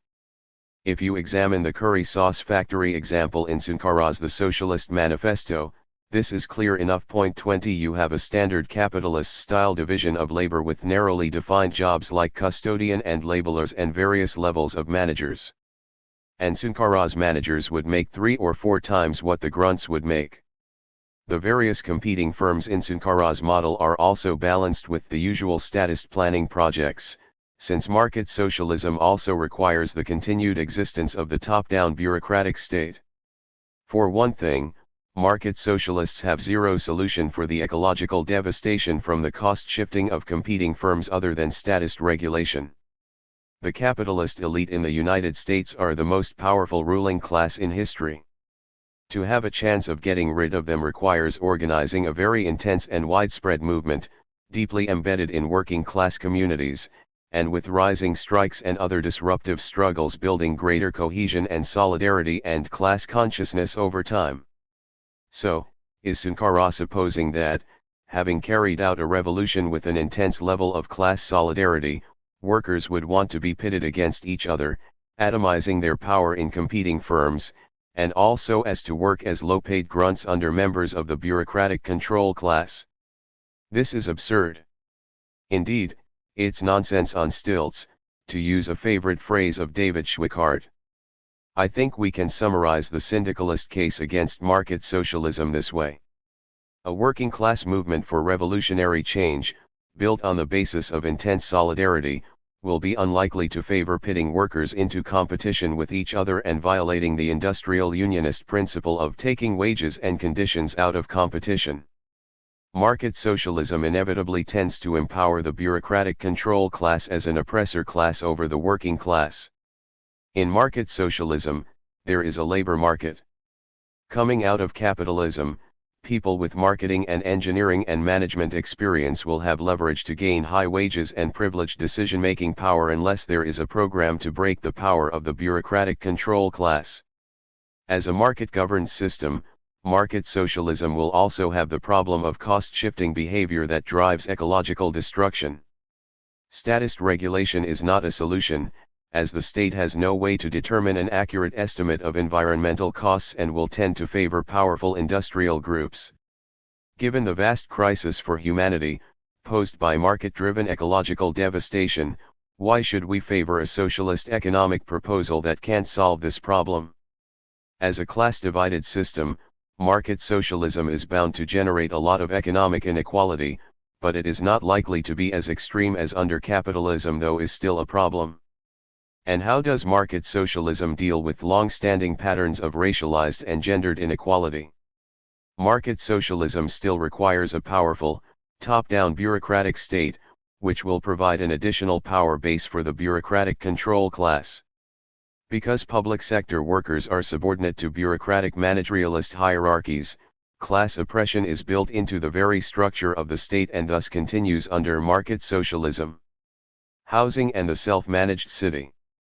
If we look at how our program for moving towards self-managed socialism might work for housing and the evolution of the built environment, I think it can help us see how the program might be applied in an important area of social life. At present, the capitalist real estate sector in the United States has shown that it is incapable of providing the working class with housing they can afford. Rent strikes in Los Angeles in recent years are a symptom of the housing crisis that grips urban areas to varying degrees. 21 With the American working class at stagnant wage rates for years, developers and banks tend to focus their construction for the highly paid professional and managerial layers in urban areas. This is where the profits are. The neoliberal solution for the affordability crisis is to lower costs, break unions in construction, ease up permitting by city authorities. Even if they could lower costs for the developers, they would not pass on the savings to buyers or renters, they'd take these gains as higher profits. The other neoliberal tactic is upzoning to build more density and taller buildings. But these tactics will not change how developers, banks, and housing finance work. Developers won't be able to build an unlimited supply of housing, or even build to a point where prices will drop substantially. If rents or housing prices do start to decline, the banks will pull the plug. The profit projections depend on the rents that can be extracted or what the condos can be sold for after the construction is done. Developers might still buy land for future projects, but they'll sit on it until they see a resurgence in the market. Thus the capitalist real estate industry is failing to provide housing that working class people can afford. The real estate market in the United States also has its ecologically destructive consequences. A dispersed, auto-oriented land use pattern is another way the inherent cost shifting of capitalism works, creating high levels of gasoline consumption that contribute to global warming. Thus, our program for the evolution of the built environment needs to look at the way housing ties in with local services and public transit. A more compact pattern of housing can be combined with local presence of services such as child care centers, distribution centers with a wide variety of products, gyms, eateries, and community social centers. When a wide variety of services are within walking distance of housing, people can carry out more activities without having to drive or take public transit. A program of this sort would help to evolve the land use pattern in a more ecologically friendly direction. But how should we think of a socialized construction and housing sector? I've already discussed the expansive role of the neighborhood assemblies, the regional and social federation level congresses of delegates from the neighborhoods, and their various roles in areas such as planning, healthcare and educational services, consumer protection, and ecological defense. My proposal is for all planning for the housing sector to be taken over by the same communal organization throughout the urban region. In this case, it may be useful to look at an earlier socialist housing program we can learn from, the housing program of the Democratic Socialists in Vienna in the 1920s. The housing program was part of the slow revolution of the Austrian Marxist Democratic Socialists. Because Austrian manufacturers had to compete on the international market, unions had a hard time getting wage gains, so the labor movement decided they would work at lowering the cost of living. Various union officers were elected to the city council, which passed a series of taxes on property income and a 4% payroll tax. The right-wing national government denied the Vienna City Council any eminent domain powers. The city simply went out onto the land market and bought up sites. Because the city had passed a strong rent control law, it restricted land values. No new private construction was occurring to compete with city land purchases. Point 22. The city ate all the costs of land acquisition and housing construction, and none of these costs were passed on to residents in the new city-built housing. Residents were only responsible for the maintenance and utility costs. At that time, working-class households in Vienna had to make do with very cramped and expensive housing from the private landlords. The new housing program reduced the out-of-pocket expenses for housing by 80%. An important feature of the Vienna program was the total assumption of construction costs by the society, not dumping these costs onto residents in the form of rents or mortgages. Under both government and non-profit social housing in the United States today, bank financing is typically used for acquisition loans, construction loans, and mortgages. As such, rents charged to the residents mainly exist to pay back the banks. My proposal is that we completely do away with the role of interest payments to banks for loans in housing. When the neighborhood assemblies and the Congress of Citywide Neighborhood Delegates work up their proposals for housing construction, all of the costs of construction would be normally covered by the public goods and services budgets over a period of years. In other words, construction of major investments such as a subway line or a new area of some hundreds of houses would borrow the cost from the whole society, and this would be charged off, amortized in the public goods and services budget over some years. Not all of the production work of a society goes into things consumed this year. We also put a portion of the total social production work into sustaining or changing the society's productive capacity. Construction of public goods such as a subway line or building hundreds of new houses are forms of investment. The subway enhances the population's easy accessibility to various parts of the urban expanse. And construction of dwellings enhances the society's ability to house people. Thus, long-term investment planning is somewhat different than the community's planning about the provision of services for the coming year, but also has to be a part of the social planning process.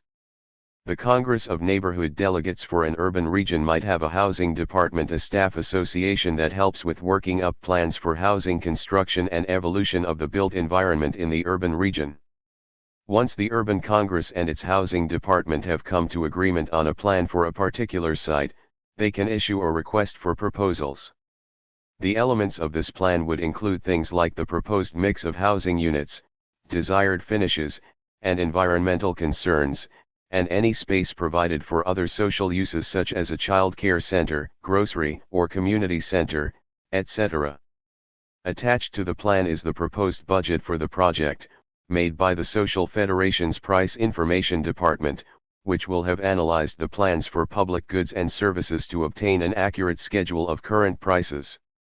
This includes the various materials, parts such as window assemblies, appliances, and so on proposed for the housing project.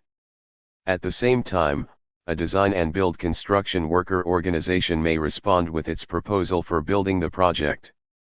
When I describe this organization as design and build, I mean they have all the capacities and skills needed for all the required work from architectural design, structural engineering, and site planning to doing the various aspects of the physical work. Having all the different skills and forms of expertise in the same industrial organization can help to facilitate job balancing in the construction industry. A carpenter with some design talent could study architecture and do some design work as part of his month's work, along with carpentry. This is not a far-fetched idea. When I lived in San Francisco, I owned a row house that had been built in Italianate style in 1889. The house had been designed and built as part of a large clump of row houses by a German carpenter. Normally the distributed, participatory planning system does not require direct negotiations between production groups and the consumers or their representatives, such as the community organizations that work to defend consumer interests. With housing, there may be a reason for negotiation with builders to take place. When a housing department and regional congress have developed a plan for a group of new dwellings, they might want to recruit a group who would like to live in these dwellings.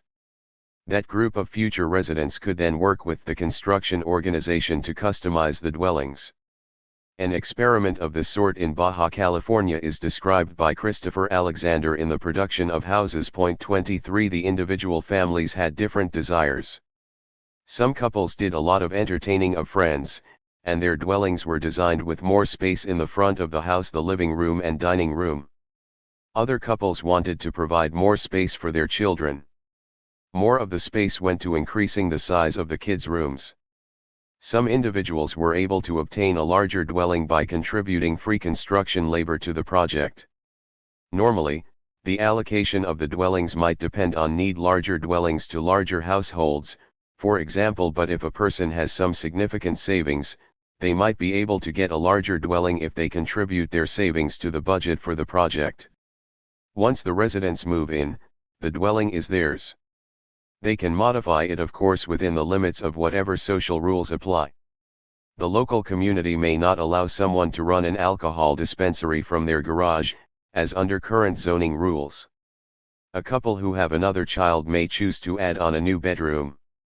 If a household makes major improvements to a dwelling, they may make an arrangement with the local neighborhood assembly or housing department to be compensated for these improvements when they move out.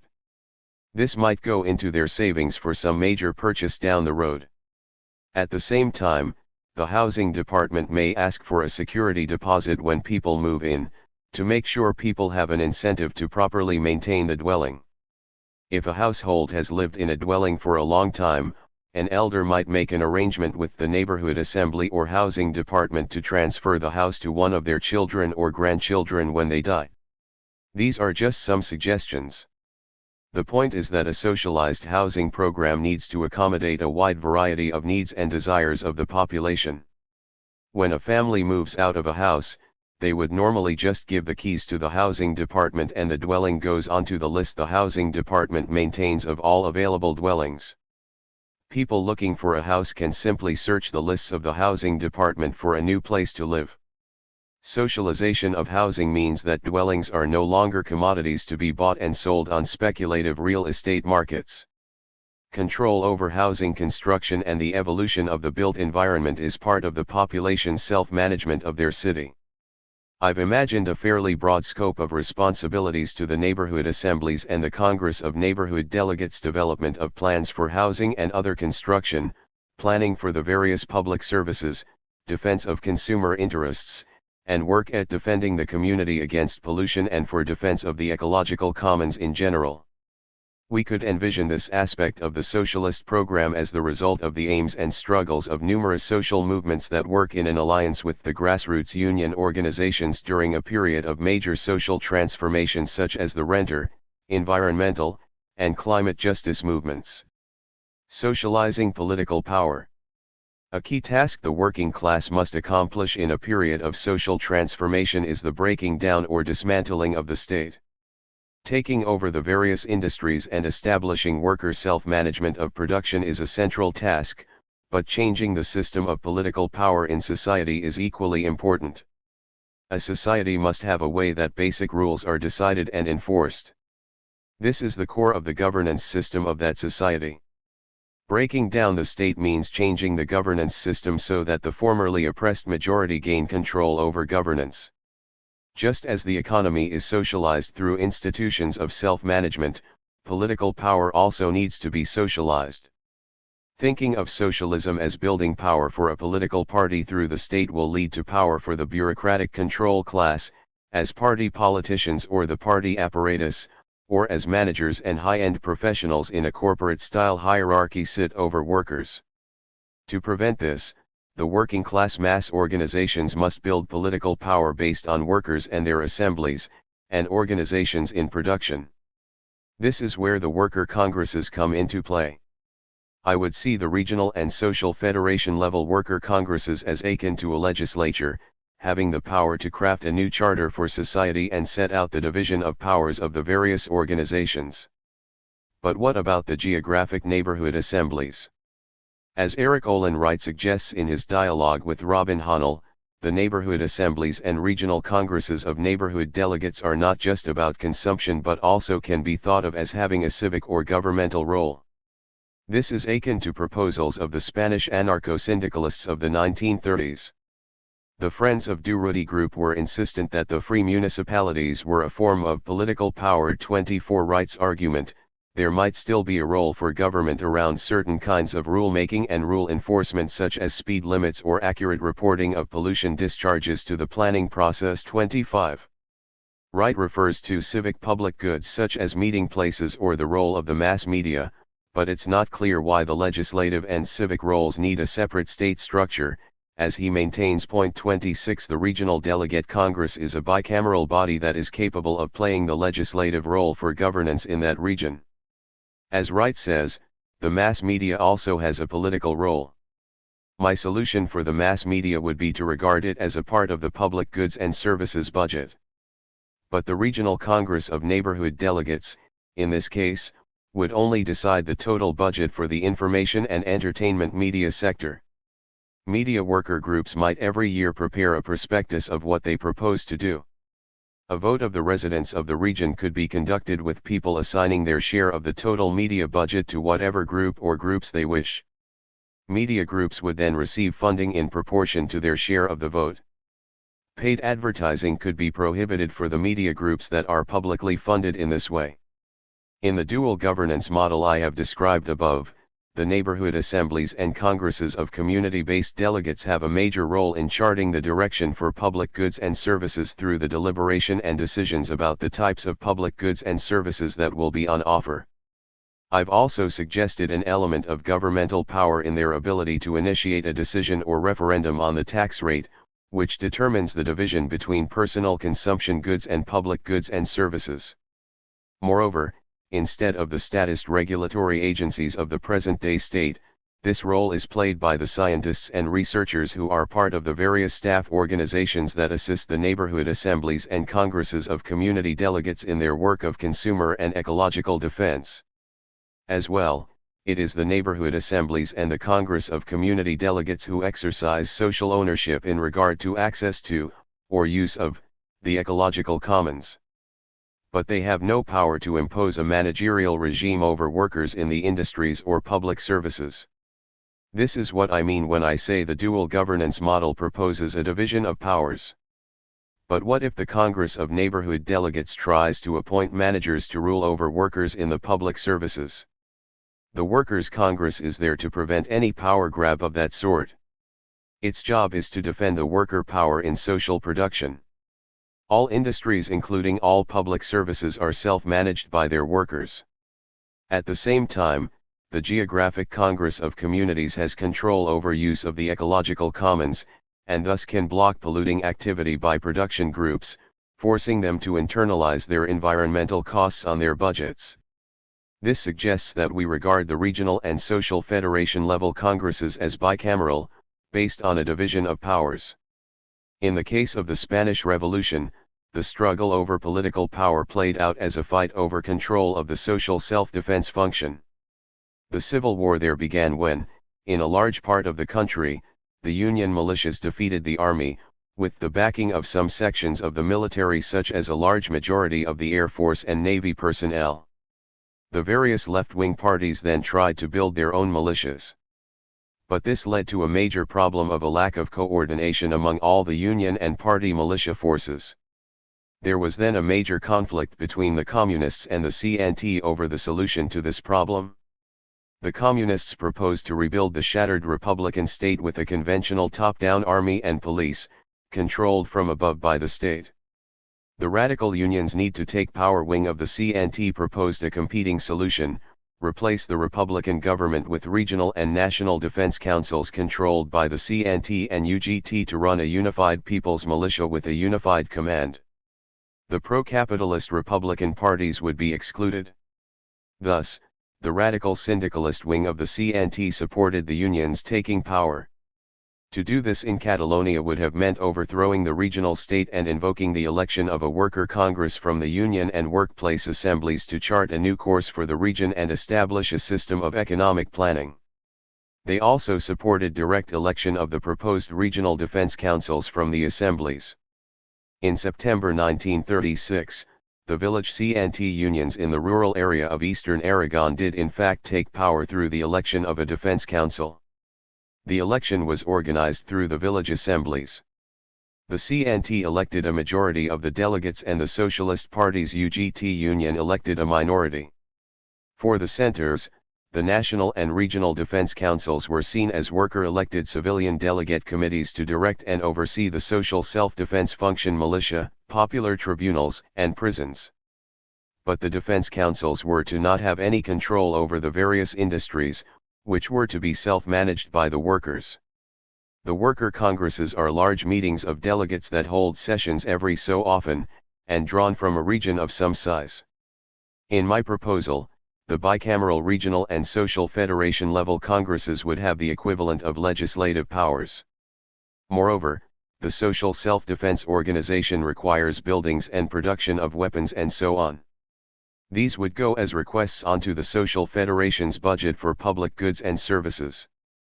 But the Defense Council would exercise continuous oversight and control of the self-defense functions on a day-to-day basis. We can regard the worker congresses as forming the aspect of governance created by the mass worker organizations to achieve worker political power, a workers' government, and to protect against the potential for renewed subordination of workers in production. If the working class is to prevent some dominating class from emerging at the top when the smoke clears, the working class mass organizations, unions, and workplace-based delegate bodies must maintain direct control over the dominant armed power in society. If the bureaucratic control class were to gain control of the police and military functions, I fear they would use this power to attack worker control of production. The danger here is illustrated by the course of the Spanish Revolution. The strategy of the communists was to organize among small business owners, landowners, and professionals groups who feared the proletarian revolution underway in Spain. The communists used their coalition with the middle-class Republicans and Social Democrats to gain control of the army and police. The communists then used these forces to seize and nationalize various industries run by the workers. The telephone company in Spain had been expropriated by the CNT, National Industrial Federation of Telephone Workers, who were running the telephone system.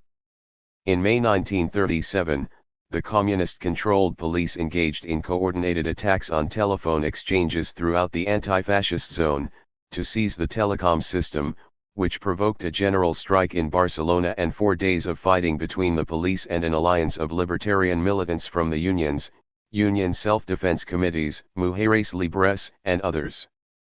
Another industry that was important to CNT influence was the motion picture industry, expropriated by the CNT Entertainment Workers Union.